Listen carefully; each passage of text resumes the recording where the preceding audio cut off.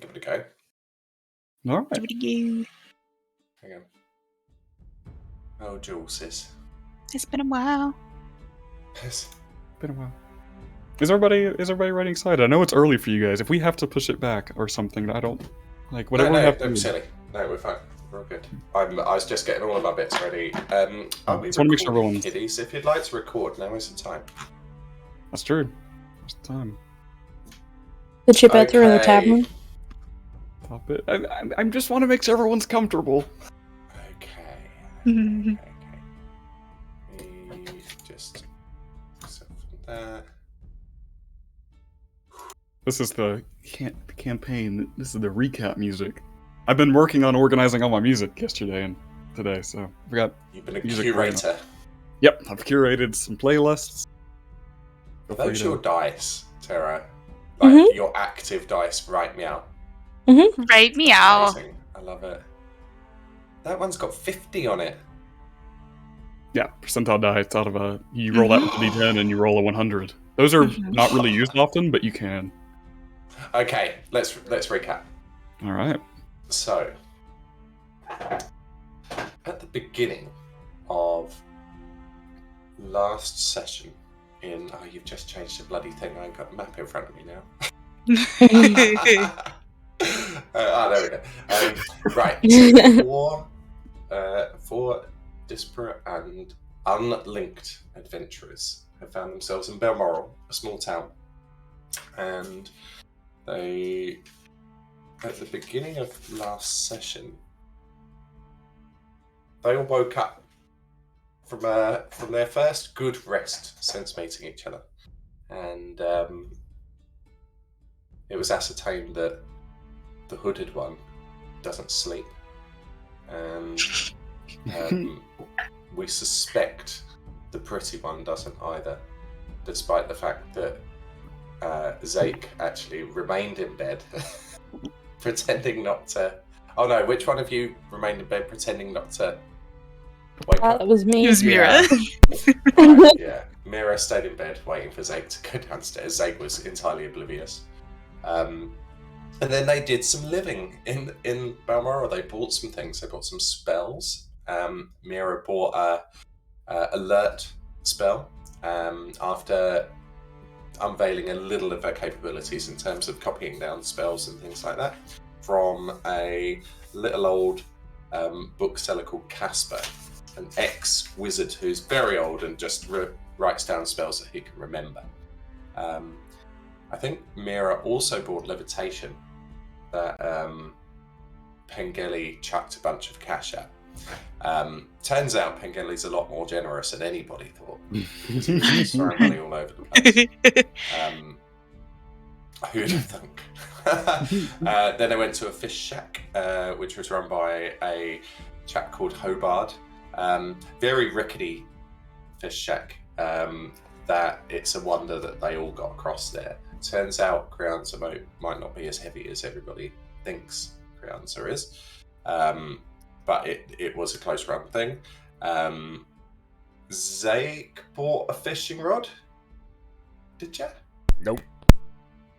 Crianza bought a fishing rod. Crianza and you. Crianza. No, I didn't. No, it was just me. Oh, that was just you. That's great. And I'm still a bit grumpy about it because I want one. But Pax loved the fish. The special seasoning was amazing. 6 fish in a bucket for 7 silver. Special seasoning.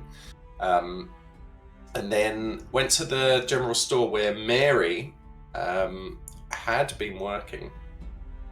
And Mary is, of course, one of the disappeared, but more particularly Mary is the one that we fought in front of the tavern.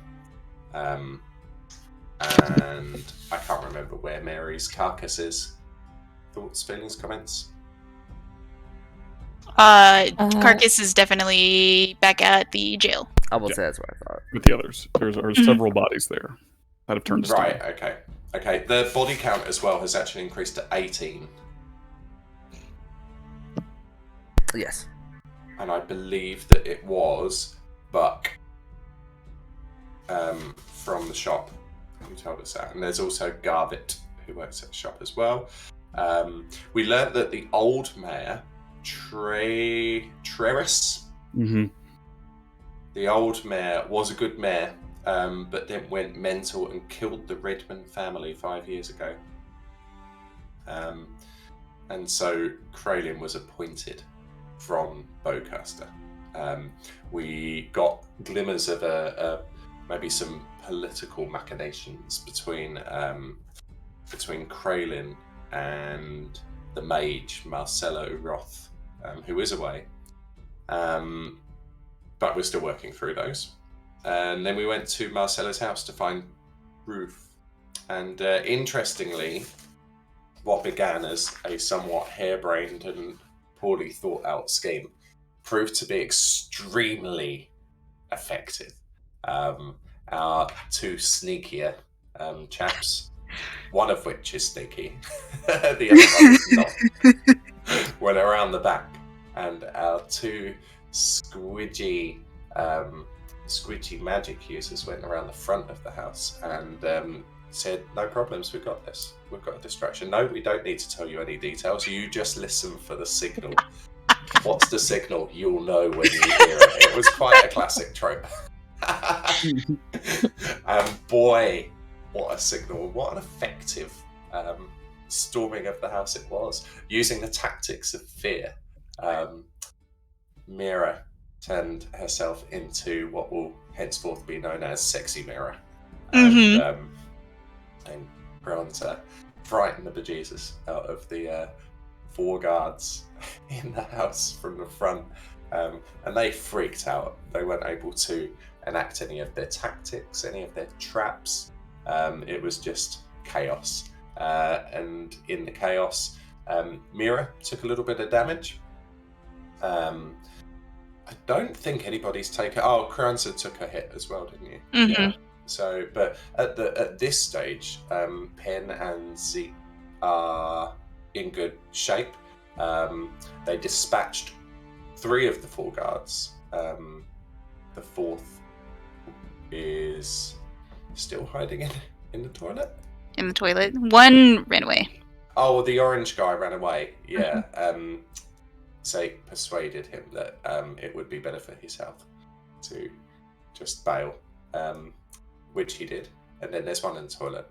And then we had a search around the house and explore, and not made easy because of the absolutely tremendous lighting mechanics deployed by the ringleader. And Carranza actually pretty independently solved a quite technical puzzle where a yellow gem from the back room was placed into the vacant eye socket on a statue in the front room. There was a blue gem in one eye, and Crianza placed a yellow gem in the other eye, and a magic-based staircase to an upper floor appeared in the living room. Where a series of books moved from the bookshelves to create a staircase that Carranza and Mira immediately, without discussion, shot up because it was exciting and interesting, finding themselves in a quite well-situated secret room on the 2nd floor of the house. And bombastically wandered around exploring this room, and then whilst in the centre of the room, Crianza found themselves completely encased in a rug, seemingly innocent rug that had been sitting on the floor. And the rug has encased Crianza's whole form, revealing another trapdoor and 2 swords. Are they just swords? I kind of missed it when that happened. Yeah, just they were swords on the wall that flew off their mounts and is flying around now. So 2 swords that were simply there for display on the wall are flying at Mira. And the last act of the session was Pen, who is struggling with the fact that he almost shot Mira because she was in sexy form, and he didn't know it was her. Through the leather script that carries his tiny, cheeky dragon, Tax, at the trapdoor and yelling for Tax to help them. And the tiny dragon crept up the book staircase, but emerging from the trapdoor into the room was a bear-sized dragon. And that was a great surprise. Very exciting. And also, there is a tavern, and there's a little girl called Vinny. There we go. Got included. Yeah, no, we gotta say it, or else she's gone. Her father, Usol, and her uncle, Dustad. Love it. Good recap. All right. Did I miss anything major? I don't think so. I don't think so. No. I don't think so. We had like a little previous investigation in the day of the house where Penn went and fell over Yeah, that was good. the back gate And or the back wall. yeah, Zake showed that he was a master of deception and Yep. lying. Mhm. Convinced the confused guard that the man hanging half in the garden, half out of the garden, and trying to reach for something in the bushes had just been thrown there because of hijinks, and resulting in being wandered to the front under supervision and Penn stealing the keys to the house. All right. I like it. Good recap. All right. Cool. Any questions, or you all good? Peachy. Good. Yep. Yeah. All righty. Ready Get our to die. characters killed. 10 out of 10. Yep. To begin our session, we join in battle immediately. All right. I need everybody to roll initiative, Booty booty booty booty booty booty boop. Oh, Jesus. and then I'll go down Ooh! 30 to 20 and all that. So hold that for now. Wow. Alrighty. Nice one. 30 to 20. No. Pengelly has 20. To 20, yeah, Pengelly. I have 20. Pengelly 20. Okay, 20 to 15. Yep. 19. 18. 18 and 19 and 18. Okay. God damn, fucking running out of the gate. Zake, you picked the alert feat, correct? Yes. You have +5 to that now. Holy Hi. shit. You're 19, 21, Damn. 22, 23. You will probably always be going first. Oh my. Do you have that on your No, character no, thing? no, I added that. That was added after. Like, that was added between games. Put that in your feats. Yeah, if you have time, look in the feats and just type in alert, if that's the one you picked, which I believe it is. The then you fuck is have- defeat. Features and traits near the actions, Oh, got you. and then Uh, down on the feats, and then manage feats. Thanks, friend. What'd you get, Tara? 4. 4? Oh, At negative dex. Okay. Okay, so Yeah. Tara, you said you'd be my dedicated initiative tracker, yep? Yep. If you would pop that in the Discord for me. So, Sorry, I Zake, wrote it down on Pengelly, paper. And... Krianza, and then Mira. And then you can edit it and put the enemies in where we find out where they are if you would. Alrighty, Zake, you are up front. You are currently switch over. You are currently downstairs, Yes. if I believe. mm-hmm. You are. Where are you? I'm gonna put us over to this one. I'm not gonna use the dynamic lighting one anymore since we're not really stealthing around the house anymore. So if you would just pop yourself on, you and Pengelly, if you'll pop yourselves onto this map, because you both are down here. I know Pengelly was seated at the table. I was, but then he ran and threw tax up the thing. True. Okay, Yeah. so you're standing at the bottom of the stairs. So here are the stairs that lead up. Are right there. Or here's the beginning of the stairs. Yeah, so I've. So Zake, where would you have been? I was right, like, where I'm standing just because he was watching the door and the stairs. Okay, it's your turn. You can move 30 feet. What would you like to do? Oh, and remember, in D&D resources, if you need combat stuff, I know I haven't been dumping all this on you because it's a lot. So, but now that we have a little bit of basics, I put all that information on combat and what you can do. in the D&D resources channel. So if you ever need any other ideas or anything that you can do, D&D resources has you covered for a cheat sheet for everybody. Nice. Yeah, badass.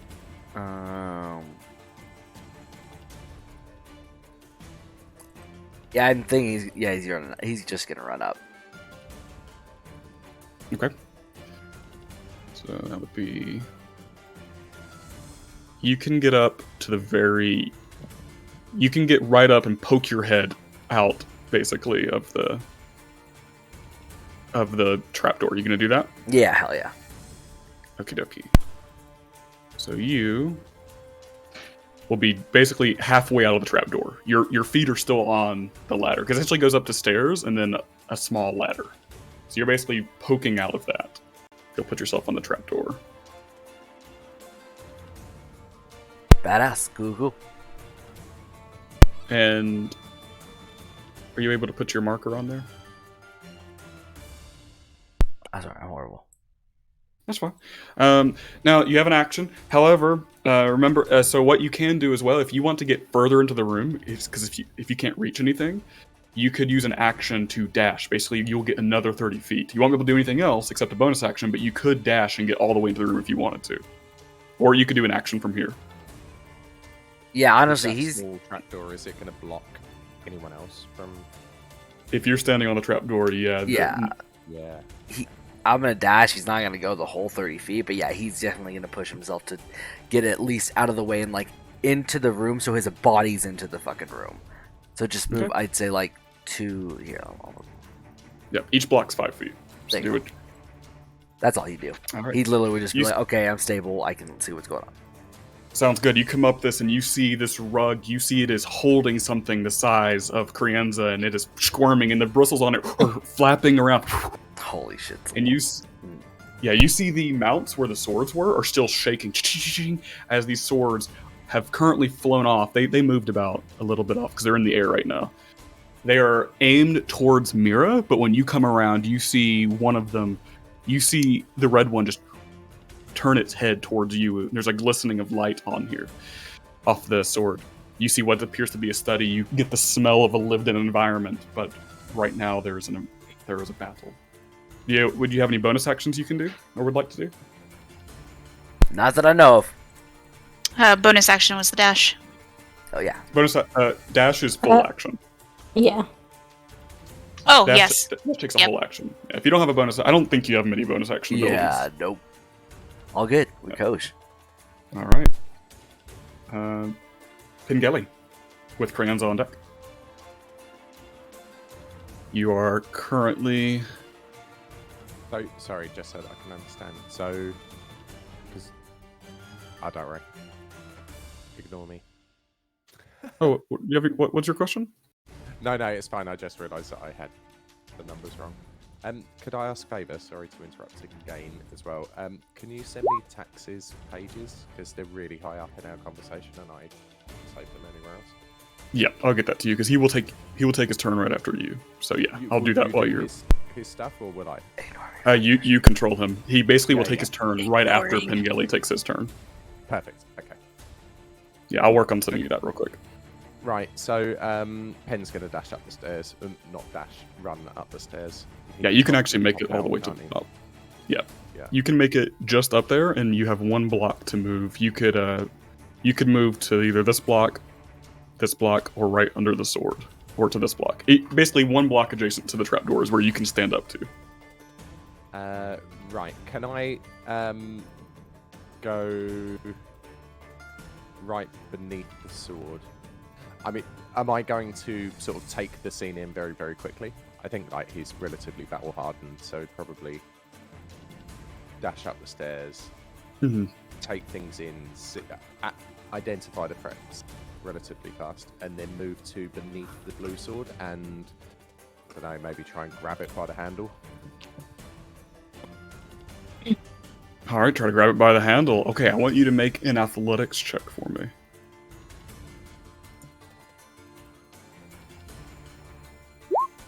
There you go. So you 17.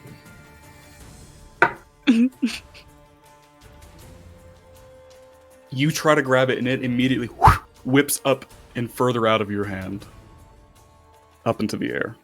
Unfortunately, if you'll put your spot here, right next to the blue. Oh yes, sorry. No worries. So I can see where everybody's at.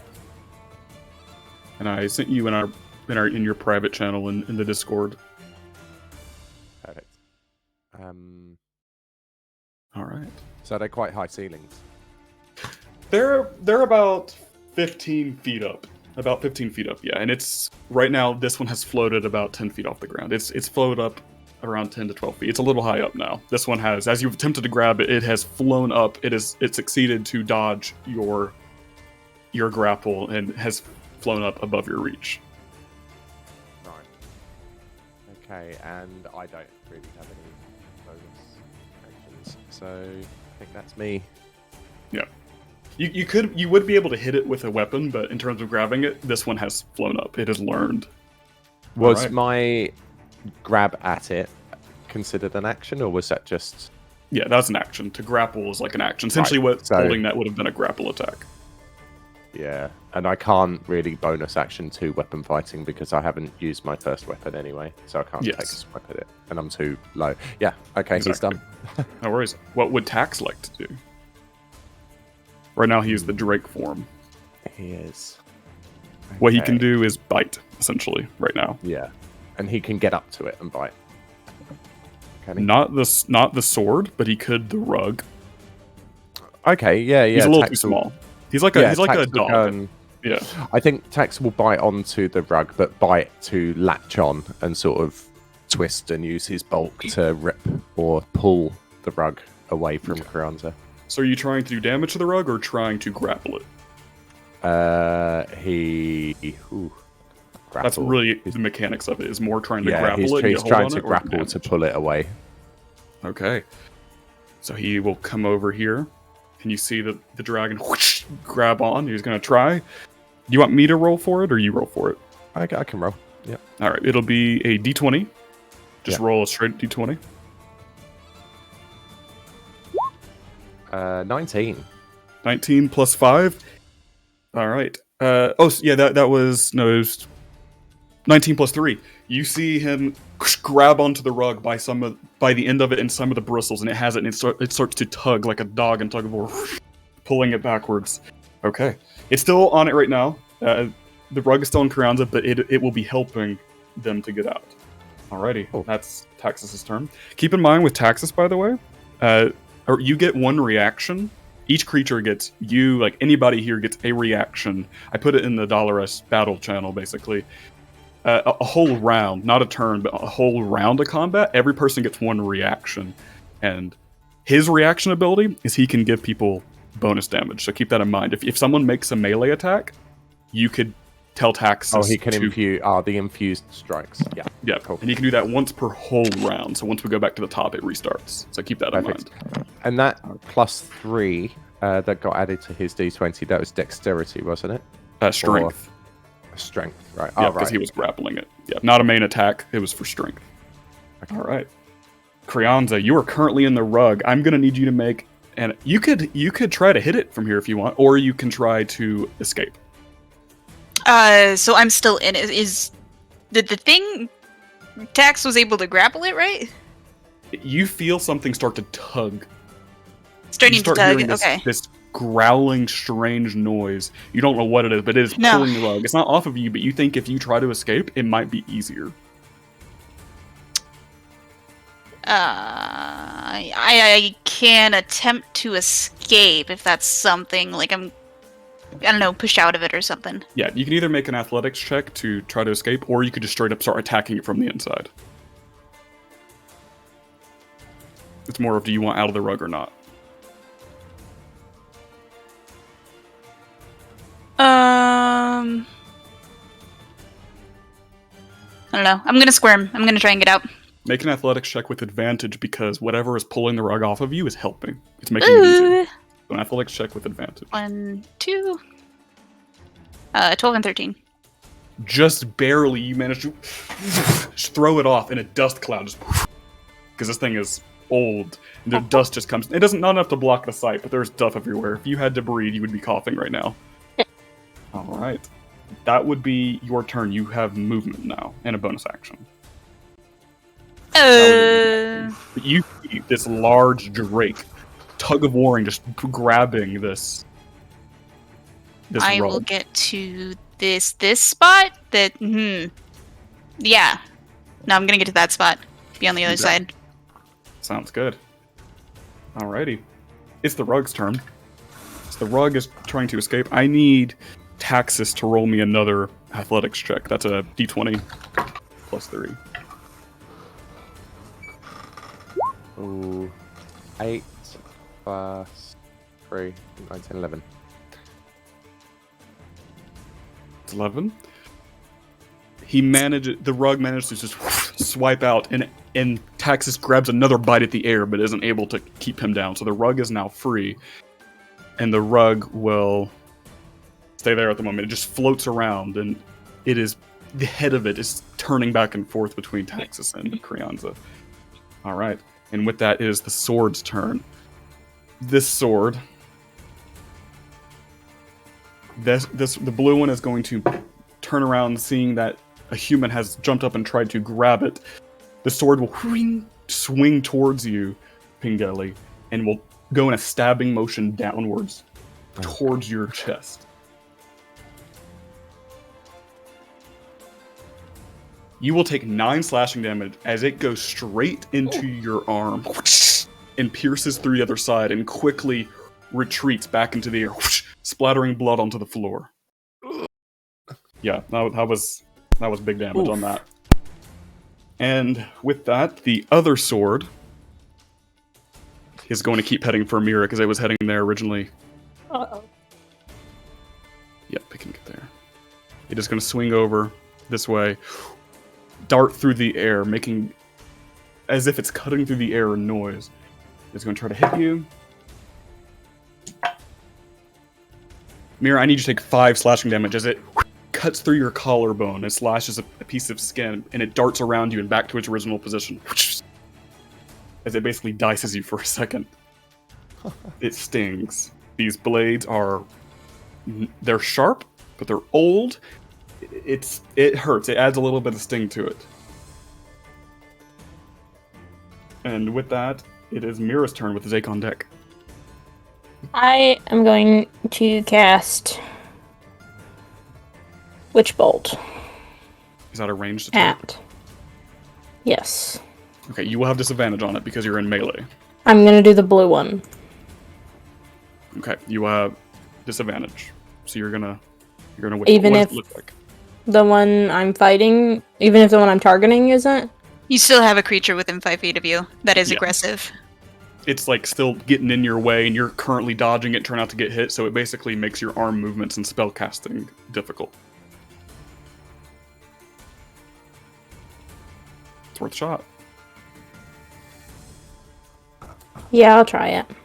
Okay, what does it look like? Well, if it's disadvantage anyways, I'll do the red one. I'm just gonna mutter under my breath as my spell book comes out of my bag, and off my hands, just a streak of red lightning comes off. All right, it brightens the room. There's a flash of red. Even the candles in the room flash red for a moment before they return to orange.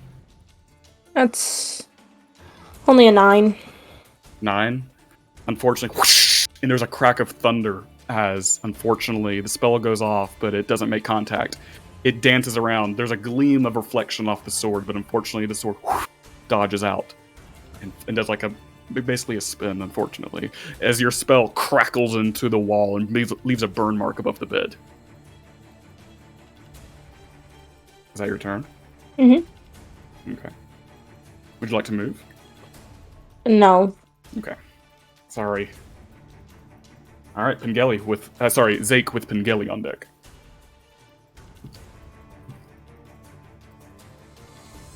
Oh fuck, I hate this. Are you trying to manage your feet? I mean, don't worry about the feet too much right now. Oh Just- yeah, just no, have it up in a window. I've literally Yeah. just decided we'll handle that later. Yeah, it's not like an action or anything. It's small stuff. We can sort that out on break. So spells are full action, right? Unless it says 1BA next to it. Some spells are bonus actions. So they, Yeah, I think we went through it where you have 1A. how long is a minute? And 1 minute is 10 rounds of 10 combat. rounds. Holy fuck! Okay, Not yeah. turns, a whole round. So when we go all the way back through, you Mhm. have one bonus action spell on your list. I see you have just one. What is it? Hex. I don't know what that is. If you look, Hex is on your spell list, and Hex is essentially you put a curse on people, and then no matter what damage you do to them afterwards, you get extra damage. If you hex someone and then attack them, that attack will have more damage. Oh, you can fuck. do that as a bonus action. That's Did I get? fucking badass. Did the targets get other? Sorry. Did the targets get extra damage if other people attack them as well if they're hexed, or just if the just caster of hex? Yeah, just the caster. Cool. And you could do a bonus action before an action. You could be like, I hex that, and then I come in with my sword, and you would do your sword damage plus the hex damage. That's what hex is for. Oh, that's badass. Paladins usually don't get this, but because of your subclass, you get it. What? So free. So he's gonna move to the middle of the room, and he is gonna cast Turn to the Coven. Oh, you channel divinity. Yeah. Okay. That's your one channel divinity of the day. Oh yeah. Do you have any flavor of what they might see? Oh or yes, hear? I do. So he steps in the middle and he says, "Mother, I am of your blood. I breathe with your gifts. Trust my judgment in whom I offer my sacrifice for. Give them our bond. Allow me to make my coven. By your will, I offer myself as their shield." As he speaks, dark blue veins of frost move across rivers along the floorboards to the three of you. I guess. Can I do it to also the dragon? Yes, an ally. Yeah, Yep. then the four of you. Hold on. As it reaches you, the rivers sprout with different colored fungi along the strips to each of you, and as they do, it essentially reflects on his body as such. So he has now batches. Where's the mushrooms growing? Essentially along the floorboards, and then by reflection onto his body in the same patterns.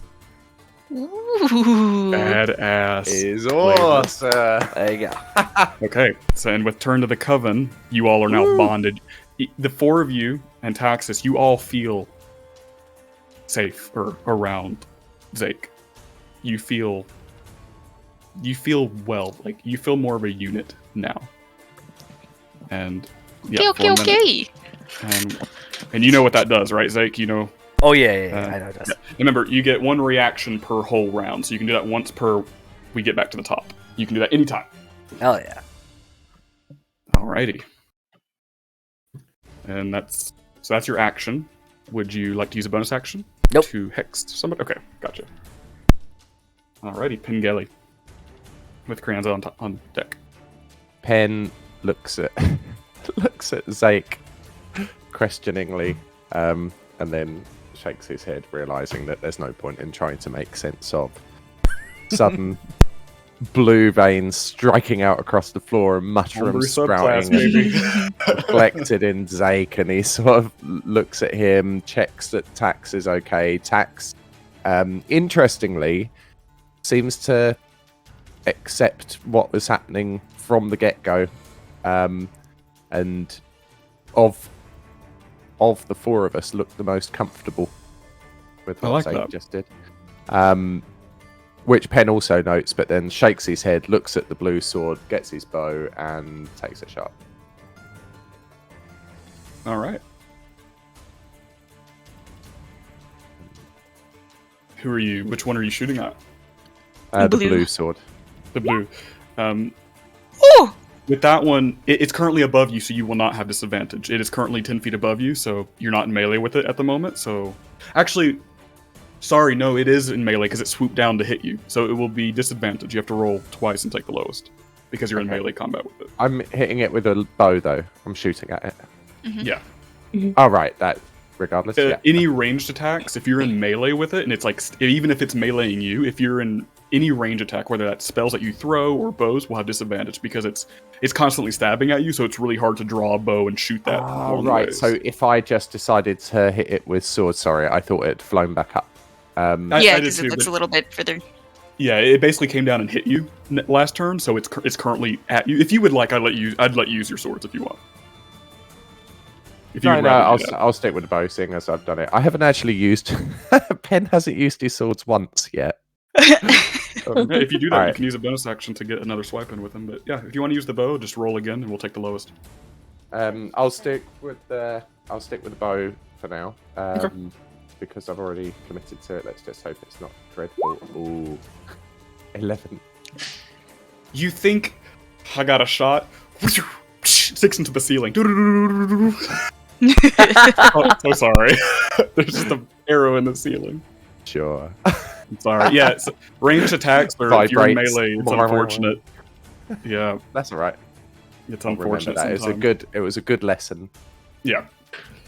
All right. And you staying there? Any bonus action you'd like to do? No bonus action. Okay. Just completely ineffective in this fight, but I'll put it down to him being out of sorts.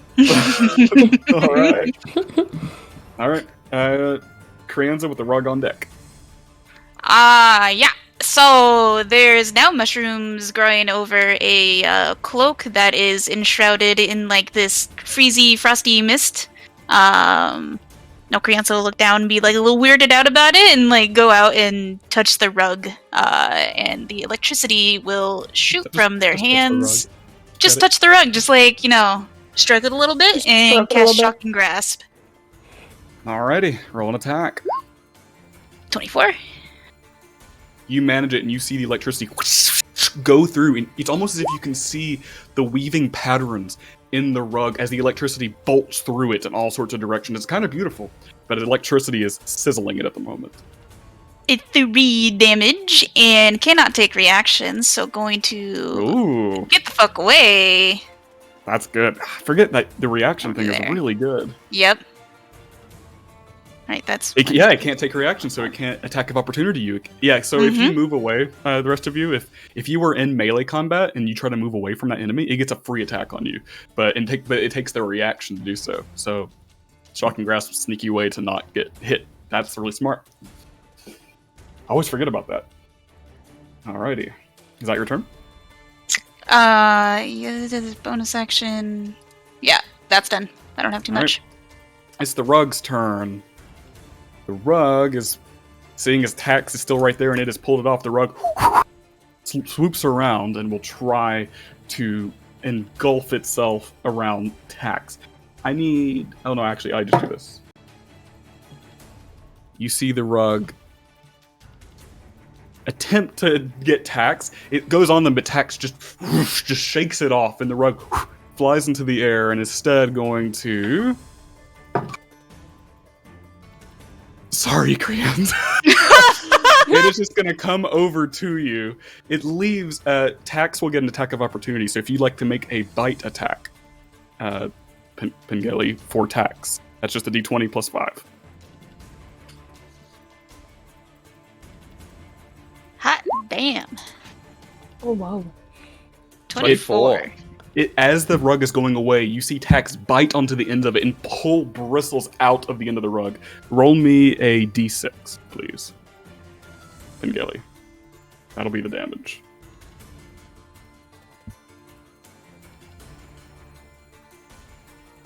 Two. 2? Alright, that's 2 plus 2, so that's minus 4. Yeah, it pulls bristles out and just tosses these strings to the ground. But it has torn a stitch in it. Alrighty. And it has come over to you, Karanza, to follow you because it chose to come after you. It is not letting you escape. It couldn't grapple Taxus. It's not going to be able to hit you now. The swords. The blue one is going to swipe at you, Pengeli. This sword comes down with furious might. This sword is coming down with insane speed like a slasher film. You will take... Okay, not too bad. Okay, I crit, but so I do double damage, but I rolled poorly. So Oh, I thought I was going to wipe you out. Instead, you will take 5 slashing damage as it cuts along your chest and leg. What are you Sorry, at? just out of interest, what did you roll to get that 5? Yeah, 5 damage, but No, so like what type of dice? Like how bad could that have been? it could have been max damage because that was a crit, so I rolled double the dice. That could have been a 19 damage Holy Which would- shit! because of crit. Yeah, I nat 20, Oh so my it did God. double. So What's your health at lucky. now? 13. Ooh, I'm getting nervous. Down from 27. I'm getting nervous. They're rolling a little too well. All right, and it is Red's turn. So long, everyone. What's your health at, Mira? 12. Uh-oh. What's your AC? 9. Her AC is you hit her. That's true. Okay. Not bad, though. 2 slashing damage. Ooh. I rolled a 1 on the die. I'm rolling d8s, and I rolled a Wow. 1. It's Nice. 1 plus 1. So you roll 2 damage. Not too bad. Is it? It barely cuts you. It's enough. It cuts you on the forearm.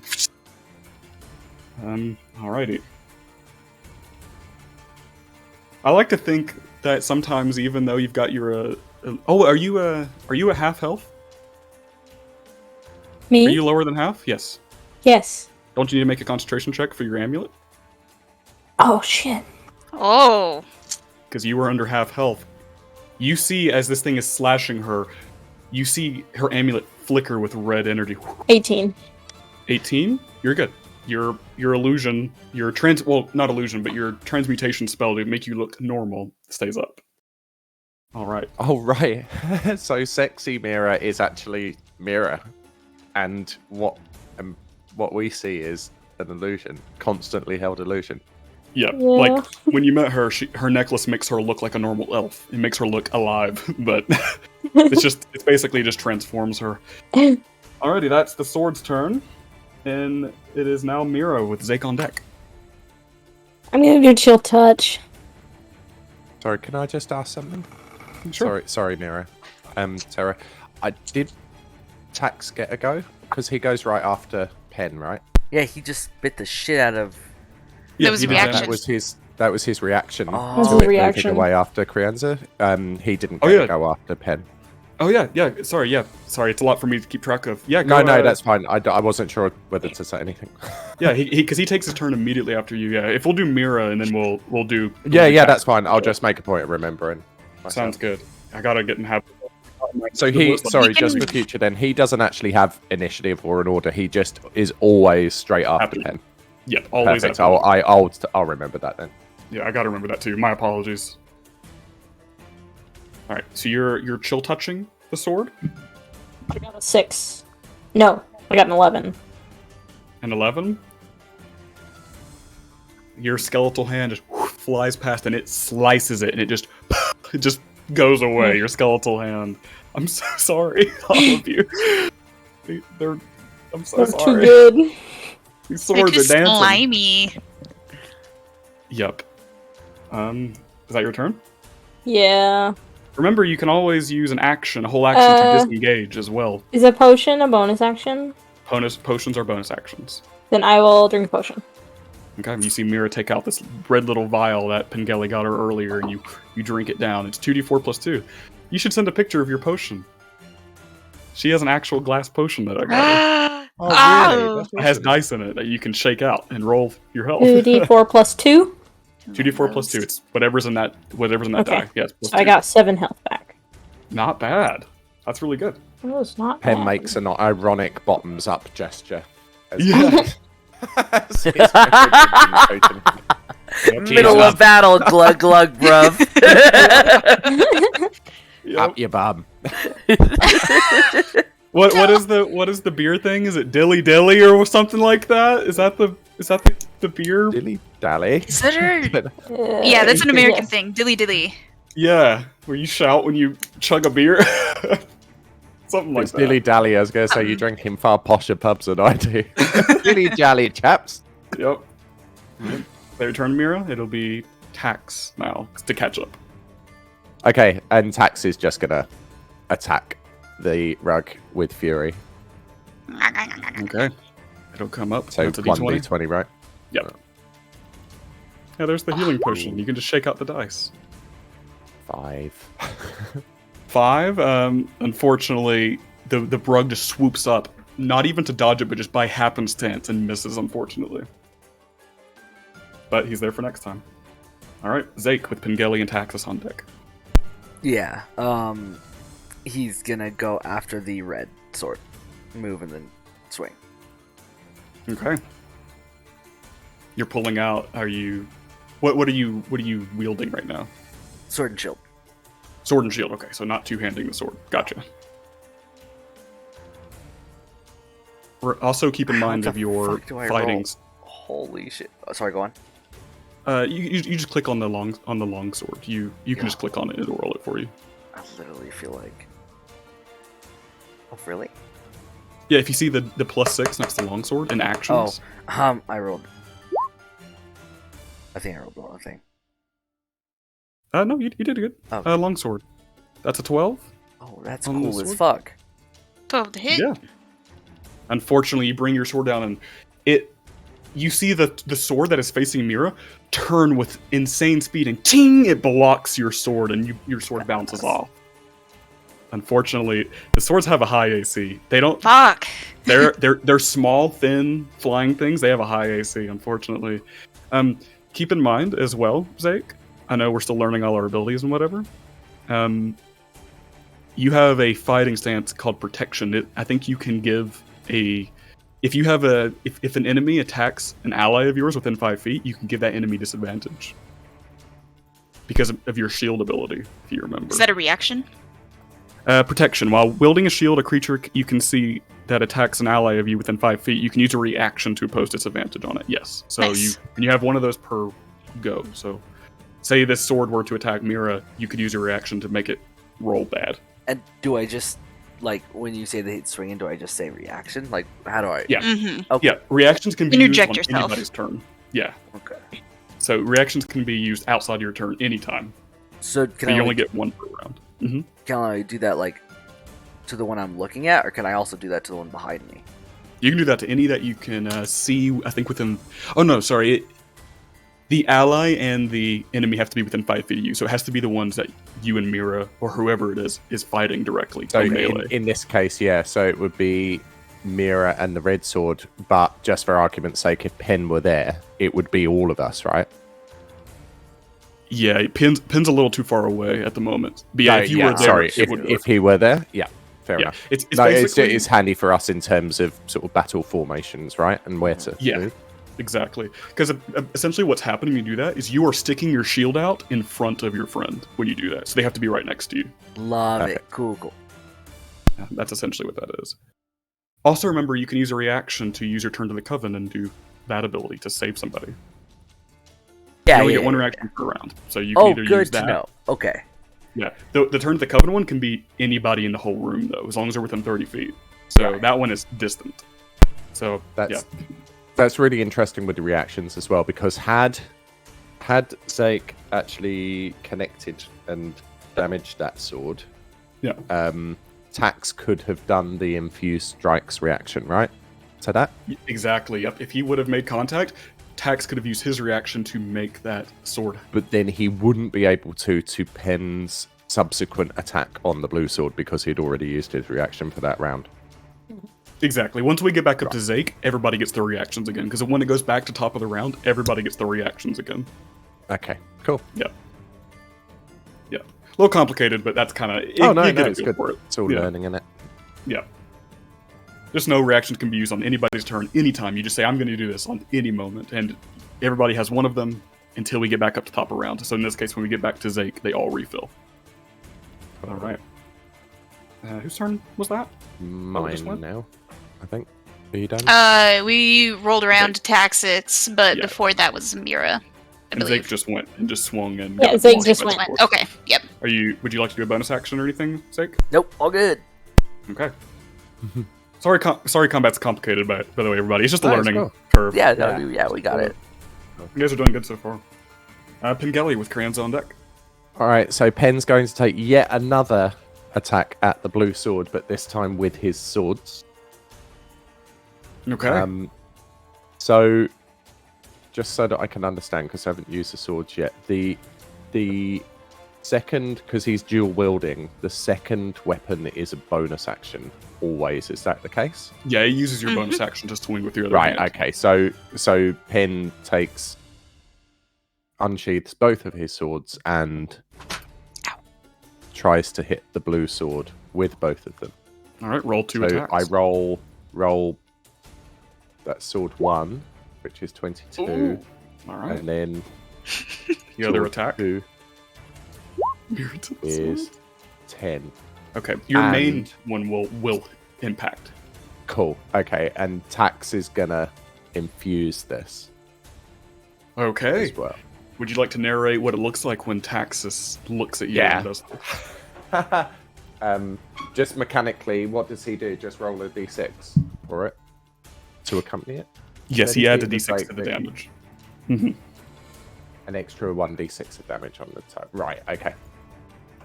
So Penn, unbeknownst to Penn, he takes a swipe with both of his blades, and his left blade, which he generally will hit with first, because he wants his second shot to be more powerful with his right. His left blade actually connects with the sword and hits it just an inch down the handle below the hilt and spins the thing, cracking it. But as he does, he feels a familiar glow, and he feels it in his fingertips, and it shoots down his wrists, and he can just see his sword not glow, just have a tinge to it momentarily, and it's a blinking you'll miss it thing. But he understands that Tax has infused the blade of the sword, and I like he can it. see. Also lightning damage. Yeah, and he can. All right, cool. And he can see in the small crack that he's just made into that handle. He can actually see that red momentarily as well, and they're sort of hissing and sizzling that would suggest electricity or lightning. His right attack just whiffs because his left one spins the blade, and so where he thought he was hitting with the right one, he doesn't hit. Hell From no. Tax's end, it's just focus, and his eyes will flash with sort of electricity, and across his back, you won't see anything visible, but it's more a feeling like a charge in the air, Static. and you can like a static, and you can see like across his shoulders and the ridges on his back, he sort of shakes and as if he's just finished a stretch, and he's juddering. Love it. All of us lightning users. There's so much electricity in this room.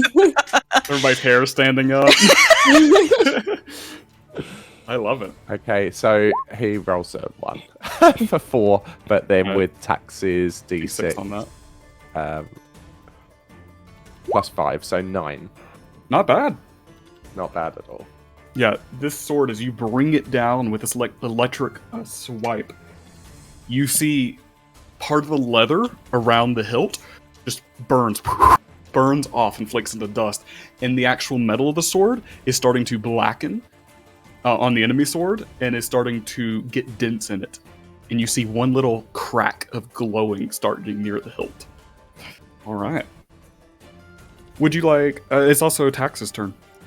If you're done, if you don't have a bonus Just, action. No, you already did that. just is really, really pissed off at this rug now, and so Yeah. takes another a bite of it. All right, that'll be a d20. And it is a natural 20. Ooh. All right, that is 2d6. I rolled the d6 twice. You get 2 1s, I'm gonna hurt you. That's I already got 2 nat 20s during this battle. 2 so far. 6s for 12. Stop my. it! Plus Stop 2, so that's it! 14 damage to the rug. Taxus is pissed. He just starts shredding the back of this rug. You see holes begin to appear. He's hungry. I love it. Nom, nom, nom, nom, nom, nom. Minus 14. This rug has holes in it, and it's burning it through because of the lightning as well. Ooh. All right. With that is Crianza. Yeah. I'm gonna look around, and see the state of everybody else. Particularly the people that are, like, actually getting hit and hurt. And I'm going to, reach out and ask, who do we attack? You get a feeling. Anything! Zake would yell. I love it. So you're asking Calxion their opinion, essentially. Yeah. Who do we attack? You get a feeling that it's a warm sensation that kind of goes from your left shoulder, where there's nothing over there, and it goes over to your right shoulder, and right to your right shoulder is the rug. You get a feeling of, it's almost gone. On Das Ruggen, then I will. That's gonna be this advantage. I'm gonna touch it again. I'm just gonna get all Cool. rubby-dubby up into it. And cause shocking grasp again. The lightning streaks from the hand. 17 to hit. 17 to hit on the rug. Yeah. That's a hit. You touch the rug. You're able to grab a bristle. Grab the bristles, wrestle with it a little bit, and 6 damage. 6 damage. This rug is looking bad. What kind of spell did you use? Or attack? Shocking grasp. So this is again no reactions. Damn. My enemies. The rug was supposed to be the main deal, but the swords are giving you guys the hardest part. They're hard to hit. The rug's not even getting to smother anybody. All right, is that So your turn? wanted to. God damn it. Hold on. Is anybody looking rough? Yeah, what's your all's health? I'm 13 out of 27. With 13 out of 23. Mira, what's yours? 17. 17. Zake looks great. Yeah, Zeke hasn't been touched. He's just Mira chilling. and Pengelly are a little rough. Okay. More Pengelly, I believe. Yeah, more Pengelly. I'm gonna go ahead and reach out to Caxion, and a glowing from under the hood and everything lights up, and there's a beacon, facing over towards over to Pen, and I will cast a healing light as my bonus action, and you get a d6 of health. Yeah. Nice. Yeah. 1. Great. Fantastic. I'll take it. You heal 1. You can heal 1 pink. That's a little bit. You I'll feel take it. deep within your wounds. There's a tiny bit of stitching, a little of healing in your wounds. As it My glows over. sciatica. Alright, is that your turn? That is my turn. That's all I can do. It's the rug. The rug is swooping back and forth between Krianza and Taxus. Taxus just bit the shit out of it, so the rug just swoops up. It slaps you in the shoulder with its bristles in the back, Krianza, as it just turns around like poof. It doesn't do any damage, but it turns towards Taxus and just flies up in this insect-like lurch, like a snake that is lurching. It just. I roll for that.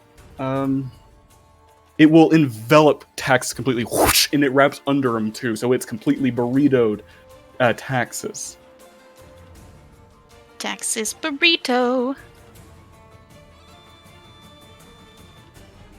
Yep, it currently has Taxus. Actually, it moves, but it doesn't really you don't get an attack of opportunity on it. But Taxus is now burritoed because this rug has had it with his shit. Because it's done a lot of damage to it. And with that is the swords. Let's see. The blue sword is going to... Oh no, something special happens. It's not the sword's turn yet. You all are in this heated moment of battle as you all begin to hear movement of jostling, almost as if an earthquake is happening. The floor is not moving, but things are moving. Things are jostling. The bookshelves, the books are teetering back and forth as books begin to fly off the shelves, coming to pelt people. Krianza, they don't float, but multiple books just fly from the bookshelf behind you, Krianza, and just 3 books come towards you. And it's your AC 13. Mm-hmm.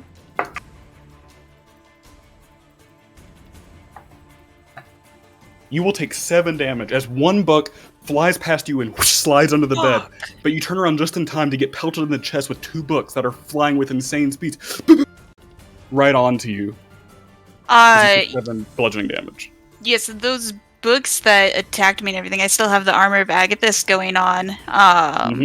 And so whenever the contact is made, like, it suddenly engulfs it in, like, this, this permanent frost and, icicles all around it. Ooh. If it's a thing, it takes 10 damage. These are essentially, as soon as they get launched, they don't become animate anymore, but you essentially destroy the books after it hits you. So, how much damage do you negate? You're looking really sad. That took off, what did you say, 7 temporary? I have 1 temp hit point left. Okay, so it'll take off that 1 temper hit point, and you will take 6 damage. Oh, I had 8. I took off the 7. Oh, gotcha. My apologies. Yeah, Armor of Agathis is not concentration. That's a good spell. Mm-hmm. Nice. All right. Lasts for an hour. And the other books are coming as well. As the ones behind Mira, let's see how many's going to go for each of you. God. One will head towards Mira as 2 of them fly past Mira and will attempt to hit Zake. The one on... Zake will, as the book is coming at him, he will yell, "Goddess, if I die by books." And you have your shield out, so your AC is 16, actually. Holy fuck. So Okay, cool. your AC is usually 14, but you have your shield out, so it's +2. As one book pa-ding, falls off the shield, but the other one darts in, hits you right in the side of the neck and the collarbone. You make a perception check, Zake and Mira.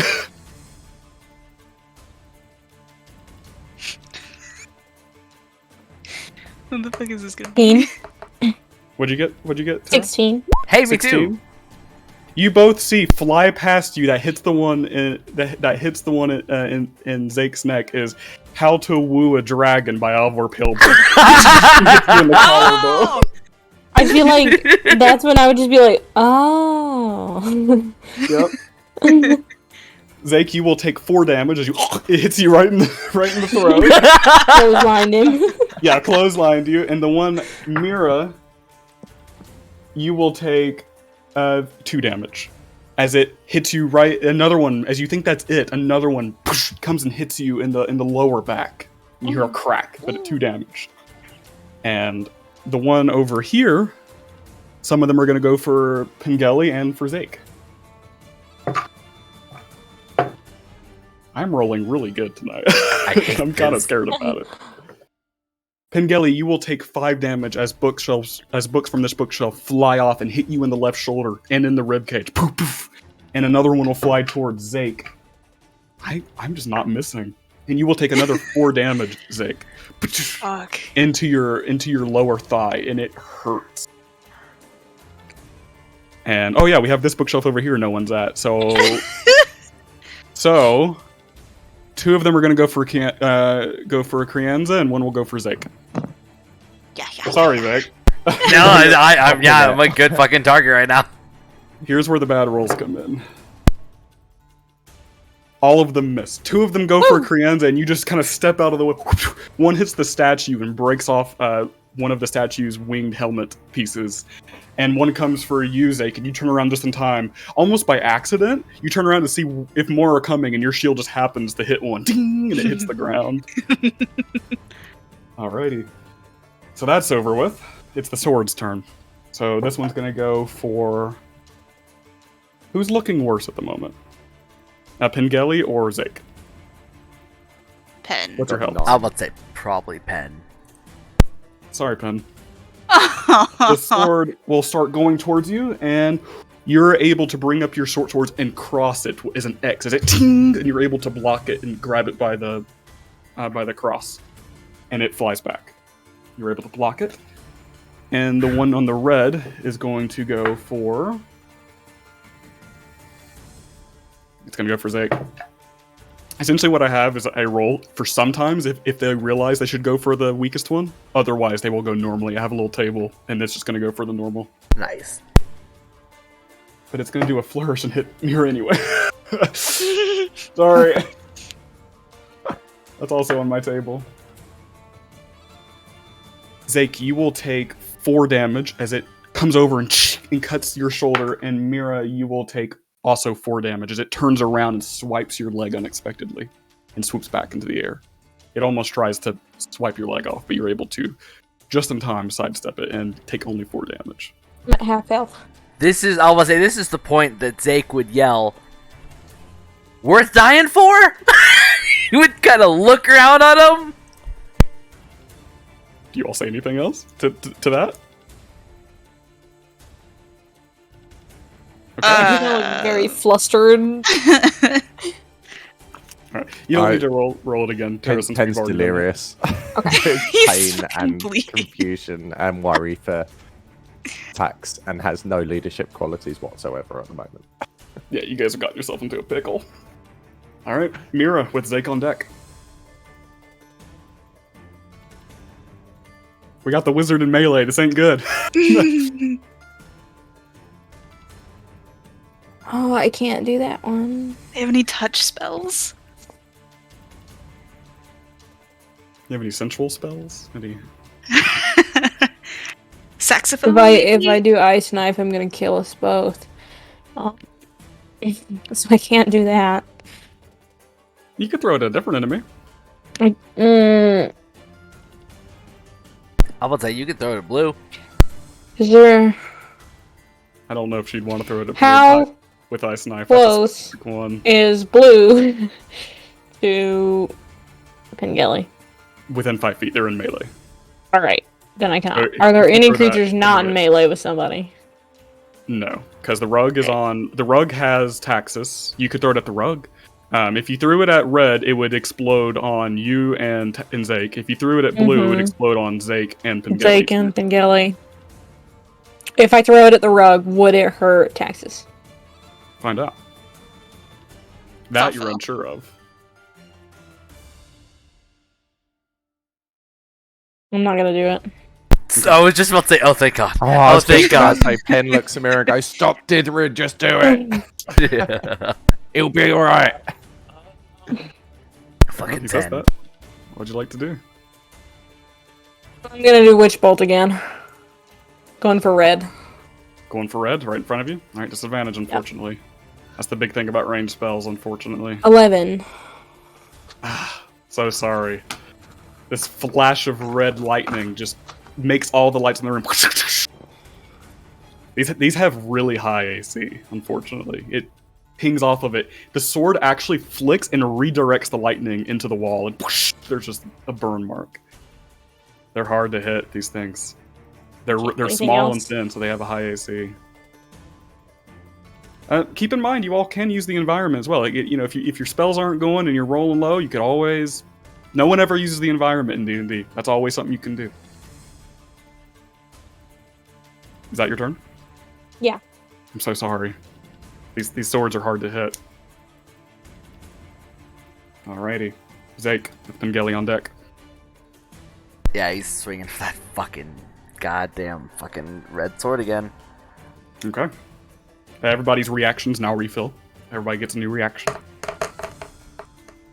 Alright, swing for it. 19. You're able to impact it. Thank fucking God.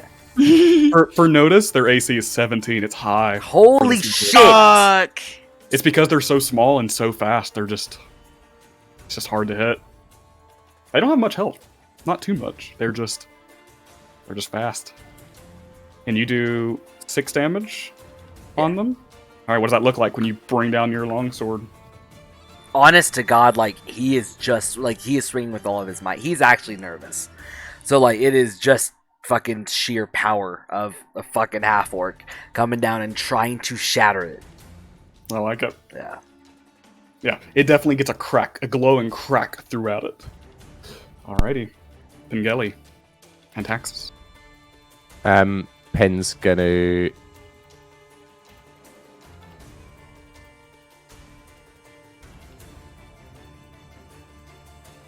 How is Tax? What? Just give me a bullet points on what He's he's burritoed by a facing. rug. Yeah. So he's fully engulfed by this thing, and he's like struggling and snarling and snapping and stuff. Yeah, he's basically like in it, like been blanketed up by like the dog catcher right now. And he can't see anything. No. Tats can't see anybody else. And You all can see he's going to have a go shortly, and from inside he's gonna try and rip the hell out of this rug, right? Yeah. He'll go after you though. Yeah. Gotcha. I'm just wondering where the pen goes over. Gotcha. Yeah, you could make The run rug's over. not in good shape though, right? Like the rug's taking a pounding. Rug is getting torn. It is essentially has lots of tears in it. Yeah. Yeah, I think Pen would decide that Tats is big enough and ugly enough to look after himself in a smashed up rug. So again, he is going to in fact, let's cast Hunter's Mark on the blue sword. All right. Which I think it actually shows the damage when I cast this thing rather than just casting it. But then I want to hit it Yeah. with the swords and get the additional damage of the Hunter's Mark. So what whatever it should says, we'll I- just go ahead and take that. If you hit, we'll go ahead Right. and add on whatever it says. Hunter's Mark's 1d6 and the short swords. So You get left one. hand sword. You only get one sword because the hunter's mark was a bonus action. So your other sword is you won't be able to get to use this time. Oh, But you got a bugger. fucking that's 20. Okay. Yeah. Okay. Not Yeah, enough so for 20, but a 20. You hit it. dirty 20 hits it, so I get 2d6 plus 3 of damage with the Hunter's Mark. Yes. 2 6s. Plus Damn. 3. 12, Fuck. 13, 15. How do you want to destroy this sword? Good. So at this point, Pen has swiped at this bloody sword 4 times and missed it every single time.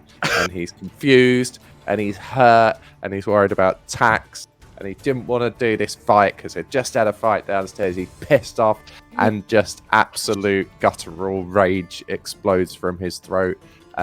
He drops his left hand sword, puts both of his hands on his right hand sword, whirls and just smashes the crap out of this blue sword, and it just disintegrates into 10 pieces that go all over the place, and he drops to his hands and knees panting with adrenaline and fury. I love it. Here's a cool thing about Hunter's Mark. You used it and got a lot of damage, but now that the creature's dead, the spell lasts 10 minutes. No, it lasts up to an hour. So what you can do is, on your next turn, you can use a bonus action to move that spell to a new creature automatically, without using a new spell slot. Really? Yeah, so now that you've killed it, you could be like, next turn, you could be like, now I want it to go onto the red, and you'll get Hunter's Mark there as a bonus That is action. amazing. It's cool. Would you like to move? His movement. Yeah, he will. He.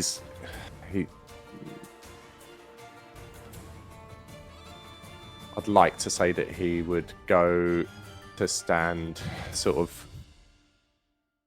Can he push Mira out the way and take? Can he like force Mira back 5 feet and take her place? You would have to use an action to do that, unfortunately, because you'd have to right. push her. Yeah, because Yeah. it is physical. But you can also move and then like reach, and then essentially your next turn will be you grabbing her. Yeah, and you can stand right here and still hit the sword. Yeah, If you were to stand right there, you still are able to hit the sword. I don't. But if you stand back here, you can use he your still bow. thinks that Tax can look after himself, and he knows that Tax hasn't taken any hits, so he's just going to move there. Yeah. Okay, you move up. You all are ganging up on this sword. I love it. Alrighty. It is Tax's turn, so I need... Tax can either bite it from the inside, or let me check one thing real quick. No Okay. disadvantage.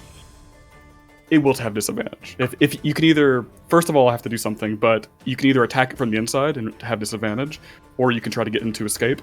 But automatically, what happens before he, because it's at the start of his turn,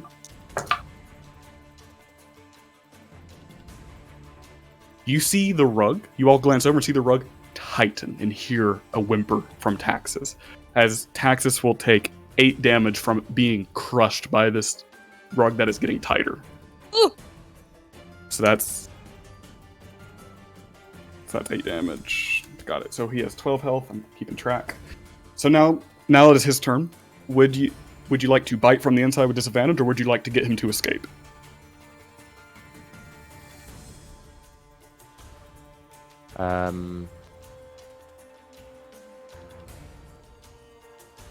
Escape. Yeah, because he's pretty agile as a dragon. So yeah. Need you to make a athletics check. So just a d20 plus 3.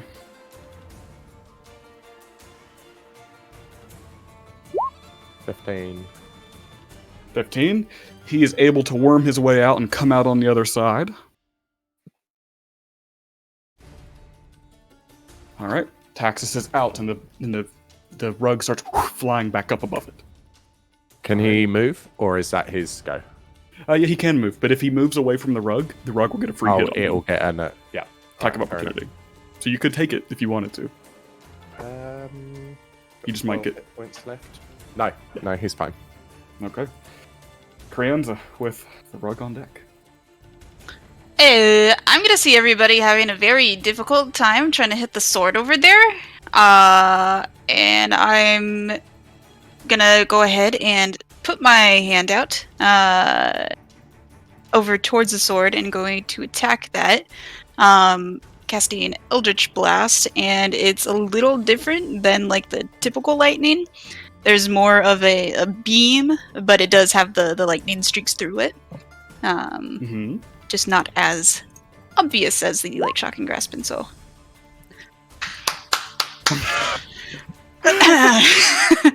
Natural 1. Natural 1. The beam putters out a little bit because Eldritch Blast is a little bitch. And like, Creons will shake their hand out and like, I don't know, put it on their hip or something and look away a lot. Trying to hope that nobody notices what just happened. So sorry. So sorry. And then, God, I don't have any bonus actions. No, I'm gonna cast again Healing Light over to Pen because he is fucked, and this time I'm going to give you 2d6s. 2d6s. 10. 10? 10. 10. Heals 10. That's amazing.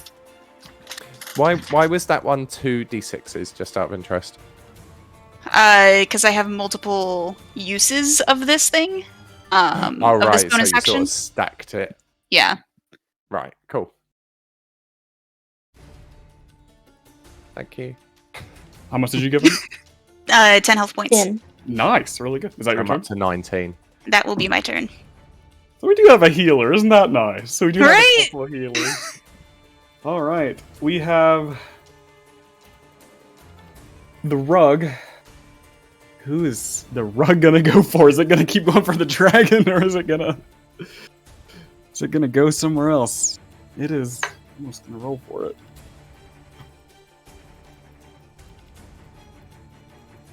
It's gonna go for the dragon. It's right here. It once again takes over Taxus. All right, engulfs him again. Yep, he was the closest. He went for it. All right, and with that it is the sword's turn. And the sword is gonna go for Mira.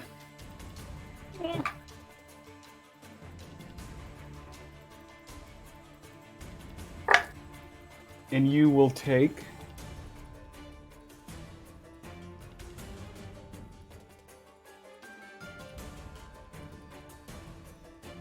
this sword comes down with might as you will Zeke take. do his shield thing? His reaction? It's up to you. No, tell me how much damage is he hitting Mira with? It will be 16 damage. Hey, wake up, lad! I'm out. I was just about to say, no, it doesn't. Zeke takes it. You take it. Describe what happens then. Oh my god. Okay, so hold on. So Crit essentially, on you, I'm so sorry. when it swings down and hits, I mean, obviously it'll take her out. So like, there would be blood splattering, and as it does, these bluish teardrop mushrooms that would feel to you, Mira, like minty, sappy, greasy paste would re-knit skin together, and along Zeke's body, the river that was towards her, which I'm gonna make those blue things, explode on Zeke, and Zeke drops. Did it lower you to 0? It's -2. Oh, fuck! Yeah, Okay, and Zeke drops. So Does he take all of it? yeah, because with that ability, you take all of it, don't you? If you wish, I think you can. I think you have to take all of Yep, it or none of it. take all of it. Yep, you take all of it. How much damage was it? 16. 16. Holy Shit. shit. That would have taken out Mira too, I think, right? Yeah. It would have. I only have 11. All right, you are not down, but you are making death saving throws. So what will happen? How this works is you are unconscious. You drop after these explode back onto you. You are down, and you are beaten up. On your next turn, you will make what is called a death saving throw. You will roll a d20, straight, nothing add to it, and you will message that to me in our private channel.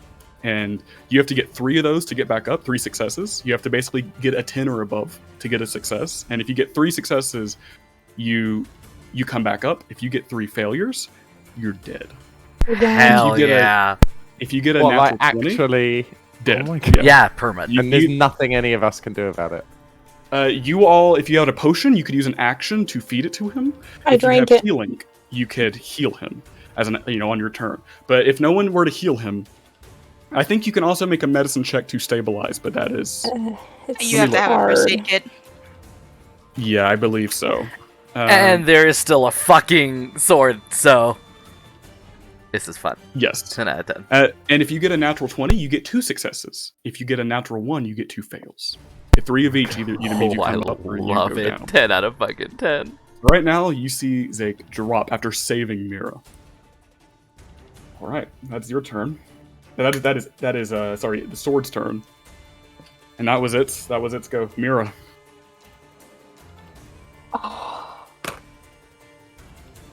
You see Zeke drop.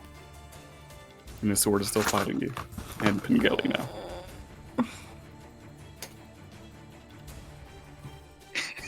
Also, I should say, by the way, if an enemy hits you, Zeke, it has advantage because you're laying on the ground and not moving and dodging, so it has advantage.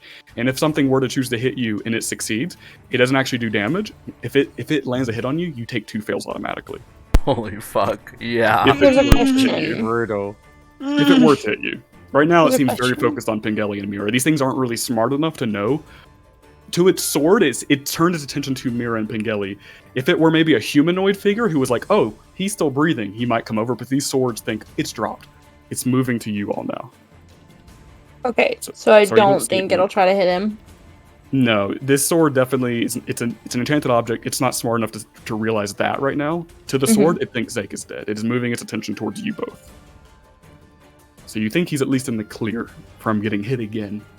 You see him slumped over, slowly breathing though. I'm gonna try one more time to do a witch bolt. I get a 17. It's hard. Disadvantage. What are you doing, love? Get behind me. Move out of the way. 16. 16. No. Oh my god. Did you have any other spells you can use? No, not really. I have ice knife. Oh god. Ice Knife would have killed Zeke. It would have killed all Yeah. of us. That's the thing. I'm sorry. It's just these things have high AC. I'm so I have sorry. utility spells. You could have shot the rug. It has a lower AC. Yeah, but like this one's hitting. I was gonna do it and like hold I my know. action to jump in I front get of it if it tried to attack him. Yeah. But you I'm said just it's not so focused sorry. on him.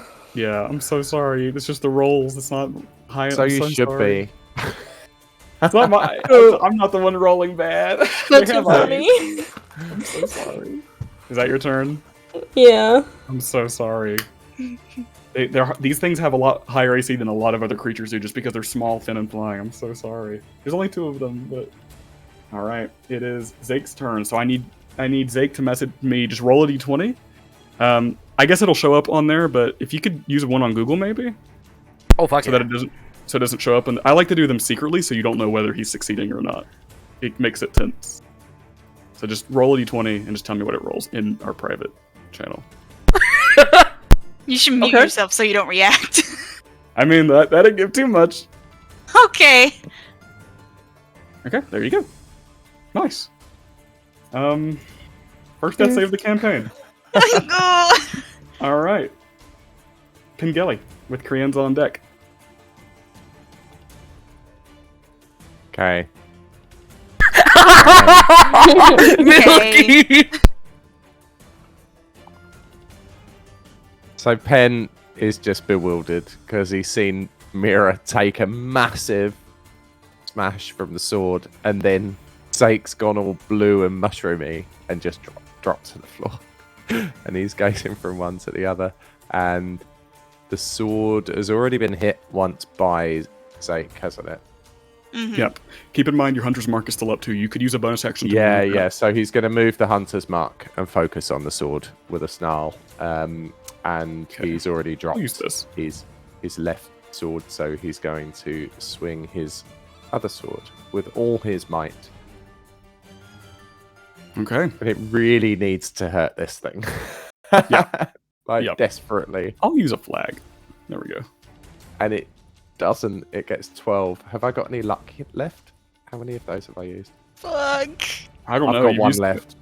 I'm going to use one. I'm going to use my last luck. All right. to- Reroll. Oh my god. What does it look like as he goes to hit? It's worse. Ooh. What does it look like as you go? You start feeling It- possibly lucky, and then it fails anyway. It looks like shit, Ethan. He like he blurs actually to anyone who was watching. Like, he takes a swing, and Penn's luck's weird clumsy luck. He's not a lucky guy. He just has weird clumsy luck. So he takes a swing, and his knee, because he's wrecked as well, so his knee gives out a little bit as he swings, but in an instant his form sort of blurs, and it's almost like he goes back a split second to before he swung, and then the swing happens again, and his knee actually completely gives out that time, and he just misses and whiffs it and falls on the floor, grunting at his sore knee and glaring at Ethan.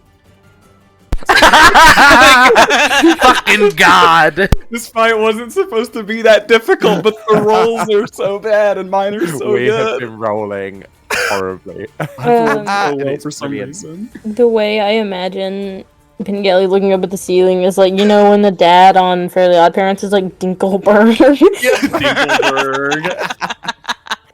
That is. I love it. It's Taxus's turn. Would you like him to bite from the inside with disadvantage or try to escape? Oh, he will take... First of all, he takes damage at the start of his turn. He will take 8 damage, Taxus, from being squeezed by the rug. So he has 4 health left. Fuck. God. If I wasn't supposed to be that hard, I'm so sorry. The dice tell the story of their own. What would you Dumb Taxus to rug. do? Get the thing that's gonna hurt you, you asshole. I'm a walking fucking time bomb. It was closest, and if it I would have gone know! away, Taxus would have bit it in its ass again. What do you want to do, Pengelly? Tax is going to bite it because he's crushed and he's hurt, and he doesn't really have the strength left to try and wriggle out of this thing's clutches again. So he's going to give it a good old chomp. Okay, roll a d20 with disadvantage. Roll twice.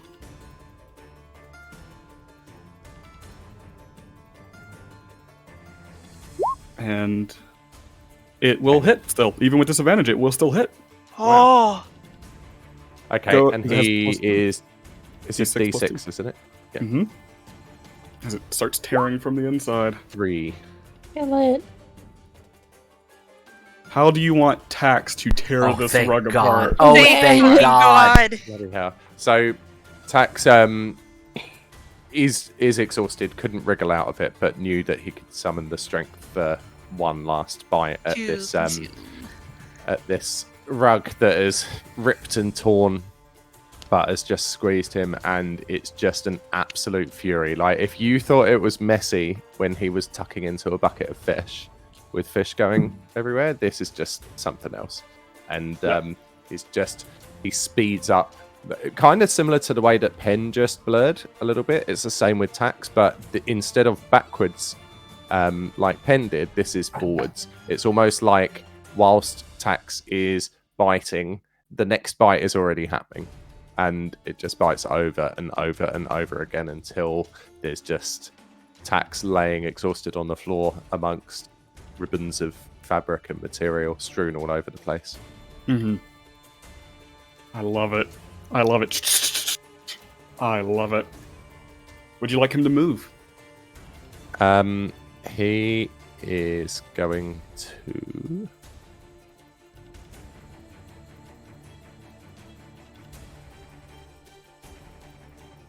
He's going to... He can move 30 feet, can't he? He can move 40 feet. He can go 10 more course he feet can. than everybody else. Yeah. Boy, he's gonna rest. So five blocks per each square is 5 feet. Does resting do anything for him, or is it No. just in terms of him being knackered? Mm-mm. Yeah, he can't. He'd have to take a long rest when you all do. And also, if he's going to move tactically, he would move closer to the sword, right? Up to you. Would you like I him to go? feel to the like sword? he would move closer to Pen because he's not in good shape. Pen's not in good shape, and he would like move over and sassily chomp or kick the blue sword, or the bits of the blue sword next to Pen, because he's pissed off. All right. I like it. Crianza. A new emotion, frustration, is starting to like bubble up. Something that hasn't typically been felt before.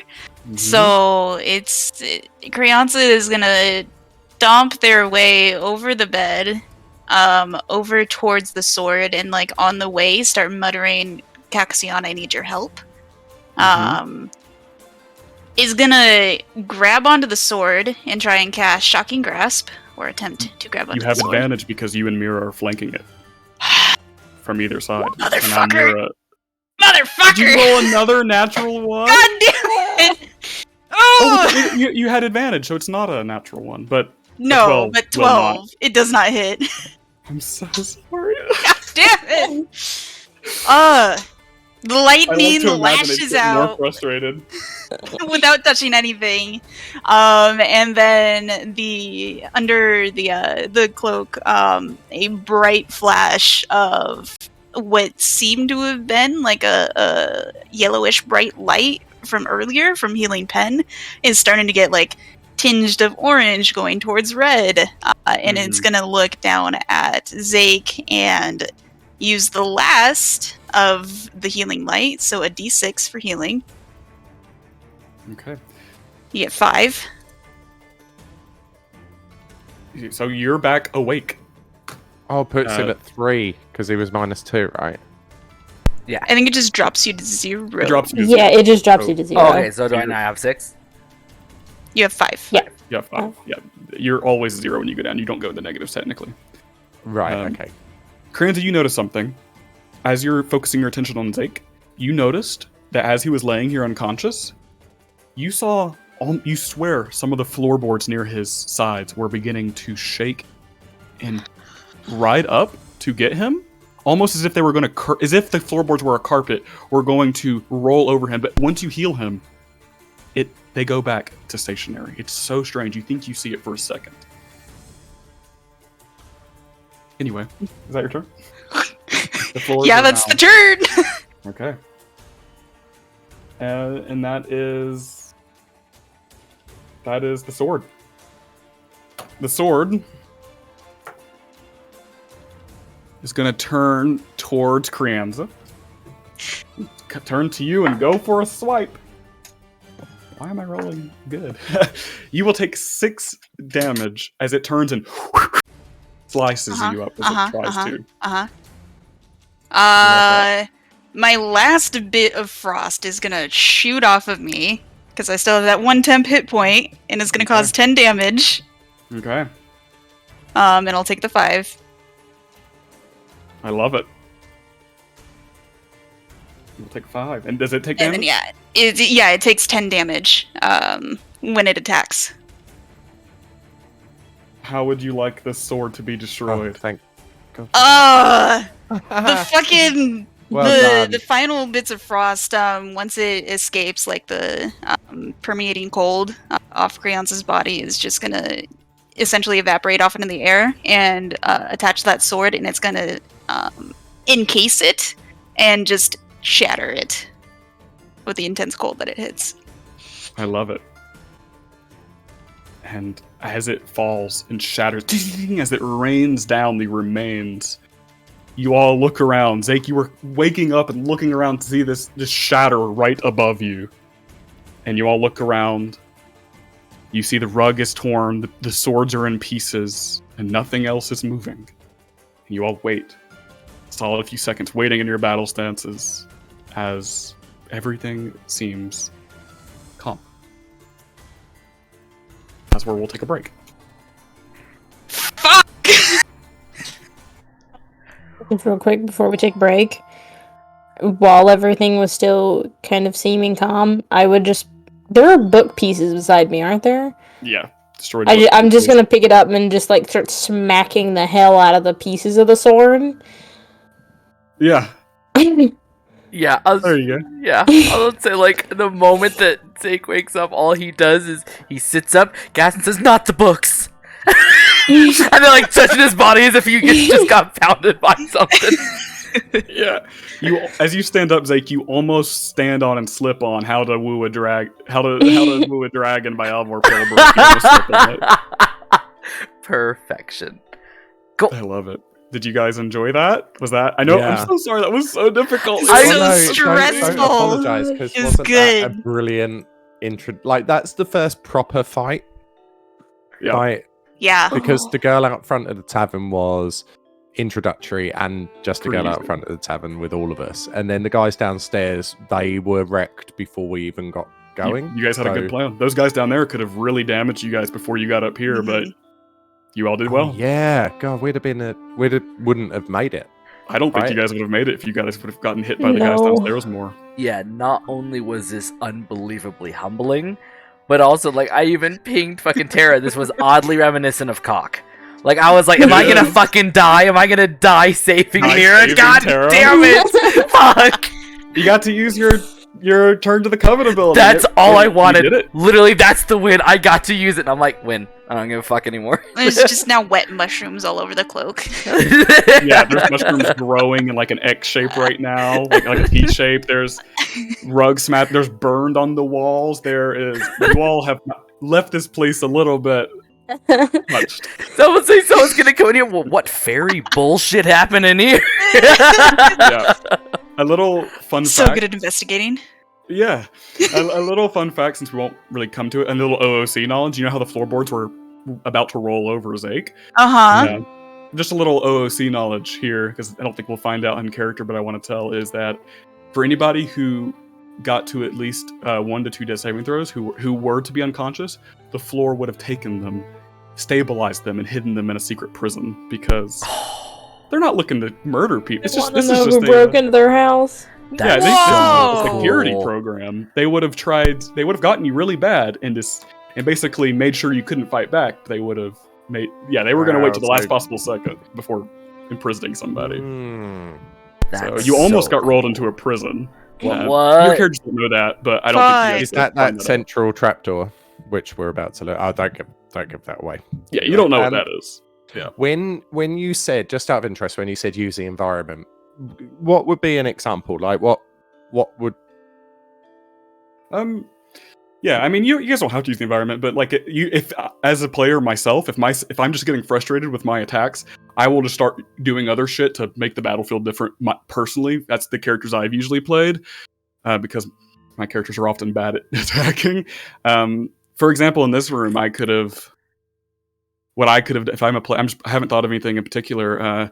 If I was getting really, really hurt, and I was realizing that I don't want to be out here, I would have hit under the bed and shot my spells out from underneath the bed Because you would have had Right. 3/4 cover. They wouldn't have been able to hit you as easily. Okay. No, I understand that's what you're after. Because I was thinking about that, like when you said it, and I was like, how can I? And I was looking at the desks and the bureau. I was and thinking about pulling the bookshelf down, but I pulling was a like, I'm not bookshelf over, strong yeah. enough for that. Yeah, that that would have kinda been stuff. heavy. Yeah, you don't have to. I was just offering advice because I know a lot Yeah. of people don't think of it in D&D. I want to put that reminder that you can use the environment. I would have gotten under the bed and would have just shrieked and cast my spells from out under there because that's the one thing I could have thought of. But yeah. No, that's really helpful because it hadn't occurred to me, and I just started thinking about how I'd actually do that. I think the other thing is as well that doing actions to do stuff like that I would feel somewhat like a waste of an action. And I think especially for what would be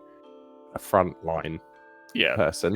It really depends. But I get it. I totally get it. Like moving at least doesn't take at least hunkering down behind something, that's free. That doesn't take anything because you're just simply putting yourself behind something. That's at least free. There's not a lot of cover here, to be fair, in this room, but yeah, it would really depend on moving shit, like pulling a bookshelf down or flipping a table.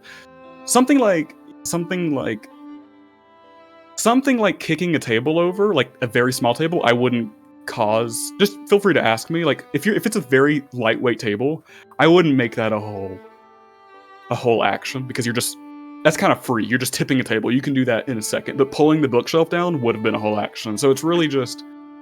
I suppose, so, for instance, like Mira could have like run and hid behind the statue and fired spells over its shoulder and stuff like that, right? That's what you're talking about. Just thinking about cover and environment and distance and whatnot. Yeah. This map has a little bit of not really good cover spot because wouldn't really be able to fit back here. I suppose you could have pushed the chest out. That would have the chest is a little heavier, so it would have. Mira climbs into chest and goes, "Good luck, guys." Bye. Hope you beat him. Yeah. In point of environment, wondering what's an action and what's not, just feel free to ask. Just feel free to brainstorm and be like, "Oh, would this be an action or not?" Because some things wouldn't, some things wouldn't be. So it really just depends. I also just kept not wanting to leave combat because I didn't want an attack of opportunity. You could have used an action to get away from combat. Disengage. True. You could have just used your whole action to disengage, come over here, and then keep fighting. Disengage is always helpful. It just really depends on when you want to use it. Yeah, that's the whole thing, is wondering if a turn feels wasted or not. It's really a gamble on whether you can do it. I know some places lead themselves more to environment if you just get creative.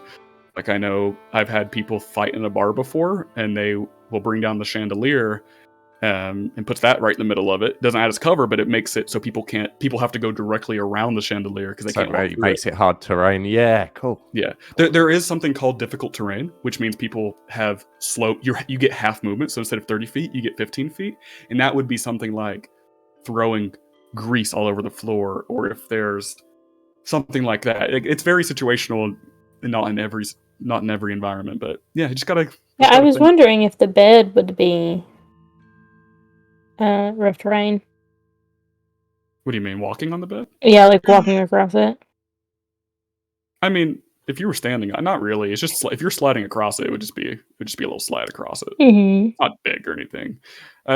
Tough terrain, which lowers your movement, is more like swamps, or if you're knee deep in water, or if you're on ice, stuff like that, or if you are in rubble, stuff like that. For example, you could always attempt. It's a little hard. It depends on the object, but you could attempt to shatter a piece of furniture, and in that small little area, it might be difficult terrain. Some environments lead themselves better to more options. This one's not a lot of cover here, but like someone could have hid behind here, I suppose. I don't know. I'm just trying to think of what I would do if I'm playing it. That was my past character is a coward. Yeah, you all did good. You all rewarding. Yeah, really good with that. None of you all got captured. If Zake would have been in that prison, that would have changed everything. Because we'd be down a boy. Could you, whilst we're having a break, could you just put the big red X of death on that other bloody sword? Of course. Oh, fuck it. It's out of here. And relax. You all did good though. Bad rolls, but that's not your all's fault. But in terms of deciding what to do, you all did really good on helping each other out. Armor class, like those swords with the armor class, it's an important thing to note, I suppose, isn't it? Because like you say, they didn't. How much life did they have? 10. They had 10, 12? 10 HP, I believe. It was a little 17 more than that. HP. 17? 17. Woof. They had quite a bit. Yeah. Yeah. Usually ACs, I mean, a simple townsfolk is like 10 AC. A guard might be anywhere from 14 to 15. A These things simple are townsfolk 17. is 10 and Mira has 9. Yep.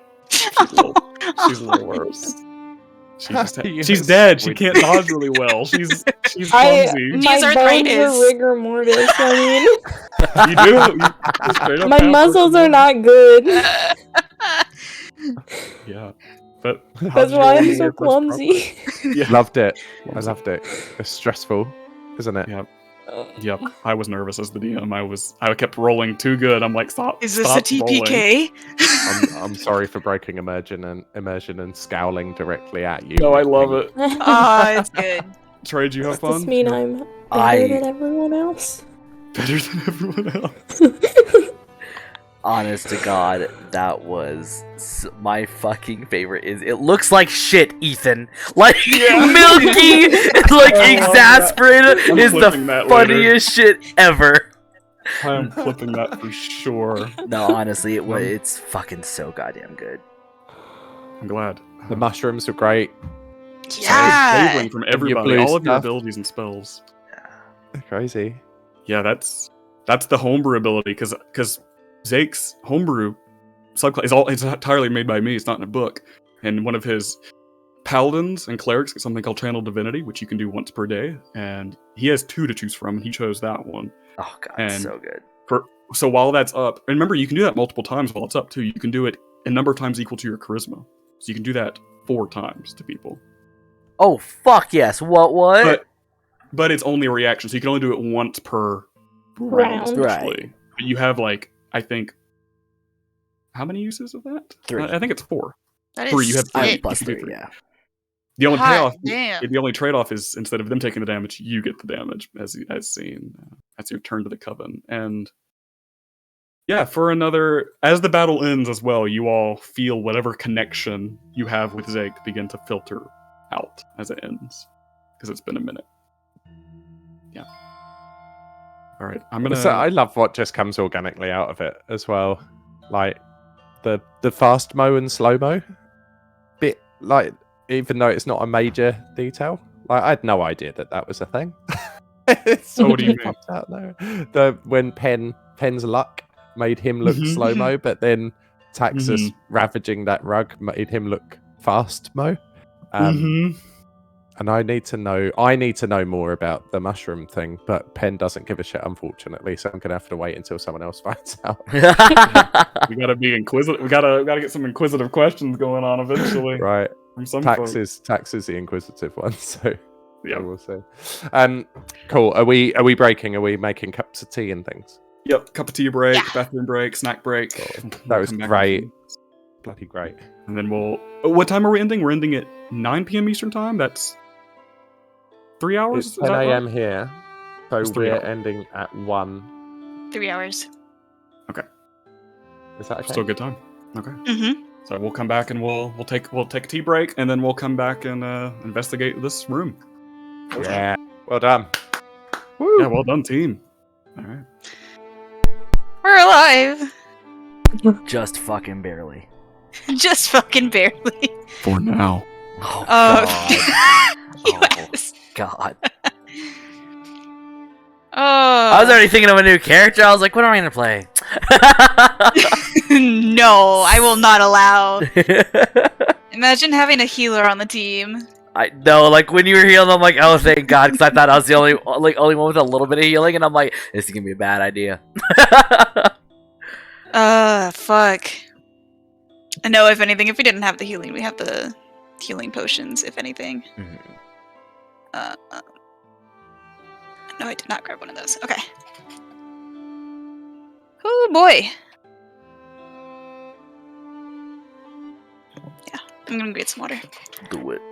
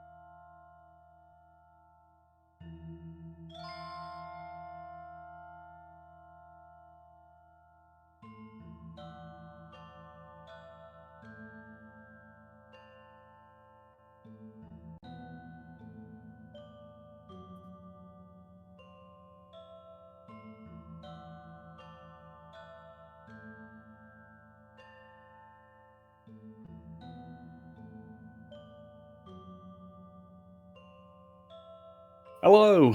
We live to see another day. Yeah. I was so glad because I had like when it was I think it was Mir's turn. I don't know whose turn it was.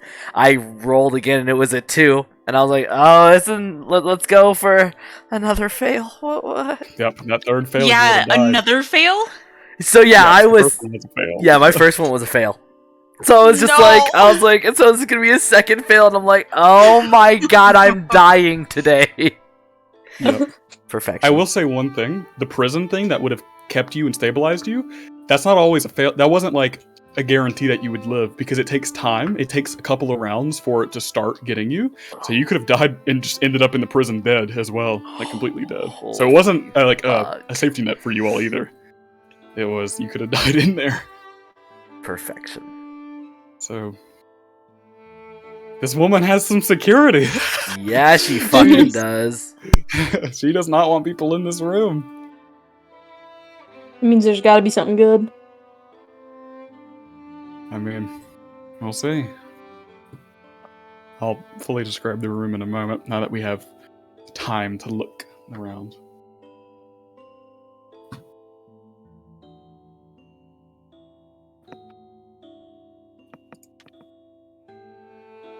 Yeah. I'm gonna initially. I wanna go over to everyone and like check up on them. See how they're doing. We might want to wait for Milky. Is that? Oh, I thought I heard to go ahead and check the thing. No, I think you did that. We'll soon do that. I am gonna say this because I guess I'm paying so much attention. No, you're fine. Zeke is 100% picking up that book and putting it in his fucking satchel. How to To read it later to pick up. Yep. Yep. How to woo a dragon. Yep. That's going in the satchel. He's like, nah. Clearly, this is the goddess telling me something by pelting me in the chest with it. Ethan, are you saying something? He might be on the phone. I just start talking in the other room, and I'm like, but he's muted.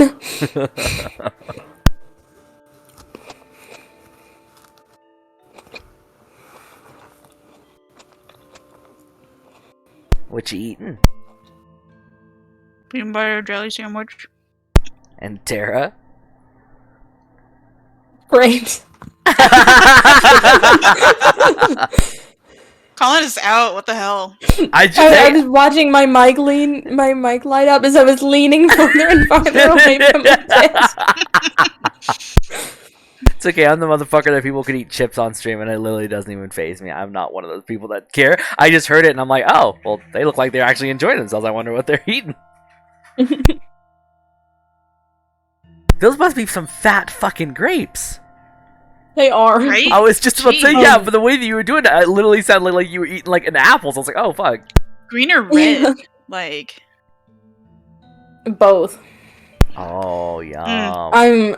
I have enough grapes to make like grape salad later.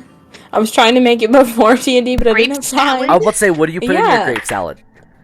I just have a recipe for it.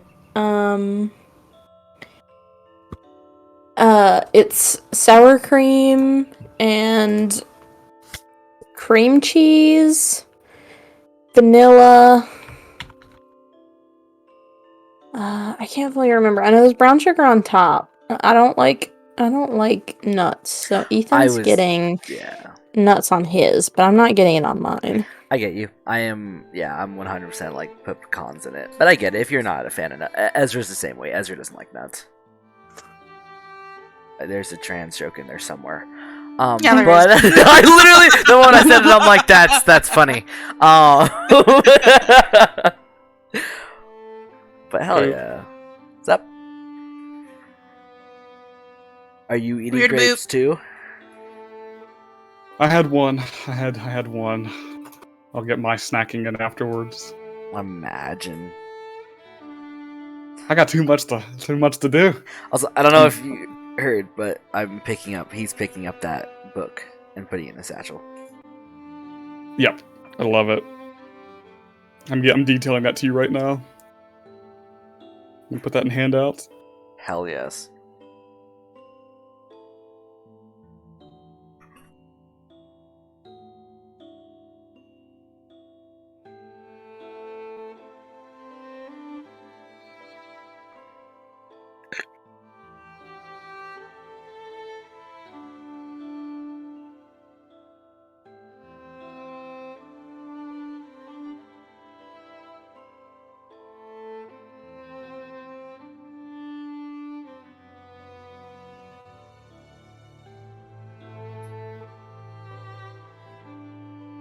Hello. Hi. Hello. What's happening? Yeah.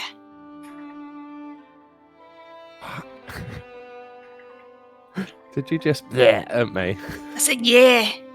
All right. What are we doing? We were waiting for you. How to Woo a Dragon by Alvor Palebrook. The book that was launched. That's our boy. Mosaic. That's the boy. And that's what. That is. So that's what it is it's- actually like that one that I posted. In I didn't actually get a good. Let me look. Yeah, camera. essentially, it's very much that. It's a smutty romance Yep. novel. I love it.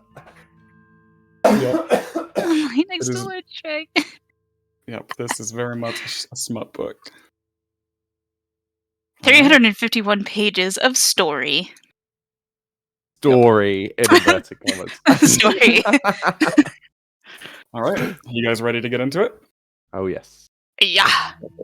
Got the inquisitive music going. All right.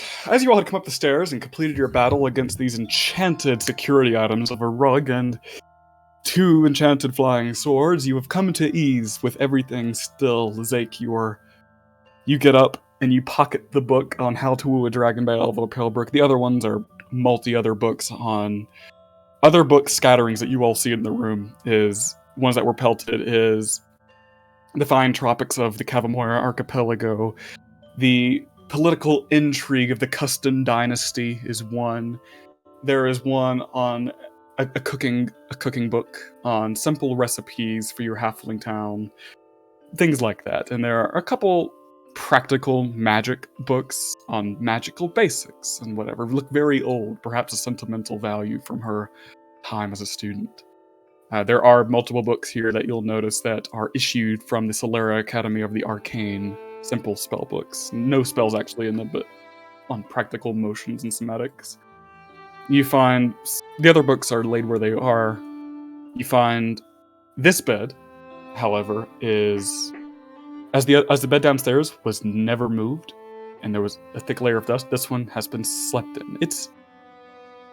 It's if someone wants to look at the bed, we'll get to that. But just remind me if anyone's looking at the bed, let me know. What you see around here is this large chest with a lock firmly on it. You see these 2 golden statues that are similar of elven warriors with helmets.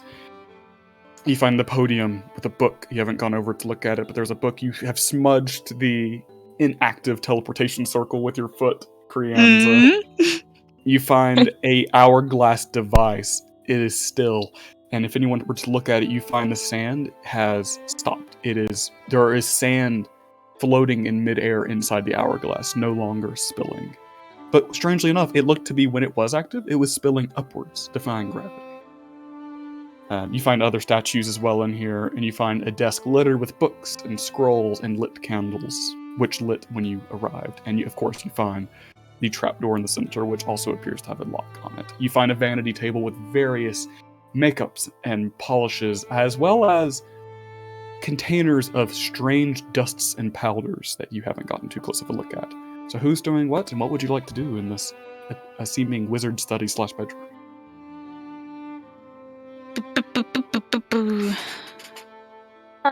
At first, I'm just going to sit down on the floor and just take a breather, looking around.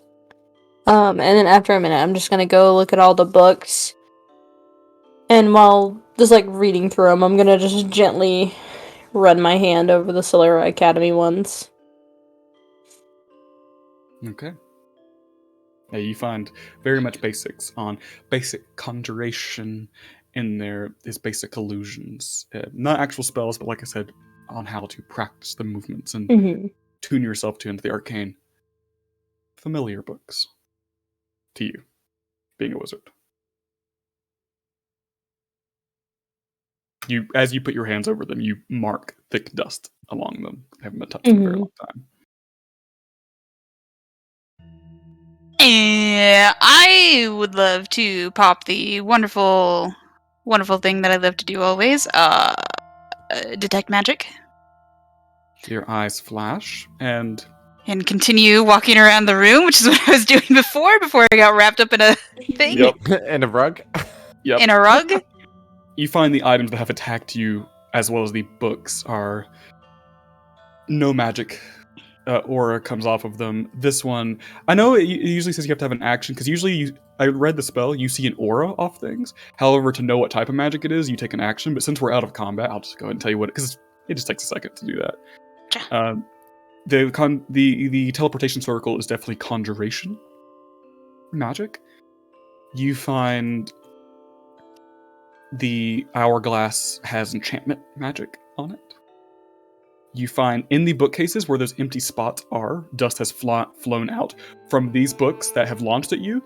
You find in the wood at the back of them, there is enchantment magic still hovering there. Essentially, what you can imagine is what launched the books. The books themselves aren't magic, but the bookshelf launched them out of those spots. Mm-hmm. You find... You're just doing a glance around the room. You're not properly searching through anything, right? You're just... Not yet. I'm doing a sweep, and then I'm gonna start at the desk here with all the scrolls and stuff. On the trapdoor, in the center of the room, you find a thin, arcanic lines that have been carved in magically. You don't see, you can only see them while using detect magic, of evocation in a square around the edges of the trapdoor. All the candles here glow with magic. I'm not sure what type of magic that is, but it's essentially just an automatic lighting of candles. You find... Yeah, you don't actually sense any magic in whatever's under that trapdoor. Usually your magic can penetrate some a distance of wood and whatever you can, but you sense no magic under there. And yes, that is what you see. When I pass the trap door, I'm gonna point down at it, look at everybody else, and be like, "Don't touch that," and just keep going on over to the desk. Mm-hmm. One other thing is the entire floorboards. You see them; they're not constantly glowing, but it's almost like a little shift of aura across them every once in a while of enchantment magic across the floorboards, which is you can guess of why they moved. If you'd like to make an intelligence check for me. So smart. Actually, I'm not bad.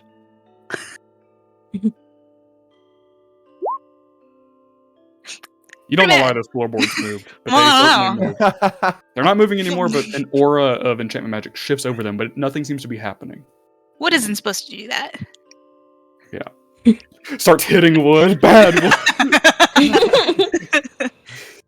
Yep.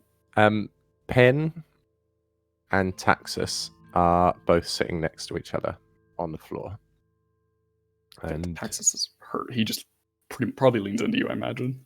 Tax is not in good shape. But they are both staring flatly at Zake because they've read the cover of the book that Zake has just surreptitiously put in his pocket, and they're just giving him a flat stare. Tax particularly.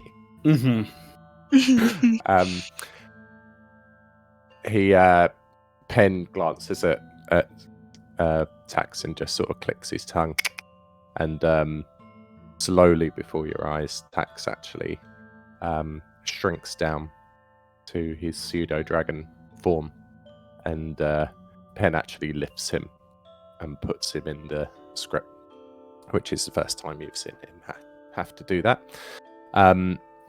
He then, because he's been sort of battered and bruised, and looks at Mira, says, "You're right. You're right, pal. How are you feeling?" Oh, not feeling well, but I'm still standing. Those swords were bastards, weren't they? They were. Bloody hell. Is it? Thanks for I the didn't realize they assist. could be so slippery. Yeah, I reckon next time try and get behind me, so that you can do your tricks and whatnot. I just didn't want to leave you out in the open by yourself. No, I appreciate that, love. And then he looks at Crianza and goes, "Thanks for the assist again with the making me feel better and stuff." And then he'll wander. yeah. Oh, sorry, Gum. No, you're good. You'll just get like a blank stare or something. A little cock of the hood, being like All right, and then he pats Zeke on the shoulder as he wanders over because the magic stuff is a bit beyond him. So he's going to look at the person stuff and try and get a feel for the person whose room this actually is. So he'll maybe glance at the bed as he wanders past it, just sort of give it a bit of a look. Yeah. On his way to the sideboard. The bed looks very... Make an investigation check as you're passing. And then we'll get back to Koreans in a minute with the desk.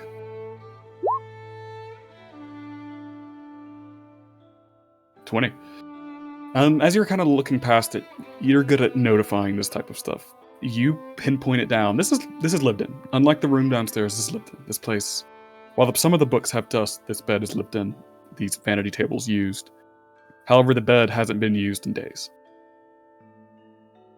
It's often used, but it's starting to collect a little dust. It's at least 3 more days. That's enough time to get some dust with these type of walls. That's what you note. Cool. Okay. And then he arrives here. Okay. Zeke and Mira? Zeke he would literally honestly go down on all fours and begin to crawl towards not the middle trapdoor, the other one, and say, "O gentle mother, look upon the one that you spared. I thank you for your patience. I call out to you for simple recognition. You've given me breath, heartbeat, and time. Your gracious nature will grant me further ability to advance your will." And he would close the trapdoor and lay on it. And just lay there. Just for a little bit. nice. Oh yeah, 'cause he's still wrecked, isn't he? Oh He's fuck, fucked he is up. not You good. got 5 He's health. gonna lay down for a while. I think you went down. Yeah. You were Sorry, lad. Good job. Good job. Mira?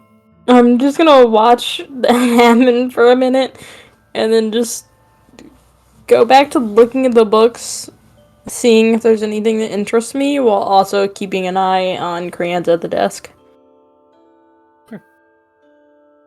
Crianza, you're checking out the desk. Are you piling through it? Yeah, I was gonna shuffle around. I don't know what I'm specifically looking for. Maybe particularly not information on who is here or anything, but squirrels are cool. Yeah. Go ahead and make me an investigation check as you're just looking around the desk and maybe moving a couple things. You're seeing what's here. Ah, nice. Dirty 20. Dirty 20. Let me see what's in this room. Okay. Looking at the desk, you find a book here. That it has one leather strap on it. Do you want to open it? Yeah. Yeah, you just simply unhook it and open it up. And what you find here is written in this pretty handwriting, with the ink is currently dried up in the basin next to it. But what you see here is small detailing.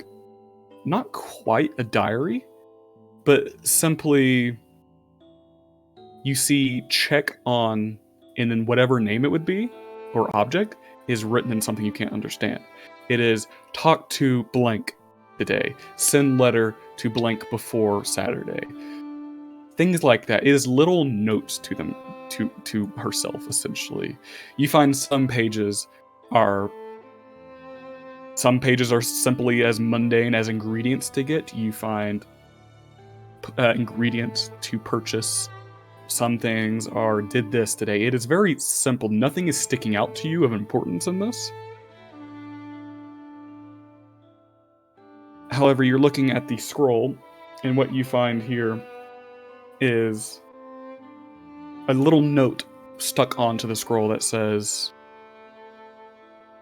bring this to blank. Once again, the name of whoever it is in some type of runic cipher.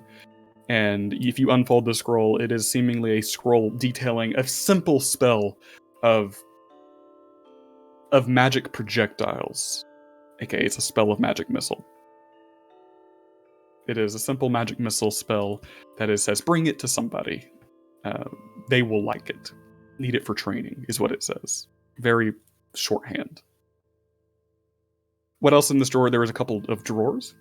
What you find in one is there are little glass vials in here, as well as little stone and glass little basins with little lids that kind of jangle around if you were to move them, and there are powders in them. You find one that is a grayish powder. There is one of a reddish powder that shifts to green in the light somehow. You almost think it's a trick of your eyes. And you find one that is...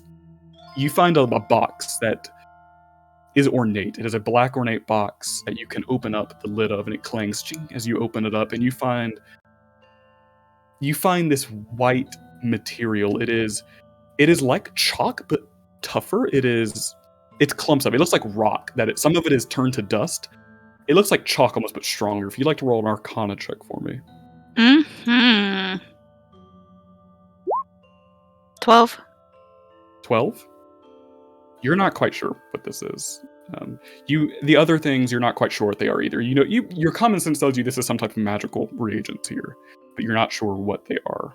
But that's what all of this tells you. However, in the other drawer, you do find shoved in the back with that 20, you find what is seemingly a hidden little area in back of one of the drawers, and you reach your hand onto a straw bag with a drawstring. Would you pull it out? Shoink. You pull it out and you hear clink, clink, clink, and you open it up and you find a clump of jewels of red and blue and even a diamond in here with some gold coins. It's basically a bag of mixed jewels. Okay, can I specifically look through that and try and look for any pearl-looking type thing? Looking for pearls? Yeah. With that investigation check, unfortunately no pearls in here. Okay. Unfortunately not in here. But yeah, you have looked through and you would have caught it. I would even say with that investigation check of a 20, I don't know, would you have a good common sense of money and be able to maybe estimate? Nope. Values? Okay. Your sense tells you this might be a bit. That's what you're getting. It's more than your average coin, but you don't know how much. But yeah, you find the secret money stash. Secret money stash. I will hold on to it as well as the spell. And you said that was it was in runic stuff that I can't read. The wizard writing. The names. The actual spell scroll you can read, but Yeah. the other names and stuff you can't. It's like, go see this person, but it's basically censored out. I forgot, with that investigation check, you also find something else. In the bottom drawer, you find a book on top of something, and you look it open, it's a blank book. But you realize shoved in the pages of the book, hidden in the back, is a little stack of paper, and in the back, you find 2 vials of ink. Would you like to roll an Arcana check? 2 vials of ink. Why not? Nope, natural one. It's just writing supplies. Yeah, definitely. Throw it back in. Yep. Won't need it. You're keeping an eye, Mira. Yeah. Roll a perception check. I actually want to be making my way over there. Okay. Yeah. Make a perception check anyway, because you were keeping an eye out. 15. 15? Make an Arcana check.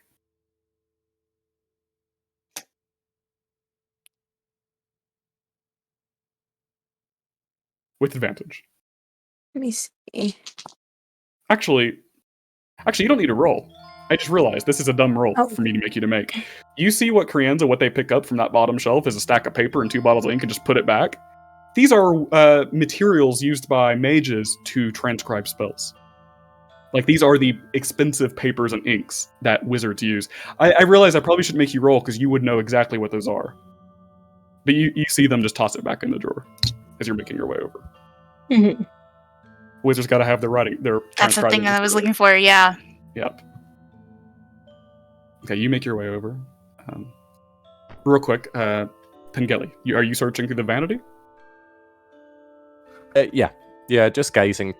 Like I said, trying to get a feel for the actual person who lives here and avoiding the hocus pocus side of things. Yeah. So just having a good old butchers through the personal effects. Yeah. With that investigation that you made earlier, you find it's weird. Looking around the room, things seem to be pretty tidy. But you glance over at the desk and at this vanity, and things you can almost get a feel as the different makeups and nail polishes and other vanity materials are here. Some are spilled. There are markings. There are stains. You realize you get a vibe that this person that lives here is trying to put this persona of neatness, but you seem almost in frustration they have made messes. It's the vibe that you're getting from this lived-in space. Like, this is the type of person who wants to be neat, who has to have a persona. Knowing what you know about Marcella, she has to put on this political persona of neatness and togetherness, but just the books are out of order. And shifted. There are some upside down. The vanity is a mess. The desk is not organized looking over there. So Not the as public organized. persona is somewhat of a facade Yeah, at least in terms of neatness or a and mask. togetherness. Yeah. I mean, it's just a messy room. Take that as deep as you want, but it's Mhm. almost a sense of how it's organized that they want to be organized, but their frustration gets more of them. That's what you Feel read. that. Mm-hmm. Okay. That's what you And do I note anything interesting in the bureau, the dressing table? There's powders and whatnot on here. Make Is it another all- investigation for me. All makeups and whatnot. Yeah, make another investigation. As you're searching possibly through the drawers and just taking a quick little glance, 14. you find a box. It's quite small. It is metal. And you see it has a locking mechanism on it. So you know there's a locked box here. That's all you find. Small enough to take. Yes, definitely. It's about it's like something. If you bought a new phone, it would come in that cardboard box. Small. Cool. It's Okay. quite small. And any sort of engravings or markings on it? Design, kind of floral designs on it in the black metal box, but other than that, nothing of interest. Cool. And it is locked and not easy to sort of just snap open. Yeah, Break open. instead of like a keyhole on the top, it essentially has. Think of like an old phone like a rotary phone that you would have to put in and take the number and wind it. It has like several of these winding discs on the top, but you're not sure what order to turn them in. Kind of get what I mean? Yep. It's Yeah, definitely. things like that. And looking at the bureau, there are no I Mm-mm. don't know, markers or indication, nothing that would appear related to the box. No. Just a box. Cool. Okay. I pocket it. Okay, but note that in your inventory. And then noticing nothing else around there, sit down on the stool and glance across at Zeke to make sure that he's still breathing. He's breathing. He's pretty fucking comfy on that trap door. While Mira is walking over, because you're walking over to start going to Crianza, and Zeke, you're just sitting here on this trapdoor taking all this in as they're searching. Zeke, you begin to hear a familiar voice. It's almost in the back of your head, but it sounds like they're right behind you, but you know there's a wall there. This has happened before, plenty of times, when your people speak to you collectively. Some of them will send out, it's no one in particular, it is a message. from them themselves. You get what I mean? This has happened Yep. sometime. Mm-hmm. Okay. You hear, almost as if it's going from one side of you, like to the left ear, to the right, and then back, you hear, Zeke, are you okay? Okay. We sent something. What do you respond? He honestly would look excited. And he would like turn towards, which is actually something he probably did often. He would turn towards the wall, like in the direction that they're in, as if they're right there. And he'd go, he'd say, I'm okay. How's home? You hear, it sounds like 3 or 4 voices, no one in particular. It's definitely arcanic. And you hear, waiting. Impatient. How is your trip? He'd be like, I got a little sidetracked. I went to the wrong. Belmoral's nothing like Beaucaster. However, I'm almost Does everyone there. else in the room hear this, by the way? I mean, yeah, like he's talking Yep. to the wall, I'm watching not him do incredibly it. quietly, but As yeah. well. And honestly, like Penn, you see, he is talking as if there's someone there, and he's animated, like very unlike the like stoic little. He's actually talking. He's engaging. He's even smiling as he talks. And he says, I am getting money right now because I need a little bit more. I've met a reagent person, and we're going to Beaucaster. So don't worry. Actually, I'm gonna have to get back to you. I'm gonna go look for your stuff right now. You hear, be safe. And then it fizzles out, and the feeling leaves. You alright over there, lad? He goes, yeah, and he would actually like stand up with a bit of fervor and almost like stumble a bit because he's still fucked up. And he would beeline it to Krizanza and take out the list of shit that he needs, the reagents. Yeah, Mira and Zake. As Mira, you're approaching Krianza, Zake comes over as well, so the 3 of you are over there. He would shove it into Krianza's little hood, and he would say, these, do you see Into the these? And he would, like, motion around the fucking place. Would he feel? Would he manage to get your face? Would you just poke you in the eyes? I suppose. I mean, how like far are you gonna like shove it in? Well, I mean, like, enough to, like, hey, he's a little excited and a little woozy. So maybe a little bit more than he meant to, but, like, he's just trying to show you it. I mean, I don't know. Do you want to touch a face? Let's touch a face. Let's do it. So he almost, like, punches her.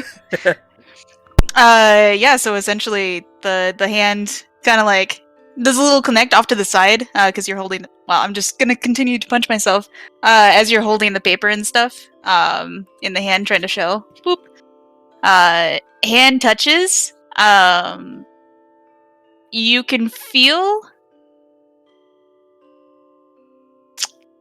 it's cold. There's not too much give. It's like an unnatural kind of feeling. It's not solid, but it's also not fleshy. Zero warmth or anything. Can I ask you to roll an investigation check? Fuck yes, I'd be you can. very intrigued trying to watch this. 8. 8. Your hand just glances off of something else under there, but from what you can tell, there's no hair underneath. You do touch a soft but not fleshy feeling thing, and then like Kranza will back up before that.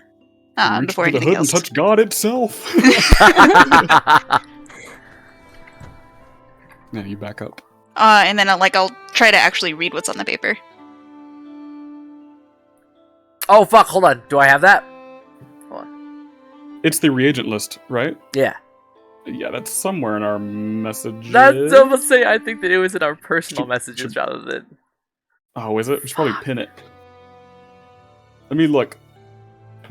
If not, I'll pop that in chat in a minute. Basically, what you see is just a few ingredients that look like what you would imagine as potion ingredients. Like, either way, nothing will stick out to you.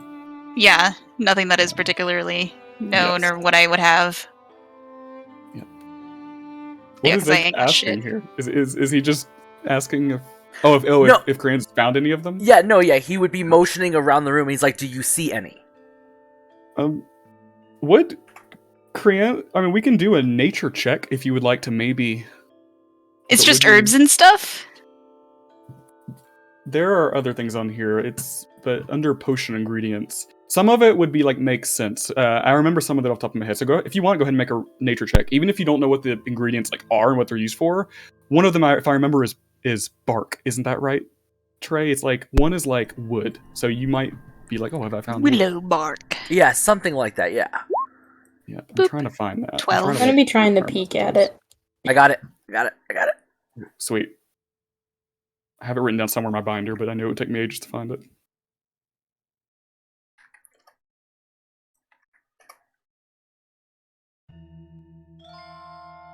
Primordial scornwood. Hydra flesh? Spirit essence. Blessed obsidian. God damn! Yep. You've Mira, you read this as well. You can make a nature check. You all can make arcana checks too. Those are more natures to know kind of what they are and where they're found and what they look like. And arcana is knowing their magical properties and their purposes. 12 on nature, 21 on arcana. Okay. That's a 7 for nature Okay. and 13 arcana. Okay. Both of you don't really know exactly what these are. I mean, you know, something type of wood, something is you both know a hydra, that's kind of like a monster or something. You're not sure exactly what, but you know that's some type of creature, an animal or something, or a monster. Spirit essence sounds exactly how it sounds. It's like that must be a ghost or something's Ghost residue? juice. And obsidian is pretty self-explanatory. It's blessed obsidian, maybe holy. However, did someone say something? I would say, what did you say, Pen? No, I was just taking a bit. Ignore me. Imagine. Pen said nothing. Milky was being an idiot. As you were. Mira, you don't really know what these would be used for. Like, you've seen tons of ingredients in your time. You don't really know what this would add up to, like what type of potion or why these would be needed together. You can't rack your brain. And Carranza, you wouldn't really know either because you're not really wizardry. You know, you don't have experience making that. Mhm. However, you know definitely if these things are cohesive, and this feels, with a 21, a warm feeling dots through the back of your neck and your head from your ally that simply puts it together in your brain. It's not a potion list, it's a spell list. Something for an arcane ritual. That's what you get from that arcana check. Is that warm feeling okay? Like an okay feeling? It's a feeling of unknown. You get that of, oh, this is not something clicks in your head of, this is not a potion, this is a spell. Mm-hmm. But then if you start thinking of, is this good or bad? It's neutral. That feeling is just no feeling. Mm-hmm. You have no idea. I'm gonna take out that little jewel bag that I found again, start swimming through it and looking for obsidian. Okay. In the jewel bag, no obsidian. However, you remember seeing black purplish rock, little bits of it in the. Well, not quite. You find one of the things is powder, and with that nature and arcana check, you think one of the little basins of blackish purplish powder that could be crushed obsidian. Could be. Okay. I'll go ahead and just pick that up and like shake it a little bit and hand it over. Yeah. Is this what you need? Is this?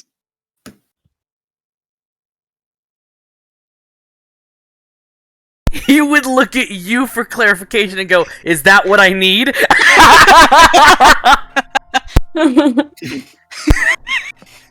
I want to be trying to look over their shoulders the whole time.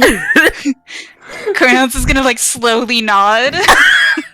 And he would You get take the it, same and thing. he would point, and Yeah. he'd go, "Which one do I cross off?"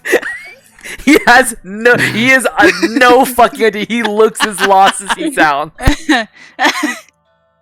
I don't think you can cross it off yet. Maybe find somebody to bless the obsidian. Mir, you're in the same boat. It could be obsidian, maybe.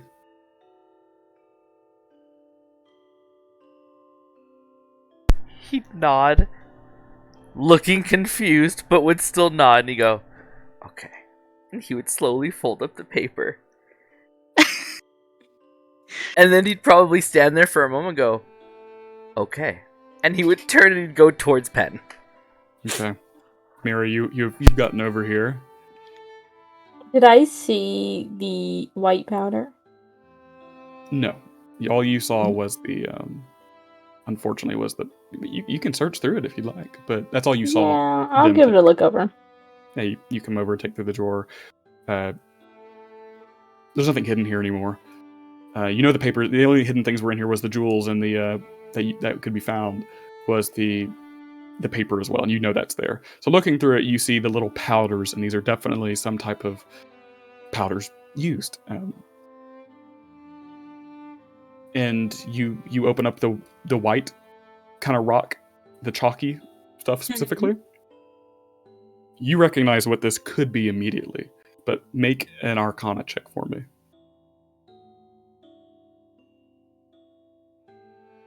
It's a 22. You know what this could be immediately. This is a tool used by mages. It's a very rare material called Arcane Residuum, which you know can be used to enchant items, power spells, and is used for magic experiments. This is a very rare material that has shown up since the Broomfall 300 years ago. But you notice this is fake. This isn't real. Looks exactly like it.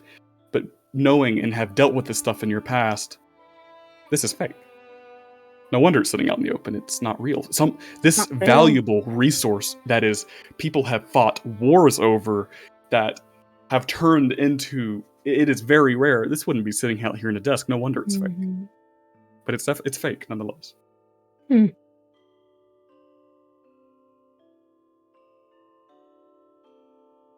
I'm gonna look disappointed. I'm just gonna sigh and just toss it back into the desk. You do see the paper and the inks though. Is this the paper with the writing on it?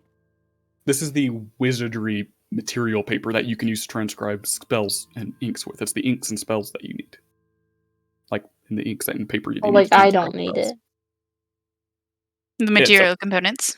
That's up But- to you if you want to ever transcribe spells. This is what you can use to transcribe spells. Well, that's what I'm saying is I don't need it because of my book and my quill. Do you not need it at all? You don't have to I pay don't think to so. transcribe? Well, that's the thing is we think I still have to pay, but I don't need materials. This would also cover that payment. Yeah, it would count off the money. Yes, this is free.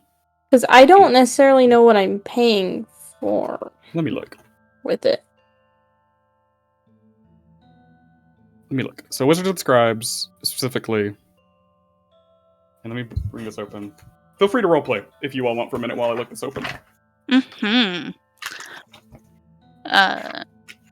Because Mira's still next to me, I have that jewel bag that I was searching through. I'm just gonna hand it over to her. Be like, I don't need any of these. So you get a jewel bag. I'm gonna kind of take it and then like look very interested when peeking into it, and then just be like, "Oh, these are nice.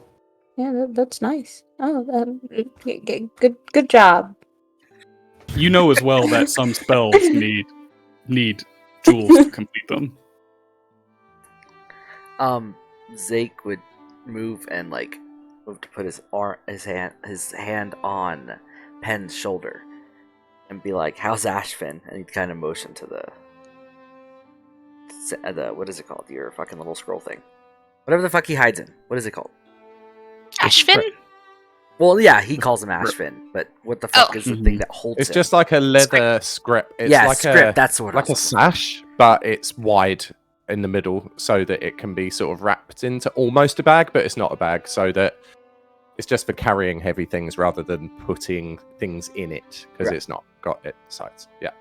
But anyhow, he will go. What's that? What's that, lad? Who? Ashvin, the little he'd like mimic a little hand, a little jaw with his hand, and go.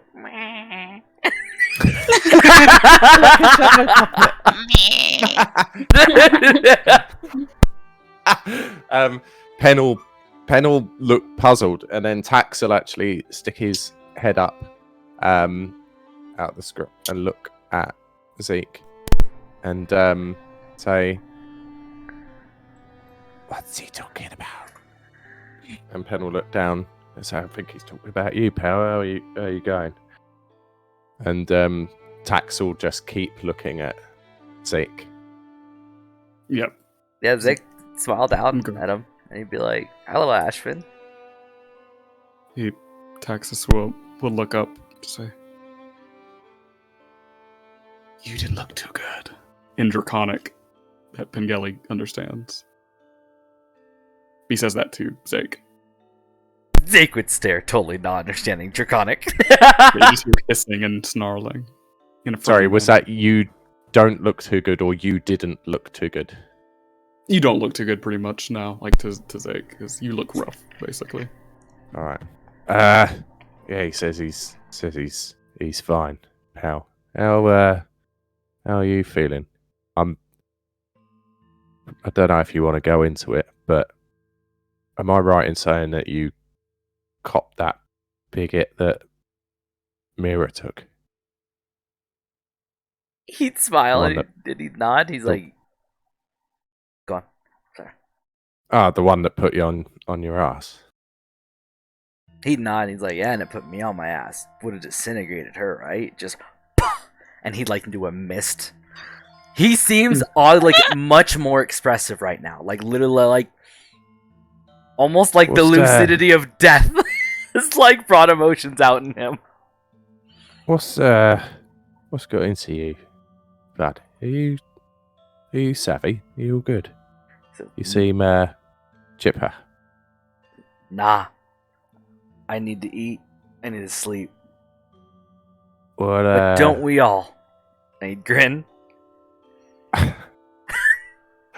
But Penn just looks bemused. Like he's so far had the sort of the better of their social engagements and a better understanding that Zeke's just a little odd but nice enough. And now he has peeled yet another layer off of the Zeke onion and is very unsure. So he's gonna go, "All right, we'll get something to eat in a sec. Let's just finish rummaging around in here, eh? Remember, I don't know even what proof means now, but we've got to have proof of some sort. And I don't know who the bloody hell we're going to give it to either, but see if you can find anything related to the petrification. Is that what it is? Yeah." And he turns around and maybe even just slides his sword into the lock on the front of the chest and tries to jar it and break it. I'm assuming it's locked. I don't even know. It seems locked, but would you like to try and break it? Oh, yes.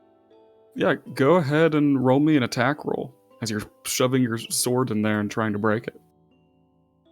Obviously, it's not moving. It's more just to see how well you can grab it. Okay, and go ahead and roll damage.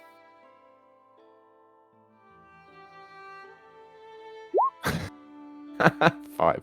5 was what it needed. You just and the lock just breaks and falls to the ground. Nice. And It wasn't a good lock. open it up and have a little look. Okay. What you find in here are neatly folded stack of different clothes. You find dresses and nightwear. That's what you find directly as filling through it. However, while looking through, you find in the corner, you're kind of just piling through the clothes. It seems to be basically what would be used as a wardrobe here. But you find in the bottom right-hand corner, you feel something metal, round, circular. You pull it out, and you find a little silverish green ring. Nothing written on it.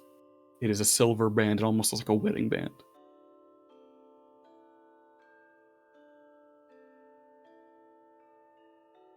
Alright, I pocket the ring. Okay. And turn around and glance over at Mira and Krianza and say, "You found anything useful? I'm worried about touching stuff in here with all of the bloody hocus pocus going on." Real quick to interject, Mira, I found out you still need the 50 gold to transcribe a spell, right?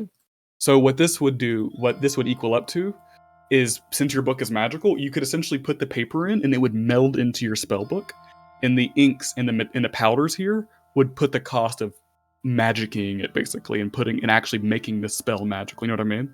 So it is useful to your class. You would essentially take the pages and they would magically fit into the book, and as you're using the powders and your quill and the inks here, it would. So I have to use the inks, but with my quill. It's more of you have to expend magical components, and the inks here are magical. It's more the powders, the bluish green and red powders here with the inks together is what, in the paper, it's all together essentially, is what 50 gold's worth. Basically, that's what's in this drawer is 50 gold's worth. You would have a free transcription of a spell. Okay, then I'll take it. Yep. And it basically is what you need. Because you still have to, regardless of your subclass, you still have to spend that 50 gold. And if for some reason I look at it later and you don't need it, you could sell it. Yeah. Okay. And Pengelly asks if you found anything useful as you're picking that up. We haven't found really what we came here looking for, answers. I mean, I found some helpful things for myself, but I wouldn't say anything helpful for us.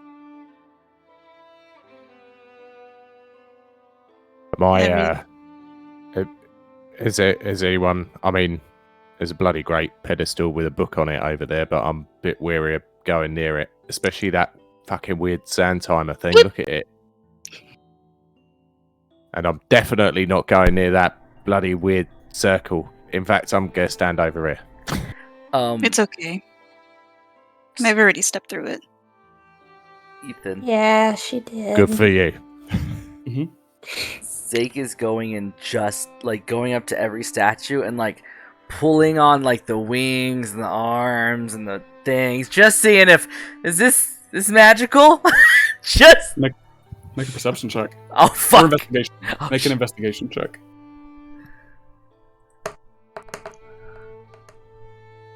Oh, actually, not bad. 16. Nice. 16. Yeah. They are not magical, but you realize you can take their axes. They actually slip out. They're hand axes. Oh, Zeke is quietly trying to pocket each axe. You have room for four hand axes? Of course, well, hand axes. You could probably take two. Hell yes! Oh my god, he would grab one, be holding it. He would go and grab another. And as he is passing, he would walk over and hand them both to fucking Pen, and then go for the other one. Nice. So you got two, and you hand two to Pen. Ching ching. Oh god, I'd step over to the circle. Jeez, these are pretty nice, aren't they? Pen's like, hold on. Are they? Yeah, are they made from stone or like actual Can I hand do? axes? Can I? Yeah, do. What would it be? Like insight or On perception on the how good the axes are. I would Like, just are say they you're usable, able to or just is he go ahead and look at them. They're They're quite sharp. They are essentially, they're not actual gold. They are metal. The grip's a little loose on them, but you think you could get them. They're a little light, but generally they're fairly sharp, and they could be used as a good hand axe. In comparison to, and this is me asking now, like he's carrying 2 short swords, right? So there's things like 5 foot for each, which is melee, and they're 2 pounds and stuff like that. Like at this stage with these type of weapons, if they're not magical weapons, is it simply a case of preference? Like, do I want to be a 2 hand axe wielding dude or a 2 sword wielding dude? Like, nothing else would change. For It's reference, got different things on it, uh, like properties for a hand axe. yeah, for reference is they both do a d6 of damage. They both the same type. However, hand axes are. I just realized hand axes are through strength. I'm pretty sure. Mm-hmm. So not through dex. They are through strength. Right. Okay. They can be thrown. Yeah, they can be thrown, but that's like a yeah. It's for you unless you have good strength. They're probably not fitting for you. I said they were a little light. Now realizing they're through strength, they got some weight to them that's uncomfortable to you. Yeah. Sweet. Because he's definitely a finesse guy. So basically, we're just hanging on to these to maybe sell them or trade them or something like that, right? Yeah. What is the? I don't have the properties pulled up. But what is the light property for the hand axe? The light property, you can dual wield them, Dual wield. Okay. and smaller creatures such as halflings and gnomes can use them easily. Mm-hmm. But yeah, they can be dual wielded essentially. That's what light means. Also, Mira, I did some last double checking. You don't need inks and material components. You still have to spend the gold while writing it. However, you don't actually need inks and paper and stuff. I have realized. That's what I gold. thought. I have to spend the money, Yeah. but I don't need the stuff. Yeah, your inks, your quill doesn't need ink, and your book makes paper.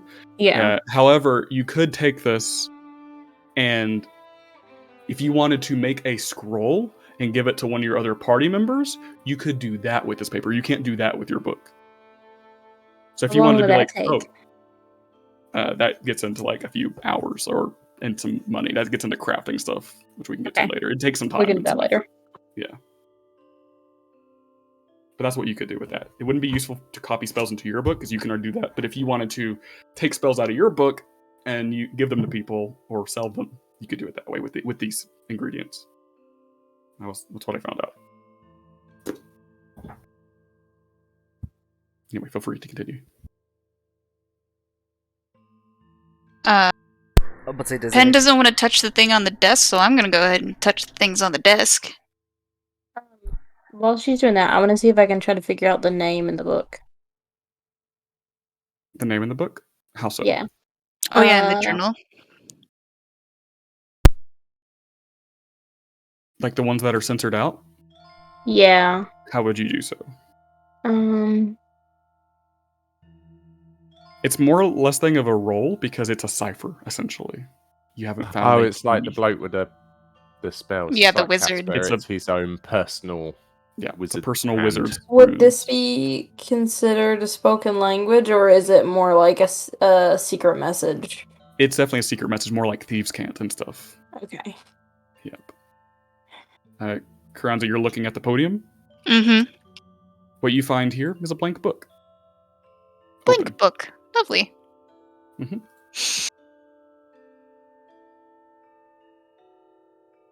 And it is like chained. The bottom of the spine is chained into it.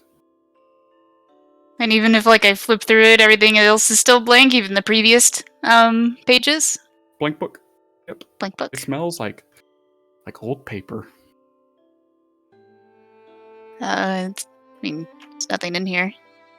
Pen's watching from a distance. He goes, Mhm. "Should try and write something in there, pal. Is that blank on every single page?"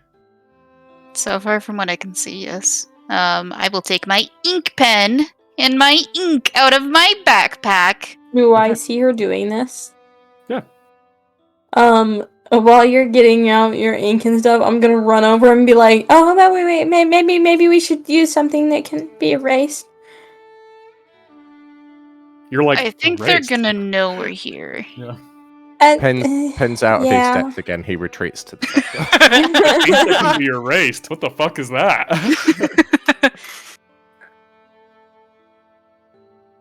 I mean, what do you want to write? I'm gonna look around the room and see the bed, and like sloppily, it's very badly written. Write down bed, or at least go to attempt to write down bed With Mira's quill. with my ink and ink pen. Okay, so you actually dip it. Okay, you write bed, and it disappears. Woo! You detect The magic. bed disappears. Not the bed. The words. However, you see the book, A Flash of Arcana, and you see the bed. The blankets and the pillow fluff themselves. Dust flies off of them, and they perfectly make itself up. And it is a neat, tidy bed.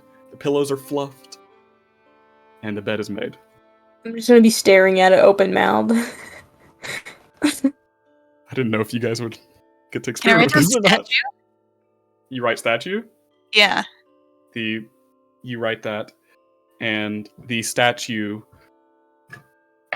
it has no axes. The one up here steps forward, steps off of its podium, and it walks over to you, poof, poof, poof, poof, and it has its hand open as if it was holding an axe, because it still has the hole in its hand, and it just watches you.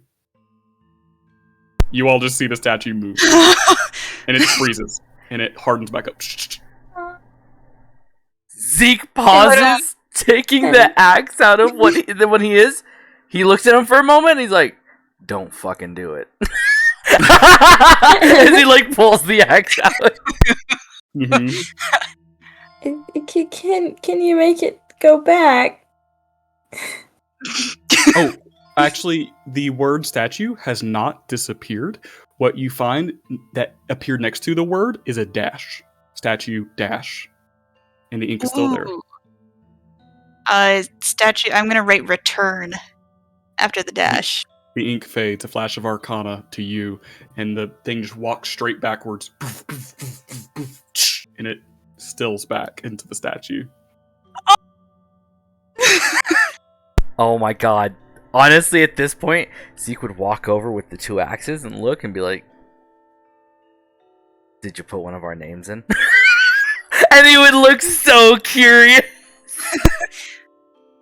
Do you want me to? He would pause and he would look at Mira as if, "Is that a good idea?" Like back to Zach and be like, I don't know what that'll do. I mean, it would be interesting to know. He'd motion for Pen to come over, like all excited, like, "Come see this." But I mean, Got his hand on his head, watching all three of them, and just sort of shaking his head. And he sits down with his back to the wall. He pulls out one of his swords and just sort of loosely cradles it in his hand, waiting. What he expects is inevitable whirlwind of awkward crazy. Mm-hmm. which name would we write? You could put mine. He would look excited. I'm gonna look to Beyonce. Okay, I'm gonna start writing down Zake. Just on the blank page, you write Zake. Uh-huh. You write Zake, and it fades. And then a question mark appears, and then it fades. Oh. Nothing happens. It's like the Death Note, Zake drops. Right? So he's so fucking stupid. We could have so fucked each other up. I love it. It has a question mark, and then it fades. I'm seeming to Okay, not question understand that mark. I command. think it knows what to do. Can I write down disenchant door or trap door? You write that, and a strike whoosh, goes through it and disappears. Nothing happens. Am I still getting like a little that line around the door? Yep, the trapdoor definitely Okay. still has that spell around it. He'd say, just put trap door. Don't try to stop it. Open it. Can I reach the book from this side? You can. Mira's like, no, not today. I see- love Pen. Yeah. Pen You crawls move. under the bed. Yeah, he just like fuck this. You crawl under the bed. I can see their faces and their excitement, and I'm like, nah, Mhm. no. Yeah, I'm gonna sloppily then write the trap door. Okay. You write trapdoor, and as it disappears, you see the hatches go and unclick themselves, and the trapdoor handle as if someone was picking it up. And it opens, and when it does, you see the arcane line that only you can see. Crianza, you all also, it lights up, and you all see what looks like a fuse being lit around it. Goes Oh, fuck! in a square around it, and then above it, a flaming sphere basically appears in the room. It is 10 feet wide. Oh. As I'm embers gonna begin scream to and duck. fly out, you scream and duck. You lucky dogs. Oh, God! As flame dances around, scorches the footboard of the bed and just the very ends of the podium as little embers, and then it swirls like a tiny tornado as it begins to thin out, and it is left gone, and there is no more magical line around the trapdoor. It's just an open trapdoor that you have seemingly gotten rid of the magical trap. Because you opened it, but no humanoid figure was there to Yeah. enjoy the pain of the flames. Yeah. Oh, It was a roaring ball of fire for a minute. Zeke exhales and goes, that was dumb. I'm gonna nod. Uh, well, it's open. yeah, I'll bumble myself over there and look over in the thing, into the trapdoor. See what I can see in there.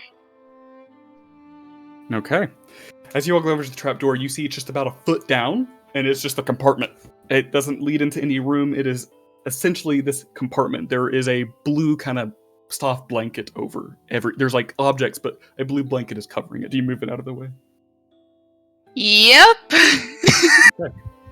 Now I'll that put this my is hand open, in. I will say as you open this, with your detect magic still up, it probably would have ran out, but you can just flare it back up now. 'Cause Yeah. you can do it at will.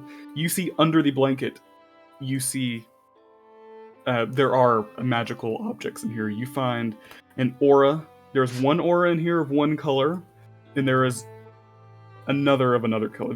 There are two auras of magic in here. Underneath that blanket.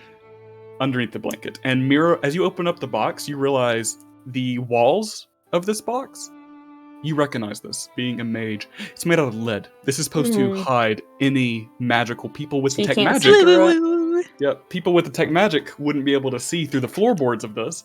But now that the open hatch is there and there's no lead, you get the aura of magic items being in here. So you take the blanket off? Yeah. All right. Oh, let me respond to messages.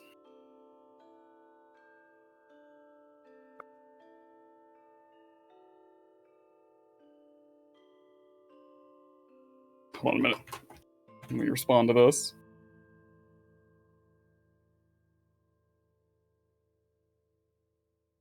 Does that make sense? Mm-hmm.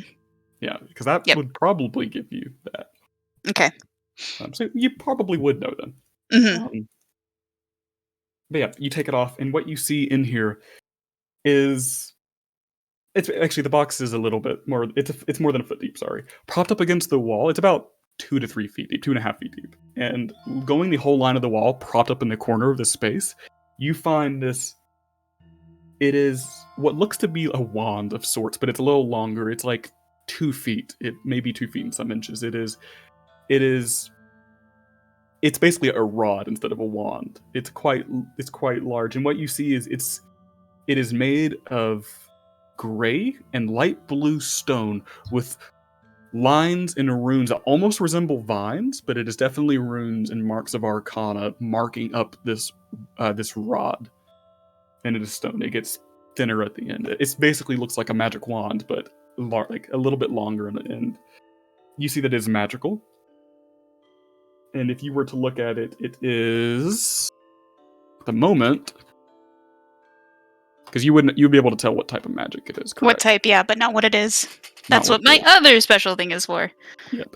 You find abjuration magic coming from this rod. Abjuration. As well if I only as- knew.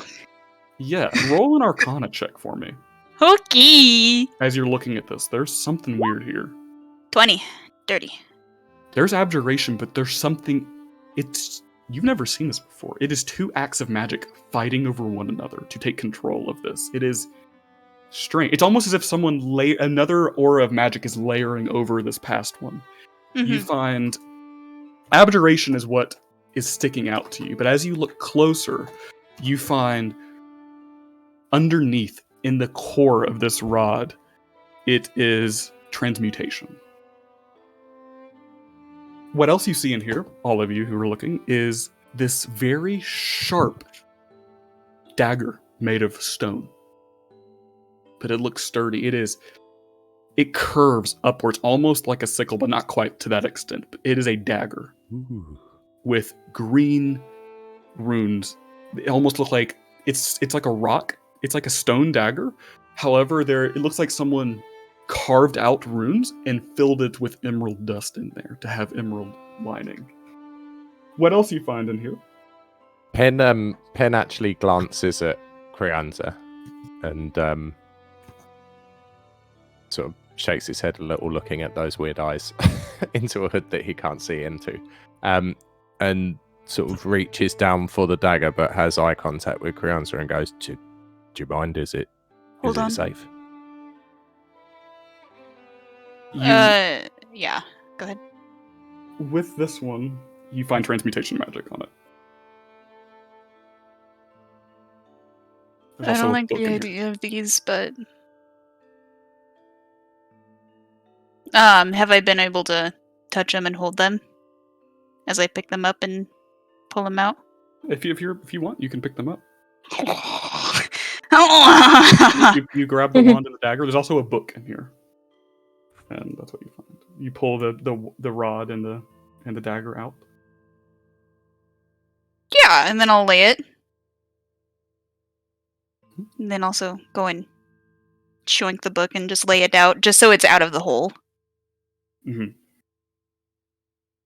You find this book is covered in chalk-like dust, just covered in it. Chalk-like, you say? Similar to the other chalk-like? Not really. This looks like this book was pulled out of rubble. Like, it looks like someone rescued this book out of, like, a destroyed building. It's that kind of dust. Mm. But there's finger marks all over it. As if someone's been picking it up several times. I mean, if any of you guys want to look at them. I'm gonna pick up the book. You open it? Yes. You take off the leather strap that bounds it, and you open it up, and what you expect to possibly find runes or more similar magical diaries. It is just hashed markings. The ink, it is as if there are markings everywhere, and hashes, and lines, and scribbles, as if vigorously went and took a quill and scribbled all over a page, and then flipped the page. Scribbled all over it, flipped the page. And when they ran out of ink, the quill digs in 2 pages deep and tears some of the pages. And next, and next. But what you find are elements and aspects of eyes drawn in. There are scribble of humanoid figures, of just ink, just drawing humanoid figure. No details, just a humanoid figure. And eyes. And figures with wings. And more eyes and scribbles. That's all you find throughout 2/3 of this book.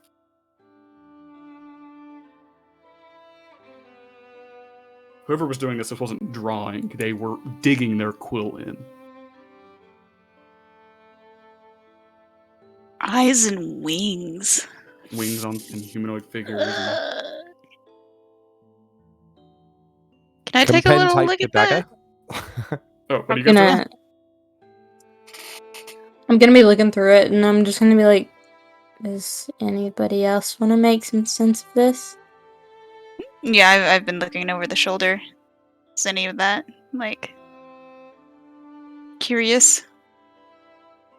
Nothing sticks out to any of you, like, unless you all can think of anything. There's no rolls to be made.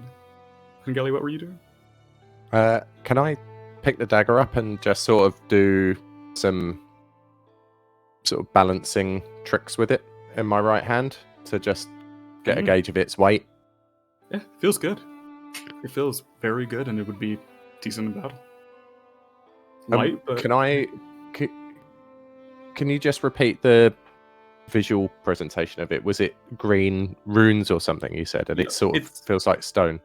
it looks like someone. This looks like it shouldn't even be used as a weapon. It looks like it's been carved out of stone. You know, as if like her statue's downstairs. This looks like a dagger was innately as decoration carved, but now that you're holding it, it is. This thing could take a hit somehow. Perhaps it's enchanted. Who knows? But it could, normally this looks like it would crumble if it were to hit a surface, but it doesn't feel like it would. It is definitely gray, as if it was carved out of rock. But on each side of the blade, someone has carved into the stone runes and then like permanently put emerald dust in there to make all the engravings in it dark green. Can I stab it down into the floor? Just like not with all my strength, just to get like again to if I'm suspecting that this isn't as brittle as you would expect it to be, like I've got a sense of its weight and stuff. Can I just sort of jab it into the floor? Yeah. You easily enough, and it goes a few inches in. But what takes you off guard is when you stab that into the floor, the floorboards around it start cracking and turning to stone. So there's just a little bit of almost like a lightning strike marks, but of stone that span out from your stabbing point. I leave it in the stone, looking at Mira and Crowns and say, "Looks like your department." Yeah, that's damning.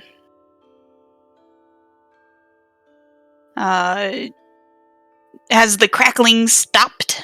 Yeah, it only goes about a foot on each side of the dagger. Gonna yank it out. And It's stone, right? Look at the floor. It's stone. Stone, I want to yeah. kick the floor just where it stops, where the cracking stops. You manage to, like, you're gonna hit the stone. Yeah, like right where the stone stops, where it turns to wood again. Yeah, you hit it, and the stone part essentially cracks, and you give. It's like kicking a statue. You are able to fleck off some stone. So the stone doesn't keep going after I hit the floor? Mm-mm. It doesn't seem to act the same. Not with the floor, at least. This is What also you mean the same as the bird who's made of stone? Yeah, because her eyes were stone, but when you hit her, it's like she continued to turn into stone. That didn't happen here. That was a good question. Good experiment. if nobody objects, Creance is gonna start picking up the two things. The rod in the book. Yeah, the rod and the dagger. The dagger. Okay. Just gonna stand up out of the hole.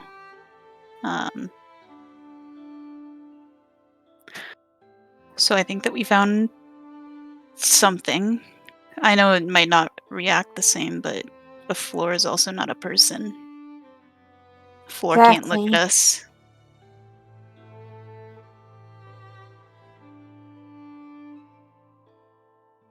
Should we... Who do we bring this to?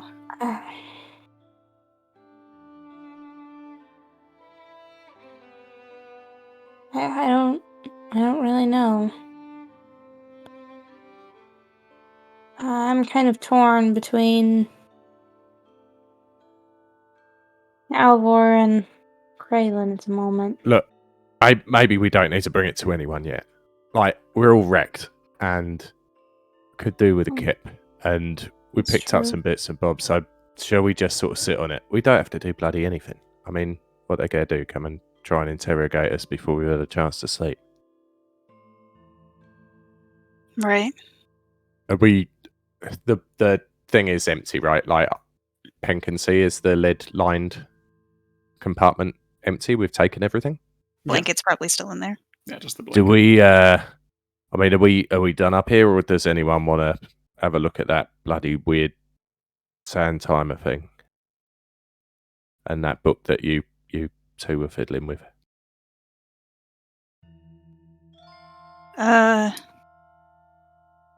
Take some steps over here. When I first initially came in and started looking around, was this going? You said that like it possibly had stopped. Like the Yeah. sand is going up backwards. It was as if it looks like the sand was going up because the mound of it is up near the top, and there's sand still flowing through it, but it has stopped midair. The sand grains that are still flowing from the bottom to the top have stopped, and the top is the heavier part. So it's definitely not moving. And the thing spins, right? Like it's a. Yeah, but you could take it and spin it. You think it looks like it could? I feel like if I do move this, whatever time has stopped, wherever that time has stopped, if that's a thing. What are you doing? He went to the fucking bed. Yep. It's... I don't know, This is the one thing that I don't want to touch. Fair enough, mate. I totally understand that. I wouldn't bloody touch it. I'm gonna walk over to it and just kind of look at it for a minute and be like, do we want to know what happens if it moves? I'd imagine time would continue, time would go back. They said that the lady left here 3 days ago and everything is covered in dust. As if, like, I don't know, this place was trapped in time or something. Here, what about this? What if somebody goes downstairs and then the rest of us do 3 laps around the room, and then we go look down the hole and see if the person downstairs has also done 3 laps around the room?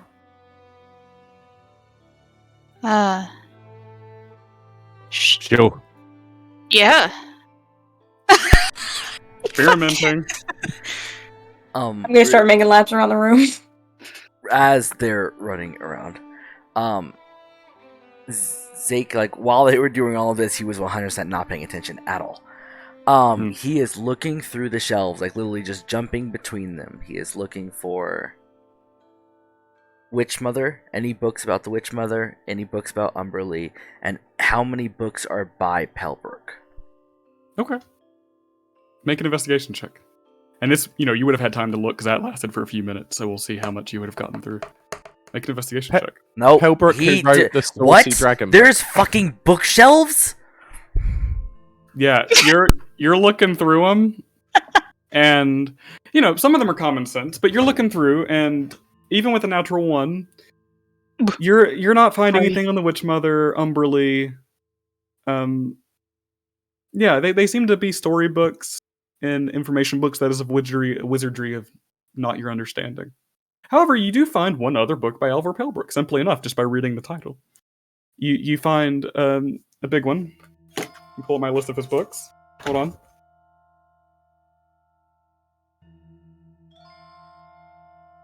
Yes.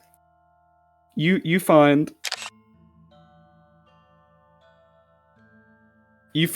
what is...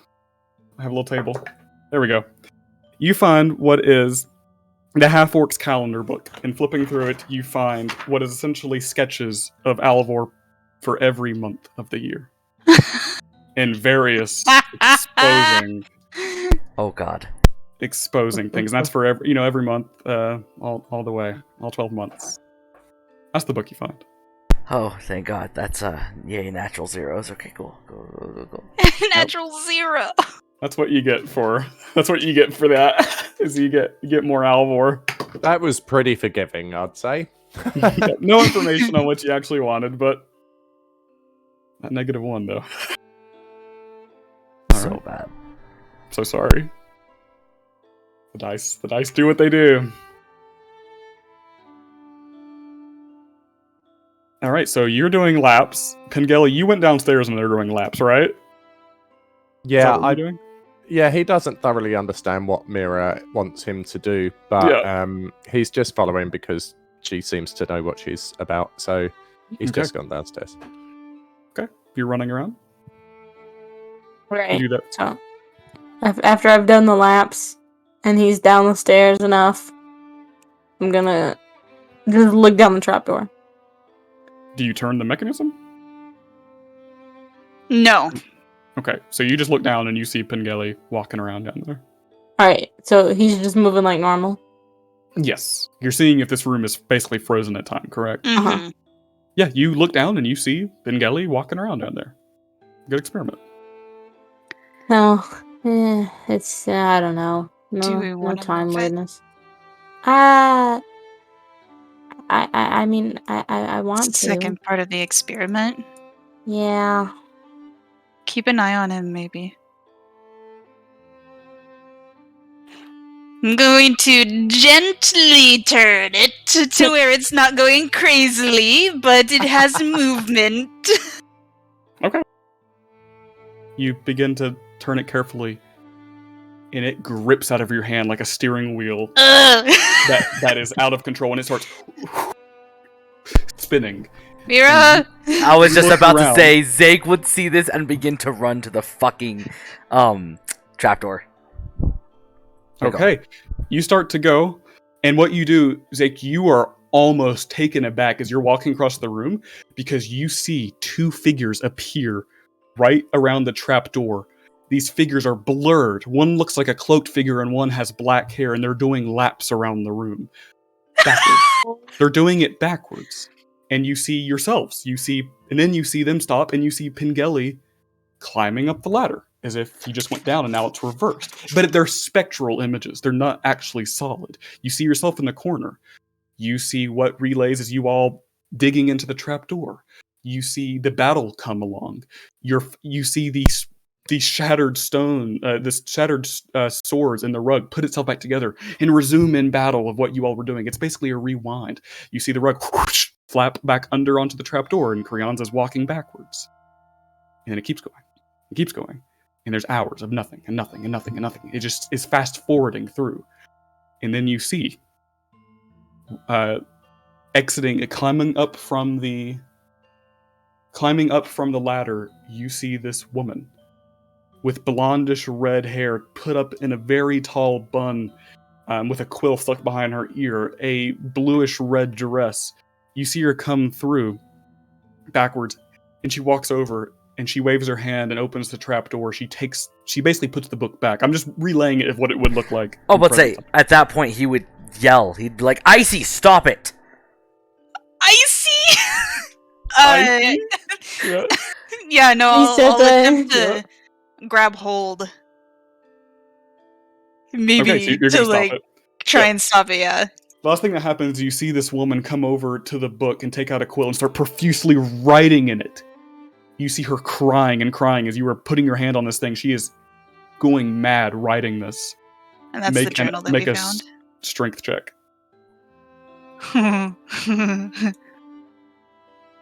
15! You're able to stop it, and the spectral images disappear. Ah! What's happening up there? Maybe I just start walking in circles downstairs.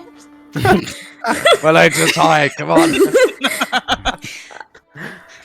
You can come back up. Zake would clap his hands and he'd say, I would rather us go down. Do we need anything else? And he would look stressed now. And he's like, do we need anything else in here? Can we go? Do we need to lock that? He would point to the fucking hourglass. I mean, if I let go, is it still moving? You let go, and it seems stationary. The sand in front of it has frozen. Okay. That's the journal that we found, right? That they were writing in. The one with the scritchy Mhm. scratches. Scritchy scratches, going crazy, crying. I will say the room has not actually been physically affected. All that was spectral, so you look to see if the Uh-huh. journal's on the desk now, and it's not. That disappeared too, just for note.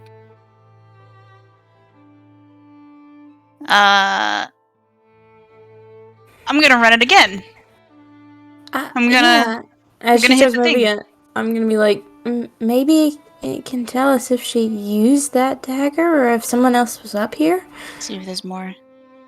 Wait, oh, did all three of you see that? I thought it was just Zeke. No. It was all three of No. us. It was all three. Everybody Ah. in here. Oh, so Pen maybe pops his head just a touch. I would say But with a very puzzled expression on his face. Mhm. Zeke would like say really quick. He'd say, "When she comes back, she'll see it's us." Absolutely. There's no hiding anything that Absolutely. we're here. We have this information. We Unless- need to know more. He'd raise his shield a little bit and then look at the hourglass and then make a imitating gesture. True. Can you hear Ethan giggling? I can hear it. Let's figure out what else we need to know.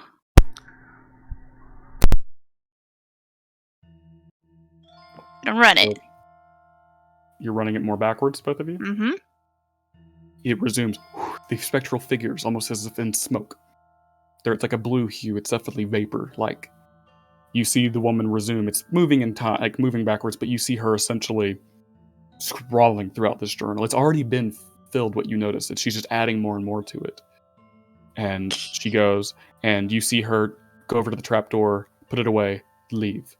And then Can I ascertain the amount of time that, like, it has been, like, based on, like, our fight that we had and everything, and based in between the time, like, the hours and hours, Make an intelligence like, check. how long ago all these situations are going? Make an intelligence check. 6. It's hard because sometimes it will start slower and then go faster. It's very Oh. hard. Okay. It seems to be skipping some time and then little time. It is hard to ascertain. You see her go back down the steps, and as soon as she goes back down the stairs, she's back here, but she looks worse. You see her; she is wearing tattered, different clothing. She's coming, and she is holding something. She is holding a rod, and I'll say it as if it were forward because it's less confusing. What you essentially see is her enter with this rod, take it over to the desk, begin to splatter enchantment powder and different things, and is seemingly doing some type of ritual onto this rod. And she lays down the dagger, and it's a part of it. She's doing some type of ritual with this rod, this dagger, and something onto the rod begins to magically change. And you see her put it back in and leave. Did that rod always look that stony? As you look at it, it was always stone. It always, from the time you've been seeing, it looks to have. What she has done is carved more runes into it, it seems. But it was always that the same shape, essentially. With the dagger? Yeah, she basically did she put down, you saw her basically put down the rod, put down the dagger, and start a ritual with them. The dagger does not change whatsoever. It's the rod that changes. Yeah. And she looks like completely out of her mind, or just. She looks upset. Yeah. Even though it's moving super quickly, you tell that she herself is moving quickly too. She is coming in here. Then you see her leave, and then come back. And it is moving very quickly at this pace now. You see her leave, come back, leave, come back, leave, her come back. And then you see it slow a little bit, and she comes back. This is probably what you estimate with that intelligence roll. Maybe a couple weeks ago. You see her come in looking all nice, and she's organizing.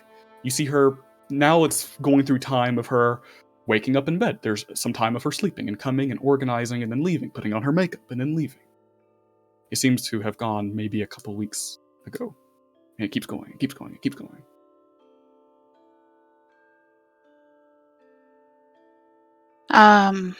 I'll stop it. Make a athletics check. Fuck. 12. Easy enough. You stop it and the spectral images fade away. Can I ask a question? Mhm. We're assuming that this is that Marcella, you're off, bird, right? This is our home. I'd assume so. So I only caught the last of that, but I kind of get the gist of what you're looking at. Did you see the last time she left this room? Like, did she look like she was packing or had taken a bunch of stuff for a number of days, or was she just She popping out? Looked like she just left. She'd stored things. She stored that journal that we found. She's Mhm. going crazy and left. So she wasn't planning on going for I don't leaving think she for was a on a long trip. time. I don't think that she was in her right mind. But I she don't was think so definitely either. here. And then she left this place of her own free will, but she ain't come back. Mm-hmm. All right. I think I remember her. He is saying this as he is turning towards the hourglass and waving at it as if, like, if she was standing there, she would see him wave. Mhm. And he would say, I think I remember them saying that she went to Beaucaster or somewhere. Remember, to go speak with the old mayor or something like that. It was Kraylin that told us that she'd Yeah. gone away on business or something like that. Right. I thought Where that did- Mhm. they had went to the forest, or she had went to the forest. Is there Well- such thing as like a memory check? Nope. Like, insight into a previous discussion? I mean, I'll that just we let you made? know. Like, you all Imagine. collectively heard enough that she is off away on business, it seems. That's the gist. She's off I away think on what's We could what's tell important where it is who was. told us. Yeah. I don't know if she said. I don't know if anybody said. I was just about to say, I think that there's been like two different things. It was Teldris and then Beaucaster, and we've heard it from like two different people. You know she's from Tavalis. Yeah. But and somebody she said has- she she has a lot does of- business in Beaucaster. That's Well, what that was Kraylin who said that, but Mhm. but Alvor Palebrook said Yeah. he said that she was a baddie and that they'd shagged, right? Yes. yeah. Yeah. And that she was from Tavalis but wasn't around at the moment. Yeah, essentially, the details: she's from Tavalis. She often has political work in Beaucaster, but I don't think directly where she went on this business trip was said. I don't believe. Okay. I was just about to say, I remember, and maybe I remember this wrong. I'm not writing shit down. So, that she went to Tavalis to go speak with the former mayor who is chained up at Tavalis. So yeah, that's what he remembers. So, enjoy. The person that told us about the old mayor Was being in the prison in storekeeper. Tavalis was Buck Mm-hmm. from the store. So we can go back and ask him. Are we getting out of here? Please, God. Do we Yeah. want to? Then I'll gesture over to the hourglass and like a kind of very awkward punching motion. Do we want to let her know? He'd half shrug and he's like, there's two people alive from, well, hopefully more, but at least two of them alive from downstairs. If she Right. wants to find out, she's gonna know. Yeah.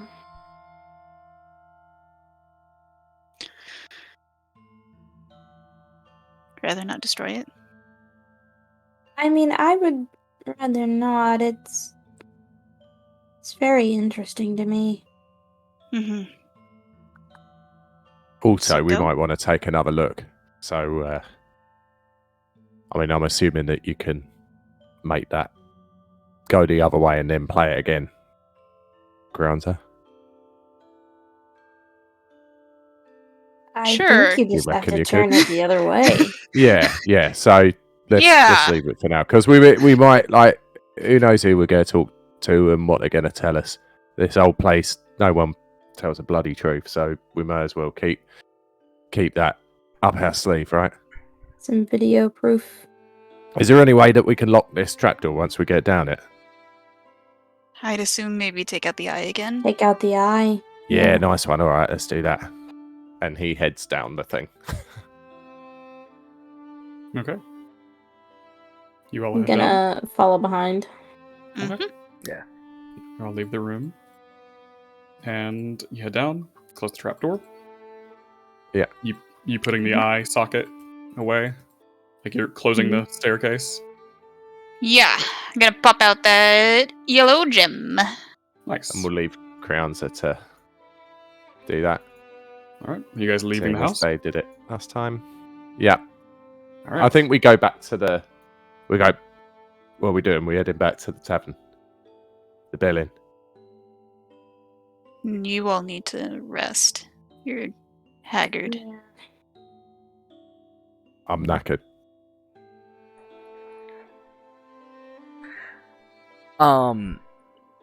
Zake would go over to that door that the guy was in. Mm-hmm. Is it closed still? It is cracked open. Woo! He would firmly put his hand on it and try to swing it open as hard as he can. You open it, and nothing's in here. He nod. You, with your passive perceptions, Pingeli, as he does this, you hear a creak coming from this way in the house. Let me see if I can move it. Can I? Yeah. You hear a creak coming from the bottom left portion of the house. A movement. Fucking hell. Alright. It's still dark, is it? For the sake of this, I'm gonna say you can grab a candle. Alright. So Penn sort of pokes his head out into the corridor. He's unsheathed his bow and knocked it naturally on account of this sound. But he's standing in the doorway. And they have light. They have charge of the house. So he says, Zeke, noise over here. What's happening? What you... Oh, go ahead. No, go on. No, go ahead. He'd say, I'm guessing there's a noise over there, Penn.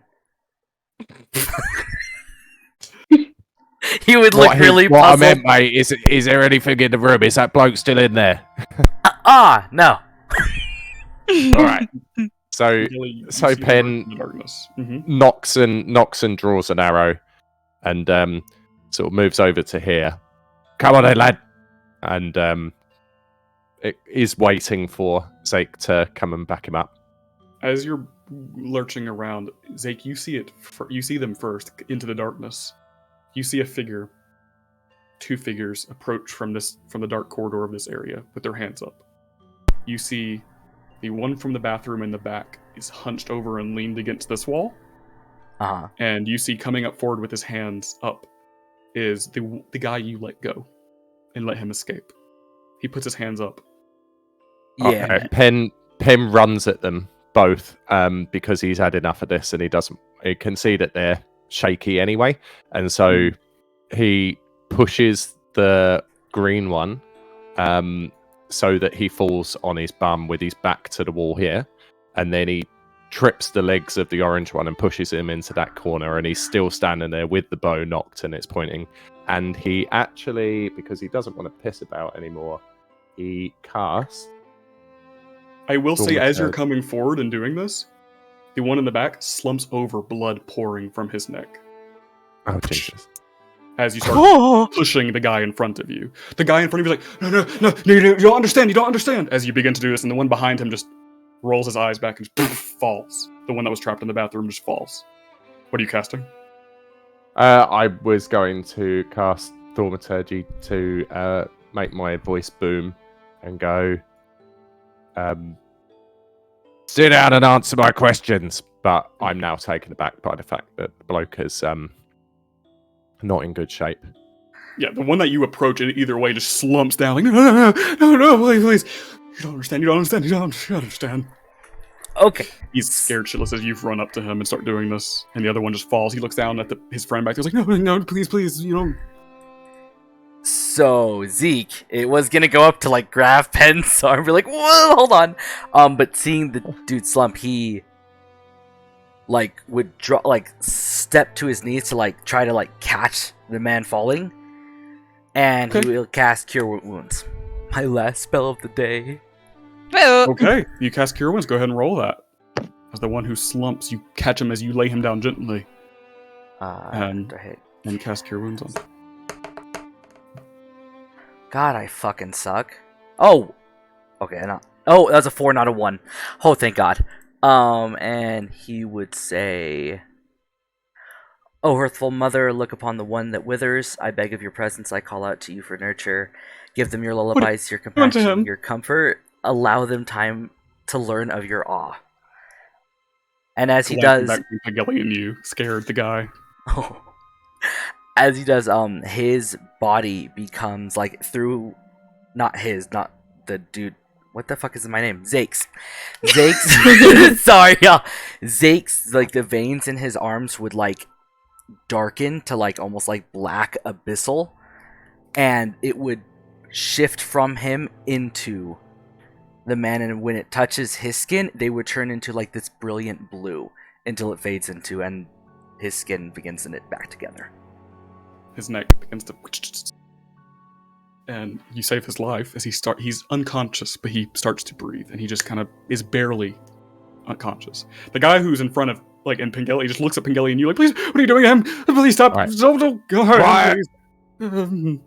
Pen leans into this, notices that Zeke has healed the guy, but he doesn't want to lose the advantage by having this guy absolutely terrified. He casts Thaumaturgy again, makes his eyes glow just a little bit, and he, with a very, very deep but loud booming voice, says, now you listen to me. Every single question I ask you, I want a yes or no answer. Unless I ask you to elaborate, I do not want any whimpering. We've just healed your mate so that we can easily kill him again if we want to. Do you understand? Your nod. He nods, scared, but you see him do one thing with his hand that is near his face. As he's nodding, scared shitless, he just looks at you with eagerness and fear and puts a finger over his own lips as he's nodding and looks just to the walls as if looking outside. Oh, fuck. What? When you say that with that booming voice and he puts a finger over his lip, you all hear something on the roof make purchase on the roof as you hear tiles, like the shingles, fall off. I'm gonna say in that guy's head that put his he put his finger to his lips. In his head, I'm just gonna be like, is something out there trying to hurt you? Nod yes or no. He looks back behind Pengeli to Mira and just scared, still looking at Pengeli, but looking at you, just nods in fear. Zeke is very cautiously going to try to pick the man up and essentially have him in his arms as he raises up. The one who's unconscious. The one who's unconscious? Okay. He's kind of there. You hear him, what's happening? Pen looks at the other one and says, head, I'm just gonna say something's attacking out there. The guy nods when you say that. Well, I was doing that to Zeke. Oh. The guy still nods. Oh, you say in his head. I got you. You hear that in your head. Ah, right. Okay. Pen looks at the guy and says, do you know what that thing is? Nod yes or no. See him think for a moment. Just shake his head. He doesn't. Zeke would slowly put his hand over, like, the man that he's holding's mouth, but he would, like, look at him with a, like, everything's okay. Shut the fuck up. And he would turn back to see if Krizanza, because, I mean, he can't see Krizanza at the moment, and there's loud fucking noises on top of the roof. I don't know if she's jumping around up there. He's looking for Krizanza. Yeah, Krizanza, are you near the back near Mira? I'm at there where I'm at. I took the jewel out. I got you. You all hear the noise on the roof, so you hear that too as Krizanza. Is the door behind me closed? The front door? Yes. Okay. What about this door here? Ooh, you actually. Left Yeah, can I... Could I go over and actually make sure it's closed and secured and use the key that we had and lock it? Yep. You go over there, and as you do, as you're approaching the door and put your hands on its bit, you hear something. You hear wings perch down what sounds like on the gate. You hear the gate move as if something heavy has landed on it. No. Make a stealth check for me, Korean. No! As you are putting the key into it as this happens. Oh.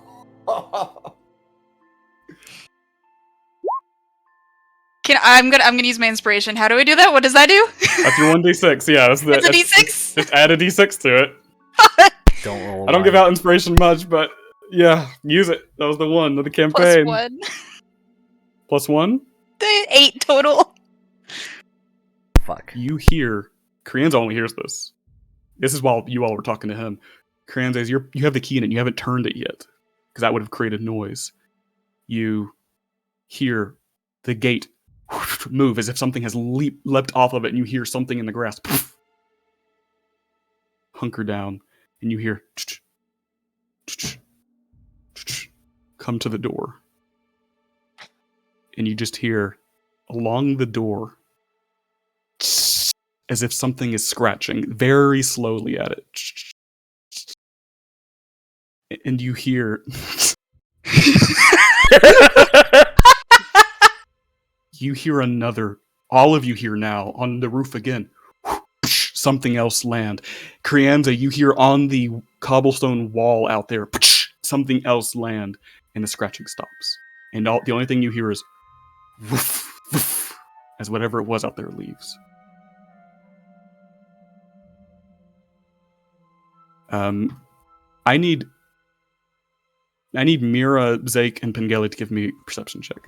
I thought you were gonna say fucking roll initiative, and I'm like, Right? no, knock it off. Dirty 20. 13? Oh, my heart. I got a fucking 7. And Mira? Dirty 20. Yeah. 30, 20? While you all are doing this and helping this guy and talking to him, Mira, you hear the door over here. No! And you hear something step forward. And then there's nothing. Who's closest? Pengelly. You. Oh. Oh, to you, Pengelly. Well, to that door. It would be me, wouldn't it? Yeah. Yeah, because it's up round here. It's up around there. Yeah, you can see Krianza. And I can see Krianza up there. And that door's closed. I'm going to whisper and just be like, the guys here. These are your friends. hey. Hey, buddies. I'm just gonna try to whisper as quietly as possible and be like, I think it's in the other room. You saying that to Pengelly? Yeah, I'm whispering that to whoever can hear me. All right. So Can Zake and gonna- Pengelly, you hear that? okay. yeah, I'm Go going to ahead. move forward and just gently put my hand on Mira's shoulder and sort of gesture for I'm gonna her to point go at the back wall. and join Zeke, and then I'm going to go flat against the wall here. Is Krianza Make stealth checks. Krianza's focused on the front door, but can see us, right? Yeah, you all can see each Big other. on this deal. wall. I need everybody Okay. to make stealth checks since you're moving around. Krianza, you don't have to, because if you're staying there. And Zake, you don't have to, you're not moving. No, I'm about to move though. Okay, go ahead and roll stealth checks then. 12. -1 to stealth. 7. 11. Essentially, Zake is slowly going to put the man that he is holding down and like try to lean him against the other one, and he would point to. I don't know how to do the fucking boom. I don't know how y'all do that. You hold it. So you have to have your select mode? Yeah, there you Yeah, so he would he would move them towards that. He would go in there, close the door.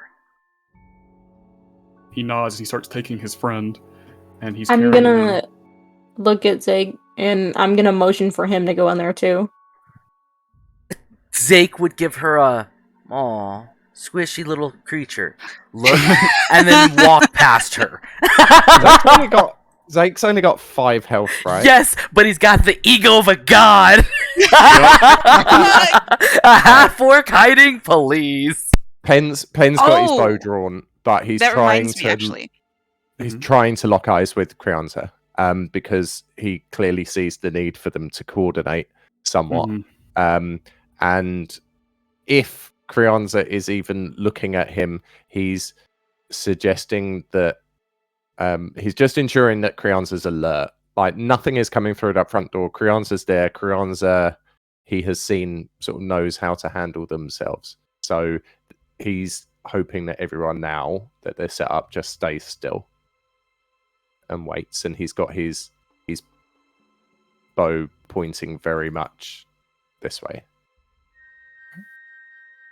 As you do that, Zake, as you're moving towards Pengelly and you stop there, you hear the floorboard underneath you creaks, Zake, as you come to a stop.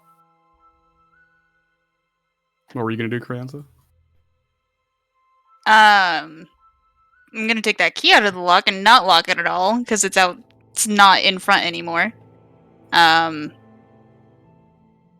you said that we can clearly see each other, like we have the candles and stuff. I can cast light on myself again. Yeah, there's enough light in this hallway. Yeah.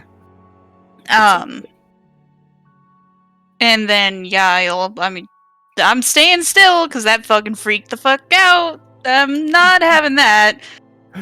Okay, can I do something? I've just realised I can do something. So I'm going to cast Thaumaturgy again because it's amazing and I can do it as much as I want. Is it? Hang on. Range. Oh, bugger! I can't do it. I think you have to see where you're. I do. I believe. Is this door open or shut, or is this just an open way? There's no door here. There is a door, but it's open. It's like open towards you, and like it flaps against the door. I'm gonna slam it shut. I I don't have to move to do it. I can do it with Thaumaturgy. I can instantaneously cause an unlocked door or window to fly open or slam shut. So you want it to slam it? I want to slam this door, please. And as soon as you do, you all hear something that's in this room and just slam against it and scratch the door, and then it stops. It stops completely. No more sound. You heard something run down the hall and slam onto the door, and it creaks it open. You all see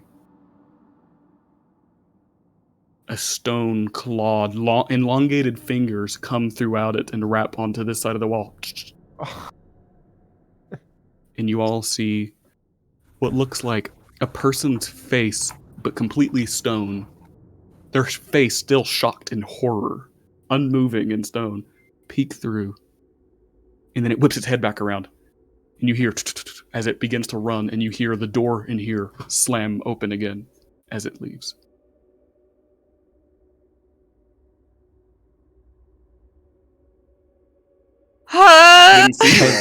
Penn's running after it.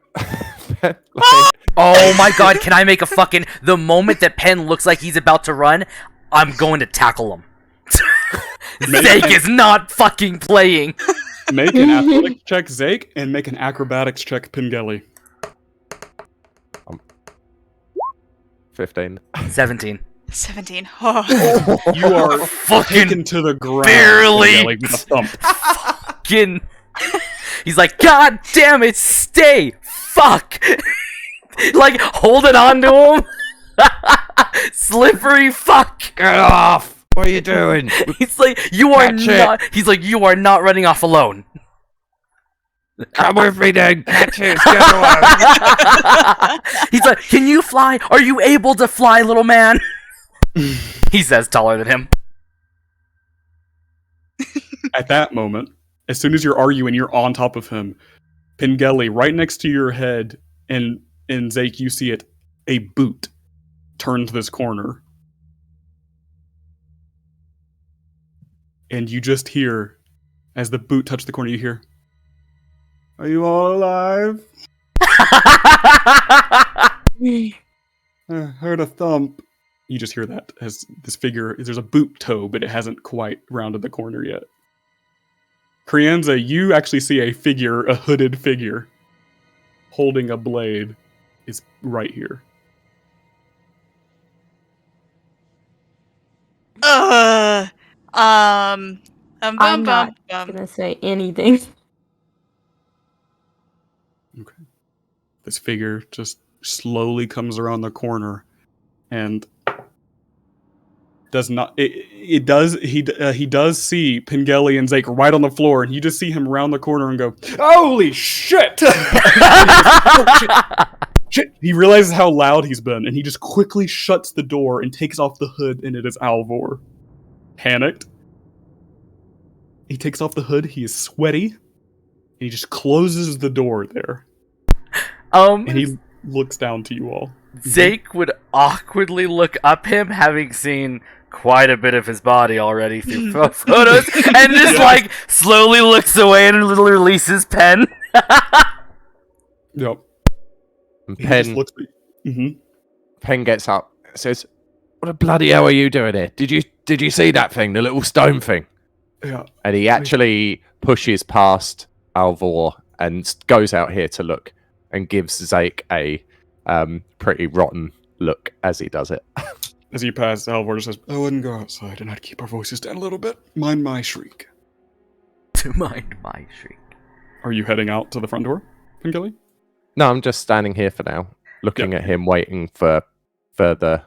I've still got my bow, and I'm pissed off. Yeah, Zake He would, is pissed off. Zake would stand up and like give Pen a not as gross a look, just a sterner look, like fucking watch it, and then he would turn to head back over here and knock on the Mhm. door and say, "You're good." Where's Pen? Where's who? But Pen is still looking at Alvor, Mhm. waiting for Yeah. some The- sort of information. Yeah. The two guys in here, you hear him say, "Did someone leave the roof? They're flying. We're fine." He's like tending to his friend, wrapping up the wounds. Zake's like, "Okay," and walks away. Okay. Alvor just is motioning carefully, trying not to. He's holding himself, trying not to touch any objects or anything you can see. He's overly, a little nervous, and he just says, I closed that door. You do realize this door's closed now. And he looks to Crayons and says, is that door locked?" Look, Slight shake of the hood. Lock it. there's none on the roof anymore. You Goes had to about lock it. 5 in your area because someone yelled out and I could hear them down the street. I thought they were going to come in and tear you all to shreds. There was one in the hallway and I threw a fucking stick and got it to go away, and they're heading somewhere. They're leaving. Migrating, taking themselves somewhere. Can we all get a little closer? I don't want to shout down the hallway. He just stands. He actually puts himself into this room, noting that there's only one set of windows. He just hands right here and puts his back towards the stone. He looks at you all and says, "Good to see you're alive." Barely. He looks at Zake and looks at all of your wounds. Did Marcella's house really give you that much trouble? Yeah. There's quite a bit. Didn't expect that. I'm so sorry. Nope. Nope. He just shake his head as if there was no trouble. Well, I think in a couple of moments we'll be safe to leave. I was actually on my way over here when all hell began to break loose. It didn't cause a ruckus yet. I'm sure people are in their houses right now. A few houses that have begun to see it. The town isn't in flames yet because everyone's staying in their houses.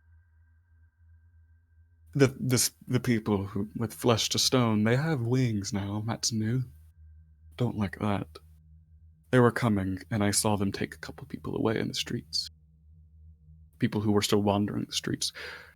Thank the gods that all the stores are closed, so no one was still actively out, but people who were on their way home from the tavern and whatnot. I saw 2 of them be taken away. But they weren't wriggling and trying to escape. I think they were already stone. So that I was coming to see. I was going to come and wait out in the backyard to see if you all had survived this, and I didn't expect that.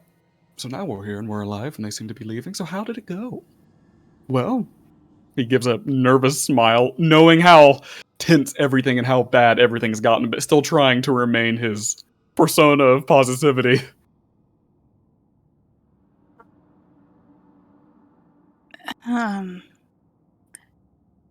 I mean, found maybe some weird things.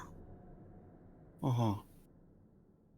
Situation upstairs in her bedroom. Did you have any of my books? He smiles, still trying to lighten the mood a bit.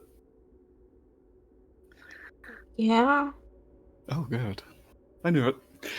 He walks over to the windows and checks out of it. They're flying in the distance. Look.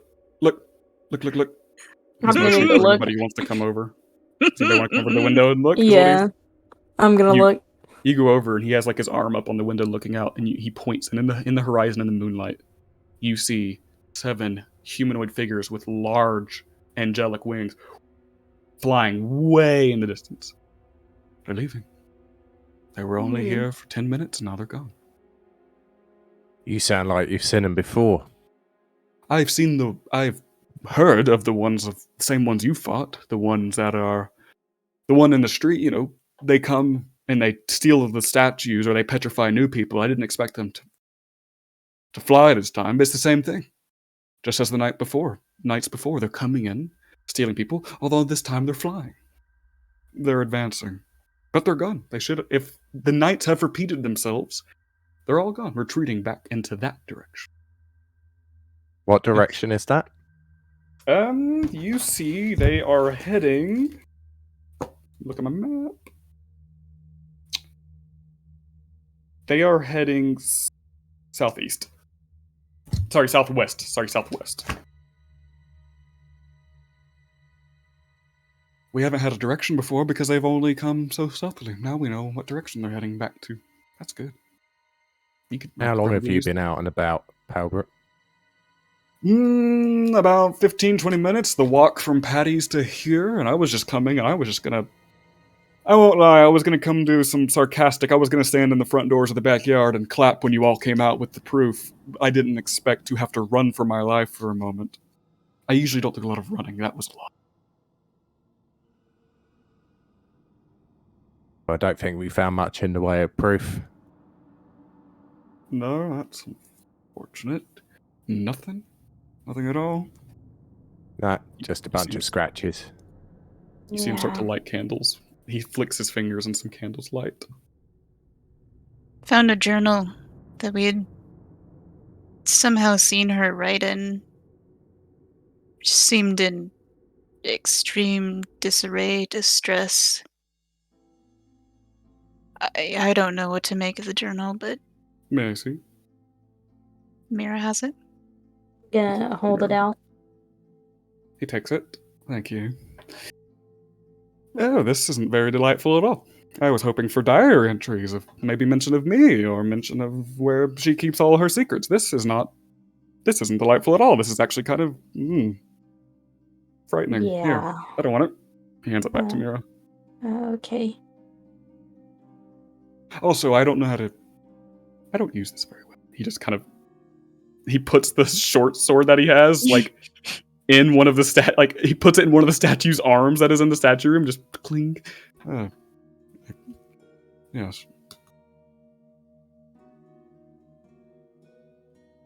Did you find anything else, or was this a bust? I'm gonna look over to Pen and Mira and everybody. Oh no, yeah, Pen and Mira because it wasn't there at the thing. Yeah, that's what I'm gonna do. I'm gonna look over to Pen specifically. Listen here, Palbrook. We've clearly had a bit of a night of it. We're not feeling the best. We've still got those 2 toe rags in the room down there. I want to have a very quick word with some blokes who are in the house, the guards. We put them in the room at the back. We had to heal them. So It's very nice of you to come and check on us, despite the fact that you've been out for 20 minutes while 7 nasty stone flying things have been floating around. But I think that we need to come and have a catch up with you in the morning. I'm really not in the mood to have a big, long, drawn-out talk with someone that I'm still not sure whether I trust or not. Well, I'm not in the mood to wait. So what are we starting? You're not in the mood to what? Sorry. To wait. Did you find anything else? Town's at stake. You all want to rest your heads while those things could come back. If you're withholding information, I think that's wise. He just smiles. Penn draws himself up.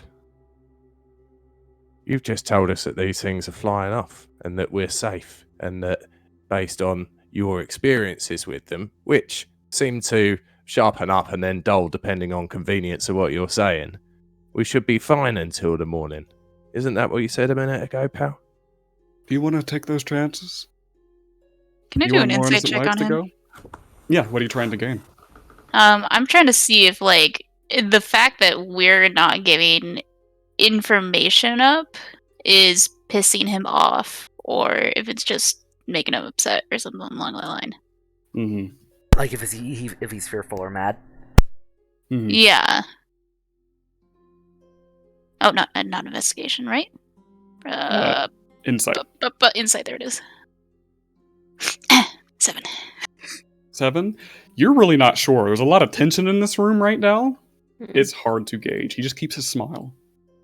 Can I do an insight check of a different sort? Is that Sure. all right? I want to check whether I feel like Penn is at least got some sort of command about the situation. He's clearly not in the best mood, and he's just drawn himself up and been relatively stubborn to the dude, who is cheerfully unearned. I just want some insight into whether he's bravado or whether he's just confidently gonna push and push and push. Yeah. Go for it. 21. Holy fuck. The way he's holding himself and the way he's speaking, you can tell just by how he's acting, regardless of his smile, he intends to get what information is here without anybody leaving. Whether that's aggressive or persistent, you can't tell, but he's not backing down from this. Why are you here? Truly. Honest. I knew you all would come in here, and I wanted to be the first ones I wanted to be the first one you saw in case you went directly to Kraylin instead of bringing that to me. If I was at the front door or back door when you all left, you would have to speak to me first, just as it here. Unfortunate that I had to come and hide in here. I didn't get to put on my show. It was all I silly just said you anyway. didn't care who we worked for. No, but I want that information. I don't want it to go to Kraylin. We haven't decided who we trust. I definitely don't trust you, Palbrook, but I don't trust that Jack Kraylin either. So, how about you tell us, give us some encouragement. Tell us why you need this information. Give us a little more insight on this, because at the moment I'm ready for the 4 of us to pick those 2 blokes in the back room up and take them to the pub and tell you to piss off until we are ready to talk to you tomorrow. Sure. I'll pay for the information with information of my own. Honesty, No. yes? Yeah, information. Don't want any of your gold. Okay. I want Can gold. we go rummage I the want cabinets? both. I would like an offer. I would like both. You can get both. I offered you all information reward anyway. I'll give you honesty plus whatever you all want. Can we go rummage the kitchen and have... I promised a dinner. I'm a little scared to go all the way back, so let's just have dinner here. Come on. He'd cock a brow and he'd say, "You're awfully familiar and comfortable in a house that almost slaughtered all 4 of us." He gives a little wink as he walks past you. I've been here before. And he just walks past you all if you let him. He will just start heading to the kitchen. I don't He like stops. this. And he stops right here and he says, "Did you say you had 2 people back there hurt? I can help Yeah. them. Yeah, 2 of the guards. Do you like me And to help Penn them? starts Help God." Zake would step the fuck up and he's like, "Go to the kitchen. We got them." And Zake would now look defensive. If they bleed out, I hope they do not die. Know that I could fix them, but that's up to you. And he just walks to the kitchen. And you hear him start rummaging through cabinets while whistling. He would, This isn't good. because I think Penn, did you walk off? I walk down here, but I'm sort of hovering, so I Mhm. could easily walk back if Yeah, he's no. gone. Yeah, no, He's gone out here, hasn't he? Yeah, he stepped out and Zeke leans in and he goes, "Yes, a man with a short sword and a posh demeanor can totally hide from 5 massive gargoyle demons. Yeah, that's what we're going with." And he would look suspicious and mad. Yeah, I agree. I don't trust him as far as I could spit him. I'm mindful of the fact that we're all a bit fucking beaten up as well. I don't want him anywhere close to those men. I don't want him anywhere close to us, but those men, nah. I don't need him to try to take all of us on and have something up his sleeve just to slaughter. I want to get the men out as soon as possible. We leave. Still feel like we just need a couple more bits of information from them. For instance, who hired them? Like, We know who hired I mean, we them. know. Well, we know who hired them, but was it her? When was it? How long had they been here? When did she leave? Just the stuff to corroborate the timeline of what we saw on the. We'll spinny bring them thing to the upstairs. Bowen. Well, Whatever that was it the is. plan. I figured that we'd take him there, patch him up, bring him back to the building, and sort of sit him down and put him at ease, give him some food and stuff. But now this prick's turned up and he's trying to muscle his way in. Zake has the great idea. We need to split up. I think 2 of us need to go with the men, 2 of us need to stay here and talk to him. He's not going to let us leave. And I really don't want to kill him because, well, to be honest, I need the gold. But also, Front door's right there. so go out the back.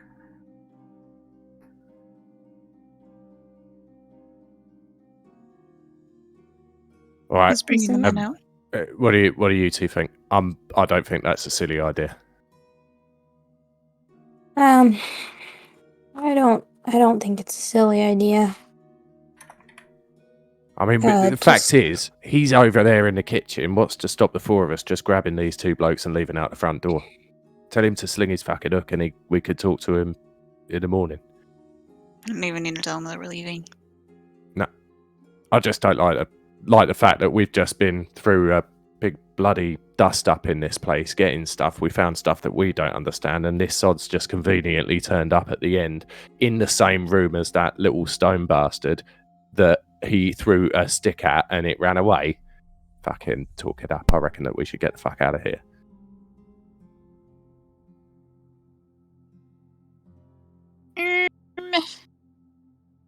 When we came down here, did we see any of the other bodies that we had battled? Nope. Hmm. They had. They were gone. Maybe ask the men where their friends went. I have a feeling maybe the ones that were spared. None of them died, did they? I think maybe one of them had the possibility of death, but the other, no. We They actually- weren't in good shape, but I don't think we No. actually killed anyone. Zake is gonna be Zake. He is gonna first take Penn's shoulder, and probably harder than he meant to, but he would headbutt him. It's supposed to be brotherly, probably a little bit more violent. He would nod to Mira and nod to Crianza, and turn and walk towards Alvor. Okay. You going into the No. kitchen? Yep. I don't know what he means. What was Where's the that? kitchen? Down here. Oh, thank you. Oh, I thought you were asking in character. Where's No, he'd pass it a few Take a times. left. I was gonna say Alvor would be like, over here. You enter and you see him back to you, just going up in the cabinets, and he has set down like oats and different, like a bottle of jam and whatever, and he's like, without turning to face you, he just says, "She has no food here. This is horrible. This is bad. Right on track with our dinner from last time. We still haven't got to have our dinner at Patty. She made a good." He turns to you and just looks at you and says, She made the most. He puts his hand out for emphasis. She made the exquisite homemade halfling dinner. I got to taste it. It was really good. There was even vegetarian options. Gonna unlock the front door. Okay, you lock it. Unlock it. Oh, you're unlocking it. Okay. Mm-hmm. He says, Pen will just say to Mira, just going over in that doorway and watch Zake's back, eh? Alright. You. He sees Mira. If you're just standing in the doorway, Mm-hmm. he nods to you. He looks at you, Zake, and says, "Are the rest sneaking out or having an ambush? What is happening now?" Yeah, they're sneaking out. I just realized that Zake is not the best person to be doing this. Are they taking those two dying people to somewhere? Yes.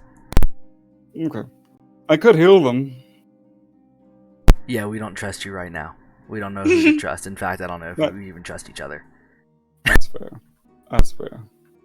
Okay. Well, would you have a seat then? Yeah, he'd sit the fuck down. He sits down in this chair right here, and he brings the other one over, puts his feet in it. He looks over to Mira. You want to join us, darling? I'm alright here for now. Keeping it so I can't go through and see people leave. I understand. Okay.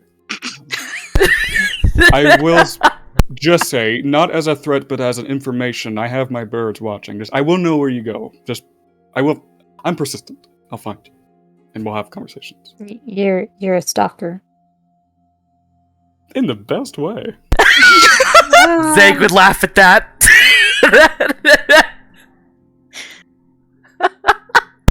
So, Zake, if that is your real name, ooh. It is. What are we playing at here? Is this an interrogation? What are we doing? I thought you were cooking me food, and he would look legitimately concerned that you were not cooking him food. Hold on, let me look. Hold on, let me look at something. No, Pen, what are you doing? He just slams the jelly on the table. Pen, what are you doing? All right. Pen has realised that Zake has somewhat forced the situation here. So he's gone into this room. Blue is the one in better shape, right? Yeah, Orange he's is like still... barely conscious. He's stable, but yeah, and orange is. Can they move on their own?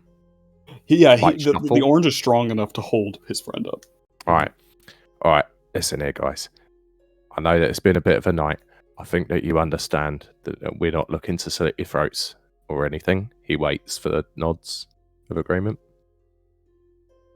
Does he get them? He nods. The one does.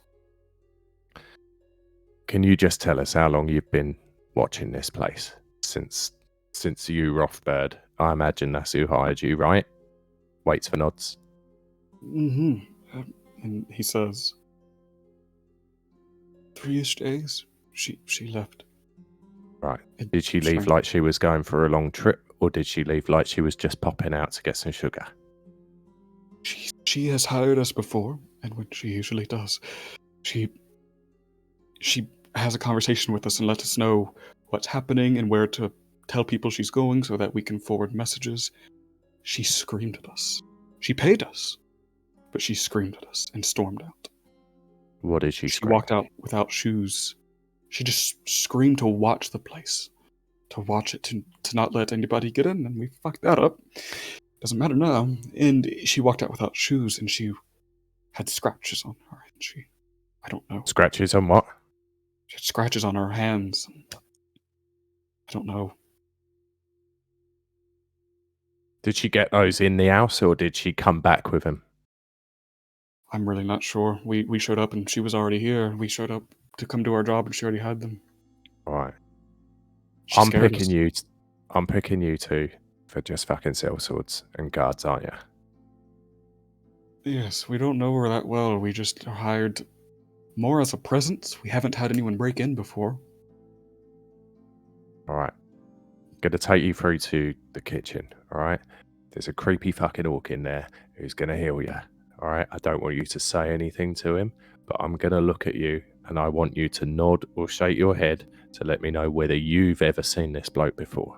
And then once he's made you feel better, I'm going to let you guys walk up the corridor, out the front door, and you can go away. And I'm going to trust that you forget what I look like, what my mates look like, and what happened here tonight. Okay. Really Those great. things are still aren't there, are they? The flying things. No, everything's fucking gone. Okay. I guess we could do that. Thank you. Are you from here? Mm-hmm. Well, All right. most of the time we're from all different places, but we've been stationed here. We Right. usually, most of us work we go to the Helbeck Crossroads a lot and do work there too, but we've come here quite often when Monsieur Roth leaves. So we'll be All right. probably staying somewhere and then probably get the hell out of here. What's your name? Let me look. Let me look. It's all right. Had a long night. Take your time to think, son. Dare am I? There am I. All right. That's Jesse. All right. There am I. My name's Penn. I'm staying at the Bell Inn. Within the next 3 days, I want you to come to the Bell Inn and find me. All right? I might not need to talk to you at all. I might need to talk to you. Okay. 3 days, Berlin. Yes. All right. Follow me. And he walks through, clumps to the table with the two behind him, looks pointedly at Alvor, and he said, all right, don't need any flowery language, don't need you to talk to them, just heal the both of them so that they can fuck off and then we'll talk to you. Easy as that. Okay. Yeah, I can do that. And he motions over for Penn's the keeping an eye on Deremy whilst this is happening, just for the nod or the shake as to whether he's seen Alvor before. you Here, Alvor in this house before or something. Yeah. you just see a shake of the head. Okay. And Alvor, as he's motioning for the man to come over, he looks to you, Alvor, and says, I know you said no flowery language, but that's kind of what I have to do in order to heal him. I'll just be quick. I'll be quick. It's okay. I'll be quick. And you see him just take the hurt to the gentleman's hand and look him in the eyes and smile and says, your legs and arms may be broken, so allow me to offer a token of a healing word, though it might seem absurd. Your wounds spite you, less now I've spoken. And you see, you're just like, what the hell? And you see more wounds just stitch up magically. Sake's face would twist. He's like, what a dumb incantation. Hold on. I had to think of one off the top of my head. I usually have better material. You have to. There's not worse. He would look totally honest and he took a spoonful of jelly. Roll it. This is a weird roll, but make an intimidation roll. We're gonna see how well you hurt his ego. He's got a hell of an ego, and you might break it. Oh my god. Okay, just 15, but still. He looks at you and just says, like an actual like hurt. He says, "I think you haven't read my actual books or my poetry before. It's fine. Might not be your cup of tea. It's fine. It's fine." Oh my god. Zeke would pause and actually look like he has guilt. But would not say another fucking word. No, it's fine. Maybe when this is over, I can give you some free copies. I don't know. Maybe I can show you some of my better work. Anyway, you're healed. Congratulations. All right. And Penn looks at him and says, there am I.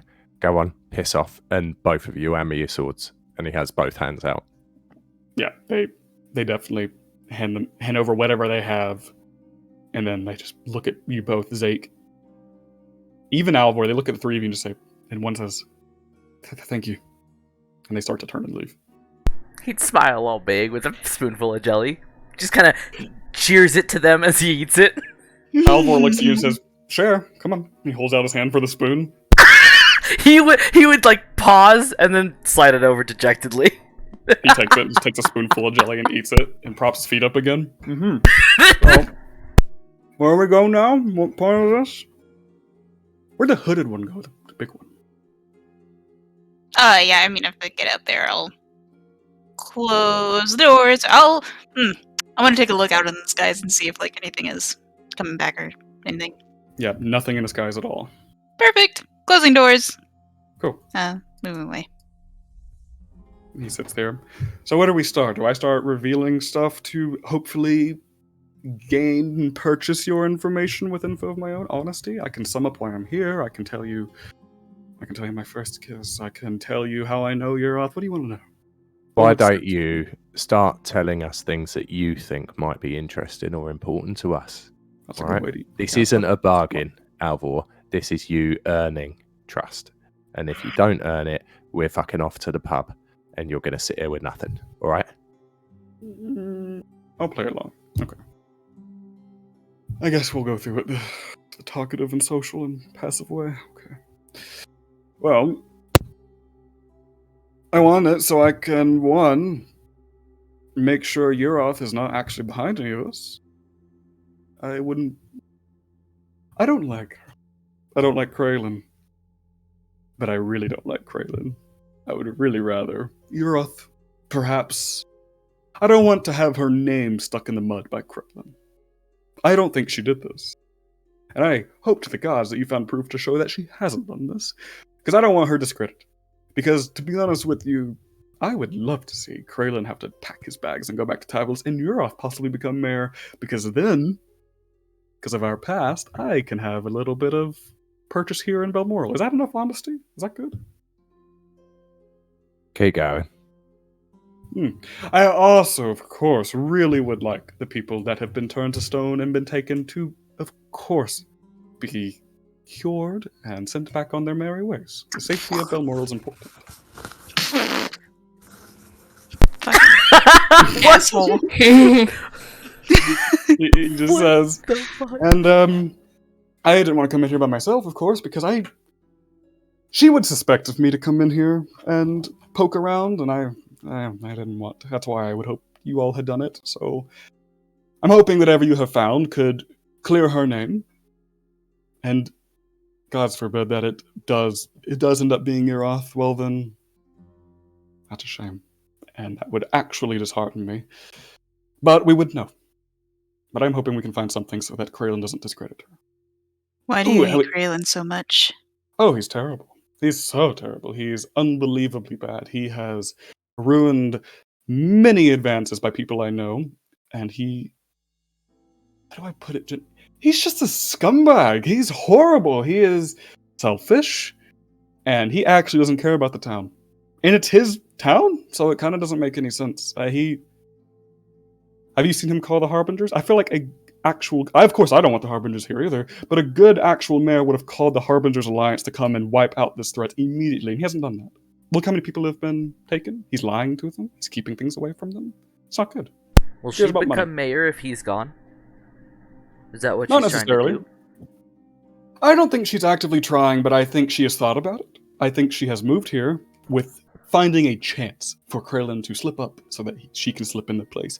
Because people will vote for her. Who else in this town is going to become mayor? Nobody. Who? The fucking...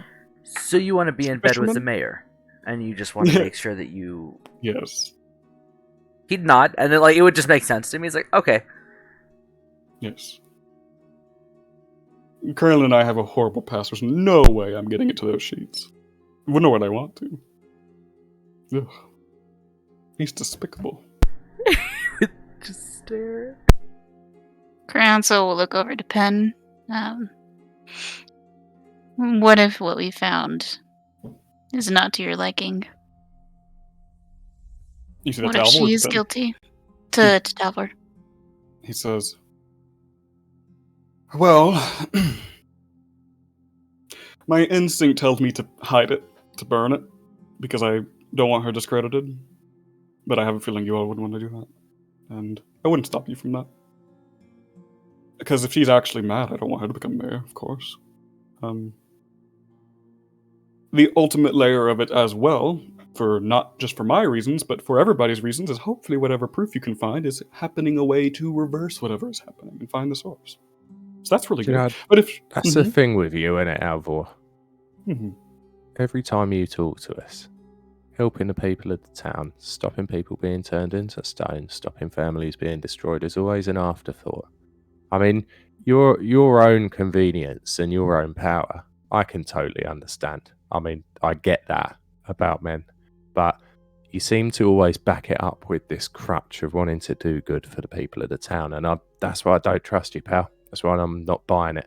And the thing is, you've sort of insinuated that if it comes to it, you can prevent us from leaving, all four of us. Now, I don't want it to come to that, but I'm happy to take my chances. I am too. I don't like Kraylin, I don't like you, but the priorities here for us seems to be healing this town and stopping whatever's fucking happening, whereas you're more interested in where you park your deck and how much power you get from that. You're not wrong. I will be completely honest. While it may not seem like it, I do care about the people here. I really do. But it is secondary. I'll be honest. It is secondary, but it is still a goal. I seek to reverse whatever this is, regardless. If it turns out that she is the bad one here, that priority moves up. My priorities move up and down. Right now, it is secondary. And the political matters are first and foremost, I'll be honest.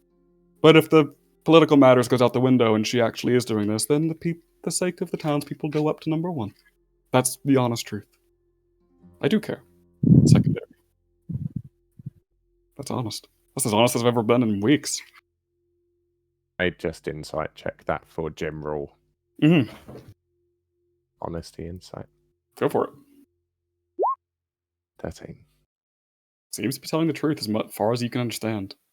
That seems to be, honestly, that little phrase, like that little conversation right there, was probably the most truthful thing you've been able to ascertain from him. Yeah. I think Penn's going to glance at the other three because he is, as they've discussed, reluctant to sort of be taking charge, yet he generally slips into that position. So he's going to make eye contact with them, hoping that they'll realise what he says is very much talking to them more than Alvor next.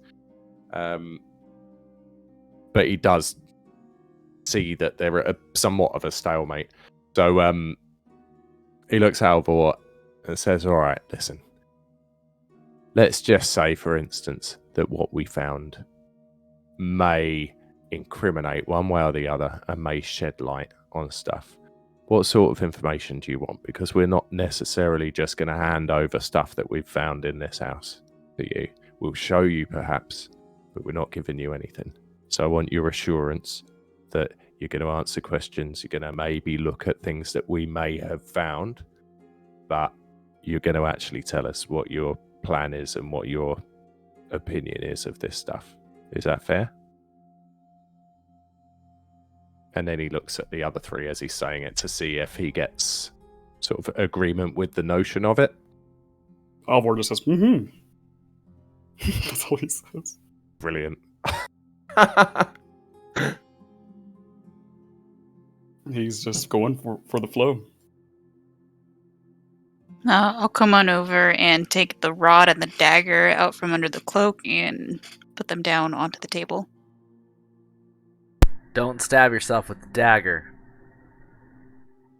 Penn's also still holding both of the swords that he got from the guards. He's got his two swords in his back holsters, but he's got a sword in each hand. Mm-hmm. You'll notice that Alvor's pretty quiet. After his spiel, he's just not listening to you all. He's like, pretty much it's like, that's enough honesty right now. Like, I gave too much honesty. I'm just going to listen to these people right at the moment. He's just quiet as you all are sitting things down, watching them, just eating his jam. This is what we found along with the journal. Mm-hmm. So what all are you laying down? The dagger and the rod. Okay. He shared it right with the journal. And then we'll take the dagger and slam it into the middle of the table. You do that. It does not turn to stone. You just slam it. Ching. And he looks at you into the hood, squints his eyes. Awkward. I swear this never usually happens. Is this I'm gonna all go back over to Penn and be like, what the fuck did you do? Is this all the belongings? I gave my spiel. I'm just... If you're holding anything back, now's the time to... If you're hiding any items for yourselves. Is it? This is everything that we found. Okay. That seems important and pertinent to the situation. Hmm. Hmm. He looks They at have- you into the hood. He squints. What's under there?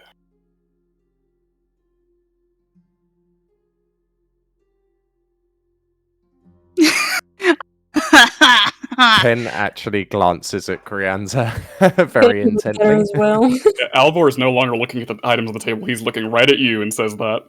There's just an extreme stillness. Zake would go, ice. Totally confidently. You're made of fucking ice? Should we move these candles? Are you gonna melt? That's not. I. Oh. I want to know What? about you, too. You've got some... You're not who you think you are. You all know she's not who she thinks you are, talking about Mira. She's a whole bunch of masking. I'm gonna drop my illusion. No, it startled Zake. Oh, yep. Sexy that's, mirror.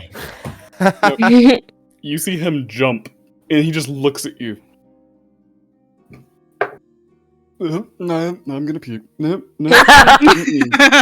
I have jam in my mouth, and you are a walking corpse. Are you? You're not killing me, so that's good. Okay, are you undead too? Are you? I would. Are you? Yeah, Zake would slowly turn to Crianza and be like, "Your turn." I have like gotten him. little I don't glimpses. like I have this. theories. You don't have to show who you are. That's fine. Do we trust them enough? It's a feeling of that weird feeling of heaviness on the chest of I don't know. Ugh. It is a hard decision, even from Caxian. Yeah. And you say that, and Alvor just says, do we trust? I don't know. We just talked about how we don't have any trust here. I guess not. I don't have anything to show. I'm not weird. Well, I'm freaky, but I'm not weird.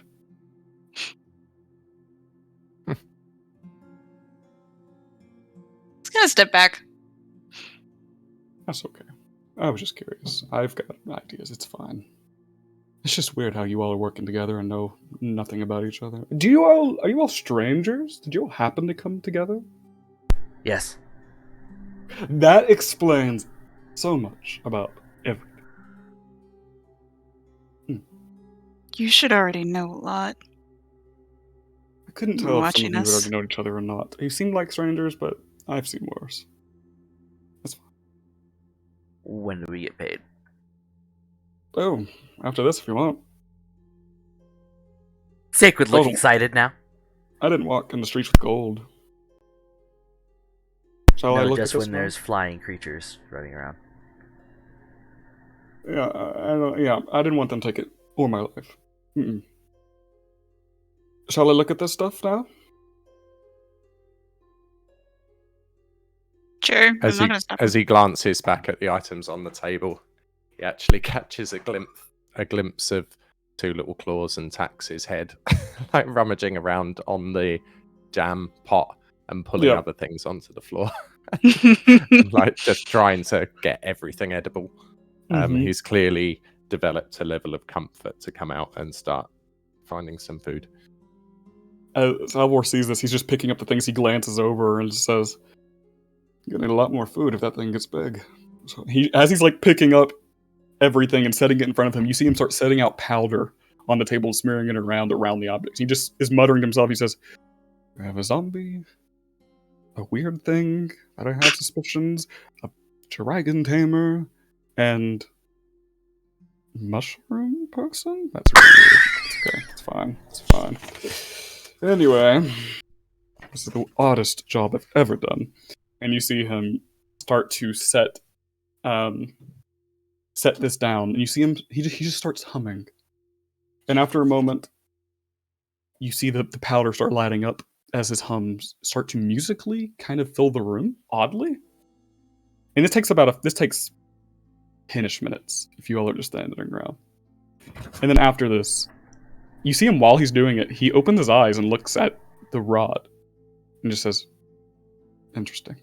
And keeps doing the ritual, trying to identify what this is. Yeah, at that point, like about 2 minutes in, Zake would have stood up and moved to close each and every door securely that is in the room. So essentially, he'd go to this one, and then he'd go to this one, and then he would go to this one to make sure they were all closed.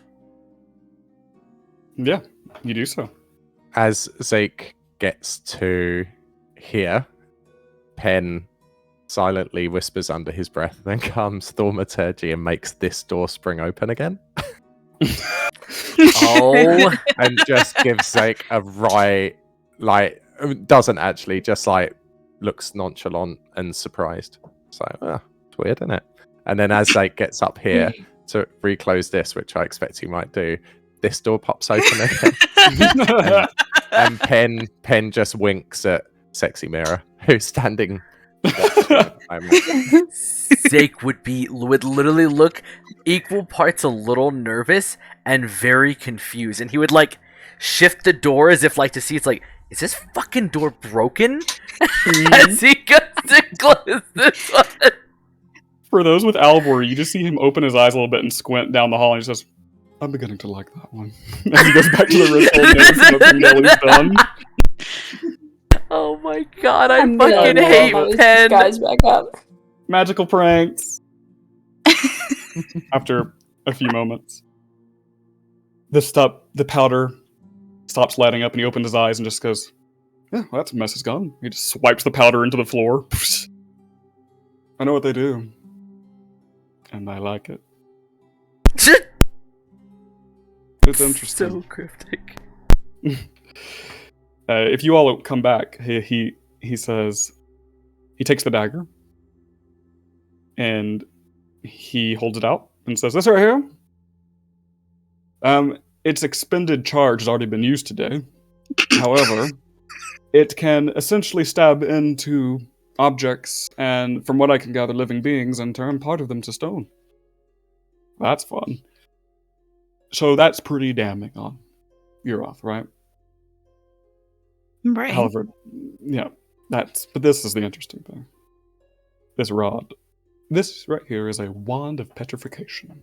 You touch this to someone, you touch the tip of it right here to someone, and they just turned completely to stone. Isn't that fun? Yes? What do we think?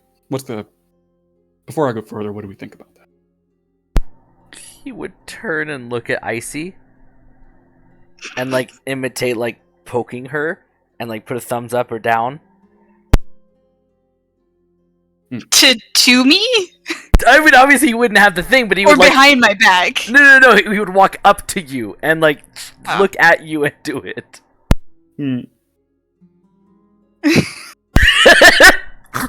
Do you wanna... No. And he would slowly do the down and then slowly nod and then look back to try to figure out more. You all need communication skills. He looks at Mira. Can't you do this? Identify things? Yeah, I can. Oh. What the fuck am I useful for? Whatever. And he just continues. He's like, alright. You have components, sir. Yeah. He's like, this is a wand of petrification. Touch people, they turn to stone. However, It wasn't I don't know if always you all- one, was it? what'd you say? It wasn't always a wand of petrification. It's actually always was. It's the opposite. It's now something new. This item has been tampered with. He flings it around playfully. This is now both. It can cure people who have been turned to stone. Isn't that fascinating? It's been tampered with to do the opposite. Not only that, I think this thing can be used to locate whatever all this is coming from. Isn't that a win? Whether that damns Uroth or redeems her, I'm not sure. But a wand that used to turn people to stone now cures people, I think that's pretty interesting. He slides it forward.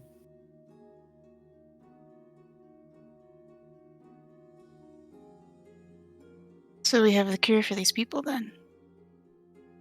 It would take a long time.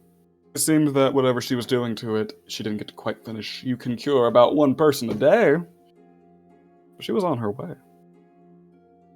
But with Knowing the Uroth, rate- I wonder if she was trying to amplify it, but I don't.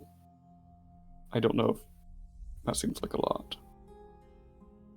What I think this does is show that she was trying to help them. Jelly? Anybody? Jelly? I'm gonna shake my head no. Flips up and like just rests on the Sits table everything with his jelly. like tongue lolling out a little bit. Mm-hmm. Yep. Mira, what'd you say? I was just gonna shake my head, Mhm. kind of like a little disgusted. Do any bits fall off? Yeah, does any flesh? Oh, I don't think you heard me. I put my disguise up in the 10 minutes, so Oh, I'm back okay. to normal. Oh, did you? Oh, Yeah. okay. I didn't hear that. Yeah, if you're disguised up. Back to ugly mirror. Yeah, he does say, where do you go from here? What do we take of this? I have my opinions, but what about you all? You said that it can bring us to the place where this starts? Find the I think so. source? I think so. I think it leads to wherever all of this is. From what I am gathering, my suspicions is that you're off. Whether she started all of this or not, it seems that she had a change of heart. And she made a cure out of the rod, and if someone were to find it, can locate. We also have a bloody direction of where they're flying into. That's good. True. Whether you all go and do that, I don't care. But we know. One way or another, whether it's true or not, I plan on using this to make sure Yoroth's name does not get discredited. I think it's enough evidence to at least try. So what's your next Well, step? when you get to that stage and you decide how you want to deliver that evidence, you can come and talk to us about actually getting your hands on these items for proof. But I suppose Sure. that you know is enough for now, right? Sure. I'm a patient man. Yes. Don't What are seem your next very steps? bloody patient turning up here tonight, pal. Yeah, it changes. Changes like the seasons. Zake would stand up and say, well, plan is to follow you home and get paid. Oh, I can do that. I can definitely get you. He'd look at the other three, like, right? Like, that's the next step, correct? Tiny nod. Sure, why not? Yeah, you've done that. Now, before we leave here, I want to know what you're going to do. What are your plans? To have a sleep. After that, are you going after this? Are you moving on now that we have the political matters situated? Still I have to wanna take know. care of the people. Yeah. Oh, with I'm finishing this. You're not going We're to be able going to cure after the these people with this. bastards. It will take you weeks to cure them here. Maybe You can not cure cure, one but at person a least day. stop the spread. One a day. But every night they're coming more and more. Yeah, so we got to go and fucking stop him, haven't we? Oh, so you are going to go out there. If you do, I know you like money, points to Zake. Then if you all like information, I'll pay you for the proof. And if you go out there and stop it, well, one, you'd be saving Balmoral. That's a lot. I can also pay some more. Do you all have a name? Now that you have this little service of your alls, do you have like a name? Who are? Zake. Creonza. I'm in a collective name. You made a team name. The best ones do. How about Something the untrusting bastards? Because we met you. A really bad name. That's really bad. Well, think on it. But if you, that's a really bad name. Pencil. Pen pouts. Well, let's get you paid. Get you sent off. Stands up. Begins to walk out. And lead you all to Patty's. Did he take the stuff or did he leave it here? He left it for you all. Perfect, picking it up. Shwink, shwink. And that's, I suppose, where we'll end. Hell Nice. yes. Did y'all have fun? Yeah, almost dying. Yeah, That's the did. best. Fuck. Yep, that was scary. And then having the fucking gargoyle shit come in through the door, bro. Amazing. They're evolving. Guys, still haven't had a long rest either. No. Not yet. We're all wrecked. Just out of I'm fine. interest, because I'm assuming. I mean, clearly we're not going to fight him. Had we fought him and become weird murder hobos, how would we have done? Do you reckon? I don't know if I can say that because I don't know if you. If we still might not fight decide him to, or not. yeah, we might good still point. attack him. There's a lot of tension. I don't know if you guys are gonna fight him or not. I have no idea. I don't know if I can reveal that. I was so mindful of the fact that we weren't in good shape, like after all of the fighting that we'd done. It was really fun. It was so interesting. I loved it. Like balancing the knowledge that we weren't in good shape, yet it could well have led to that. Mm-hmm. Yeah, there would have been a lot of choices in this session. I like that there's a little. It's not even tension, but just like Zake and Pen rubbing up against each other. Yeah, the doors. And it's what's really nice about it. It's not like a classic old like power battle or anything like that. It's just clashing of attitudes, right? And Zake being quite impulsive. Well, Yeah. both of them being. I was just about to say, yeah, they're totally. What I love is they're Yeah. totally differently impulsive. Yeah, they're like very similar but completely different at the same time. Oh, I like it. perfection. So much fun. I wanna am- keep going. I was so scared No. Mira was gonna die. Oh my god, y'all. Like when I heard that hit, I'm like, nope. Oh fuck. It crit on her too. I did didn't a even critical hit. realize the damage that had happened until was like you had huge. dropped. That would have it would have left me on only 1 point. It was 18, wasn't Yeah. it? Yeah. Yeah. One of the things Yeah. I wanted to bring up, you're a half work. You have some resilience or whatever. yeah. When you drop, you come back up with 1 hit point. Mm-mm. I was just about to say, funny enough, I realized that I actually could have, a racial ability that I have should have hit. It Yes, didn't. we forgot about that. I totally Um, spaced it. And funny enough, I was reading it earlier. yeah. I'm like, okay, that's fine, but He's got something special. Trey's He's- character is all homebrew. It's all homebrew? all Fucker. of it. All I literally went. What's all your homebrew shit? Fuck the classic. Give me. We did. I just realized we didn't do that. When you drop to 0, you get something different. It turned out okay, but it's just. I'm sorry, I didn't remember either. It's just so much to keep track of. No, I can't yeah, keep and All track right, we'll of find those out next abilities. time, right? I'm We'll about to say, figure it yeah, out. It'll I come I up. assume I will die again. Like that's not an odd concept for me. The good thing is that the sword was defeated really quick after that, so Mm-hmm. it didn't matter. It wasn't too much of a missed thing. I told think you we're that Eldritch Blast was a I, fucking shit. I was just looking at it. I think that we're probably luckier almost with the first sword, because that's when I got the natural 20 and then the 2 6s Yep. to kill that first sword. And I think had that, I didn't realize at the time, but had that not happened, we probably would have got wrecked. Yeah. Because Mhm. Oh yeah. having both swords hammering at us, Yeah.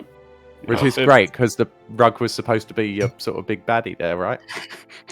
Yeah, and that got handled really easily. It was the sword that Easily, was the problem. fuck you. He did 16 points of Compared Tax to almost damage. died. Okay, tax, sure. tax was down to 4.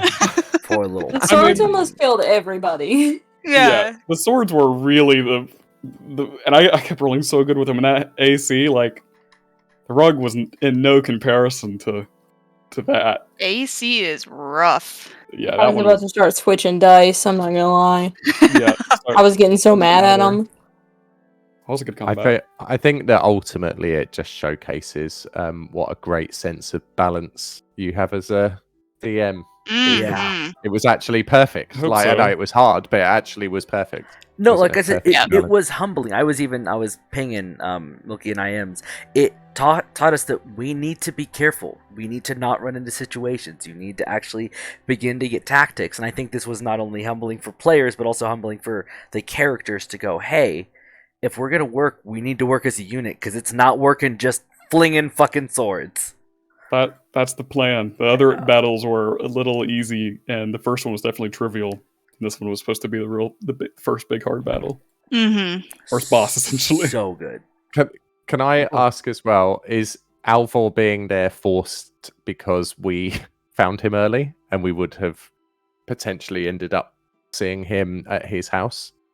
So, originally what I had in my notes of how the whole Alvor was supposed to go is you weren't supposed to even meet him until after you raided it. So what was going to happen was you got the letters and you weren't supposed to find them. And then after you got out of the house and once you left, I also didn't know that the flying things would be here. I rolled on a table to see if they would come tonight.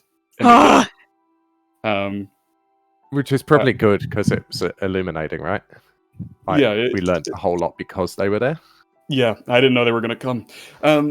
But what was going to happen is you were going to leave the house with whatever items you found, and the bird was going to deliver another letter saying to come to the address. But since you all have known him, and now you've met him, he's impatient. And so he was like, all fucking sketchy about him.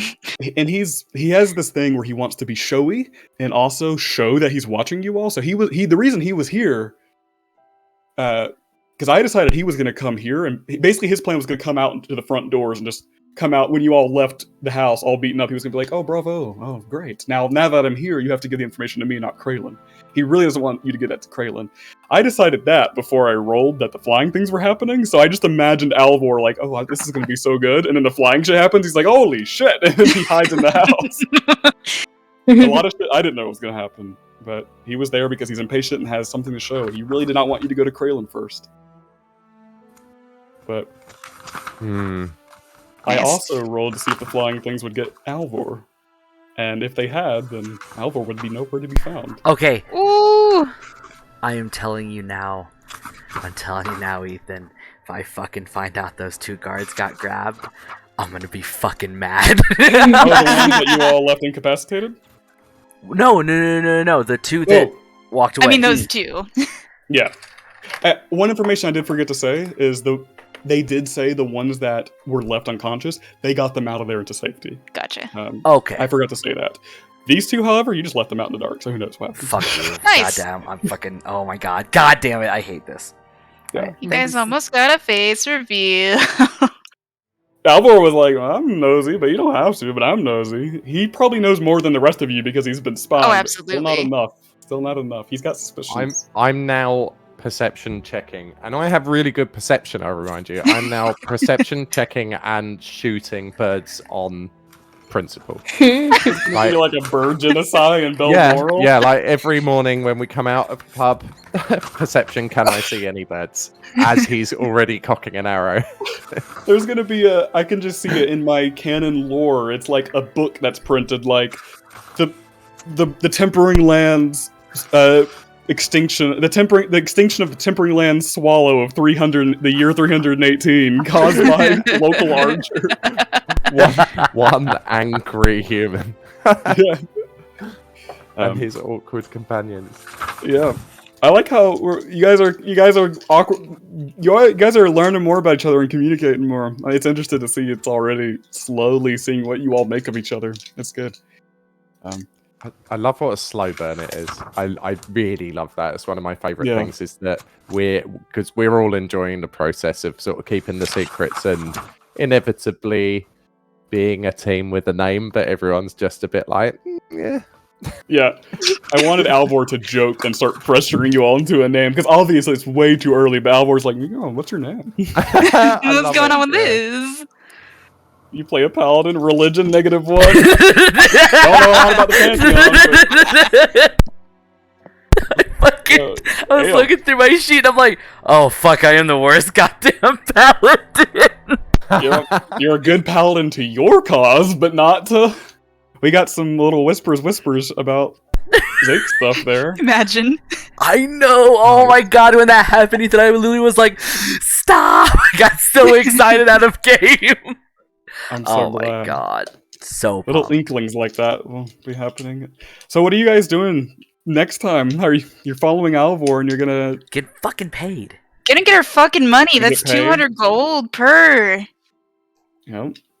Oh, I need Is it stuff. 200 gold? Yeah. Yeah, 200 Yeah, it gold, is. right. Yeah, it's I'm doubled. really looking forward to a long rest. I feel a bit exposed without any luck or spells. Mhm. Tell Yeah. me about it. Yeah, For when sure. I did that last spell, I spent 2 of my fucking spells on NPCs, and I was like, "Fuck, I hate my character." But you've made an impact on them. Exactly. You've made an impact on them. That's good. NPCs are breathing, living things. I have no more I- yeah, spells. I that- have no more healing. It'd be a In shame if actual shit fact- broke loose.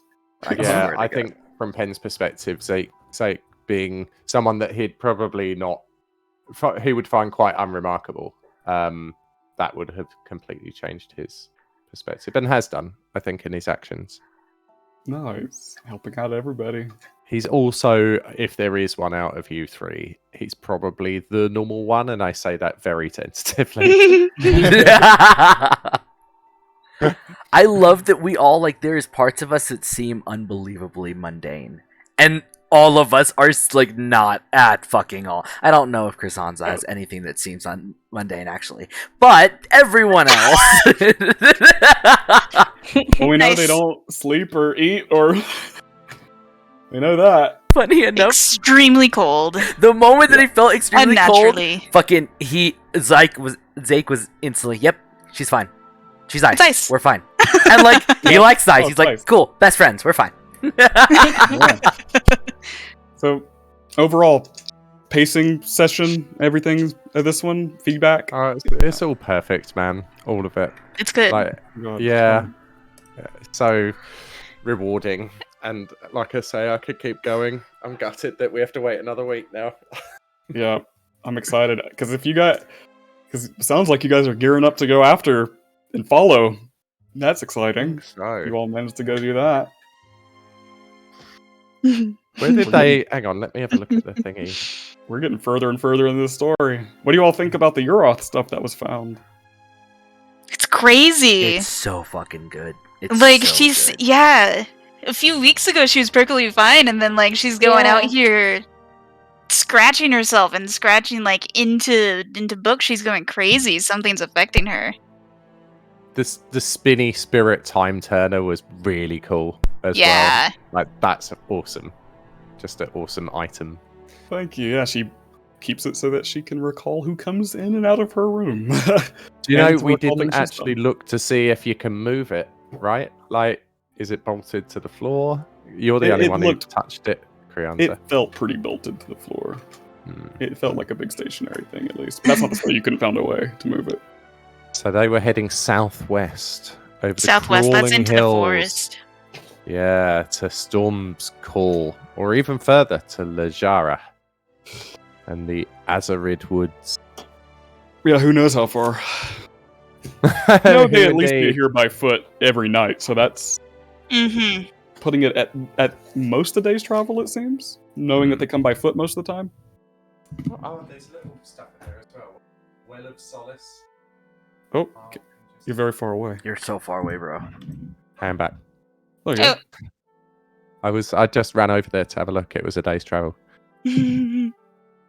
Nice. The Well of Solace. Yeah. Mm. Oh, and did they say that they were going southwest? Is that what it was? Yeah. They Mhm. flew southwest. That's where you saw them fly. Oh. So- That's really interesting because, like I said, the flying ones probably I didn't know they were going to come tonight. I had a table for it, and now that they have, you have seen a direction. So that's interesting. That's Through the Fortune Grove. I was just about to say that would actually make Zake look unbelievably uncomfortable. Ooh. Oh Hmm. shit! interesting.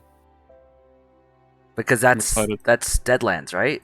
Like obviously way far Mm. away, but like that's the direction, right? That's the direction, but that's not the that's not them. Oh, thank God. Yeah, that's Because like they're down. They're across there, the isn't water. Yeah, yeah. It's like down there. Yeah, it just would mean that it's closer to there, which It would is. make him very uncomfy.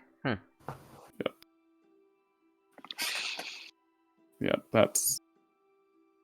I'm excited. And you all, when you all spent the money on the spell stuff and not potions, I was like, oh man. I was like, they're going in, and you, Hell you all yeah. did, you only needed one. You all pulled through. Oh, just fucking barely. I'm so excited. I want to play I'm so excited for the next session. I want to. Yeah, I want wanna- to do more. I'm so excited. We're getting further and further into the story of what's going on. The nitty gritty. Yeah. I What do you all think of Alvor? Oh, sorry. Do you know what was really interesting? Actually, I just jotted it down. Was Alvor dropping in to Mira that, well, can't you do this? Like identifying magic items? Mm-hmm. Because we did pick up other stuff, even though we didn't tell him that we picked up other stuff. Mm-hmm. Watchful little fucker. Yeah, I did not trust him at all when he was like, "Is that all you found?" I'm like, "You know what's in there." He's what do you think of Alvor as a character? He's untrustworthy. Yeah. I hope he's at least a fun character to be around. Oh yeah. Yeah. Exactly Yeah. right. Like he's flamboyant. Is he like a bard? I mean, I know that he's a writer, but he's a bard, right? He's a bard. He is a bard of poetry.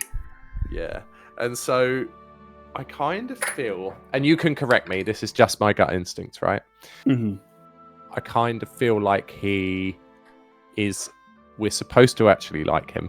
And we're supposed to, or the idea is that he is a patron of ours to some degree and is trustworthy. And I'm so resistant to it simply because of the way that we've encountered him with the bird. It was the bird that did it for Penn. Like being spied on. The literal stalking of us. Like there's a long way to come back from that. And just the need for the mysterious letters left with him, like at its core, he's like, why fuck about like that? Just turn up and tell us. And he's not really supposed to be anything. I didn't know whether you all would trust him or not. Right. He wasn't supposed to be a patron or a trustworthy figure at all. He's just there, and He's a dude who has things. He's there regardless of whether you all would interact with him or not. He's going to be doing his shit in the shadows regardless of whether you all you can't plan that anyway, can you? Like, no. In terms of intentions, you've got no idea how we're going to react or engage to any of the characters. So he could be. Is that the case? Like, he could end up like that, but he could also end up being killed in the next episode if he could have been killed this time. If you all Penn could have killed him really today. pissed off with him and just chops his head off. No character is meant for anything. I have had, in the past campaigns, I have had a brilliantly written character with a massive backstory and connections and everything, and people have mistaken them for an enemy and killed them immediately and had to rip their character sheet up. That no one is meant to be anybody, and it just really depends on how it goes and how you all latch on. I have had people latch on to straight up villains. I have had people hate. I had a beloved character who I thought the party is going to love in the last campaign, and they hated him so much. What was that? It was the Corvus guy. The ones who worshipped the Raven Queen. The guy who you all ended up in jail. I thought you all would love him, and you all hated him, and he hated you. He's just so mean. He wasn't supposed to be mean, but you all were so mean to him. And no character is supposed to be anything, but it could go anyway, and characters can die anytime, depending on what you all do. Like, there was a chance you all wouldn't even have met Alvor if you didn't go and find him. You could have just ignored his letters and said, fuck it. Nice. Perfect. Well, he got sloppy with his bird, didn't he? Okay, I have to go because Melody is giving me the old gentle hurry the fuck up eyes. So, thank you. That was wonderful. Thank you. I look forward to the next one. Get out of here. So much love. Fuck off. Bye. Love ya. Bye. Bye-bye. Bye. Cool. So, I got journal entries to write. Really, Yeah, I'm Write some pissed, Everett entries. but Everett entries. Hell yeah. I need to catch up on those. Yeah, thank you all for playing. I hope you enjoyed it. And It was fucking amazing. uh-huh. I'm glad. You all did great. I want to play again so bad. Tomorrow?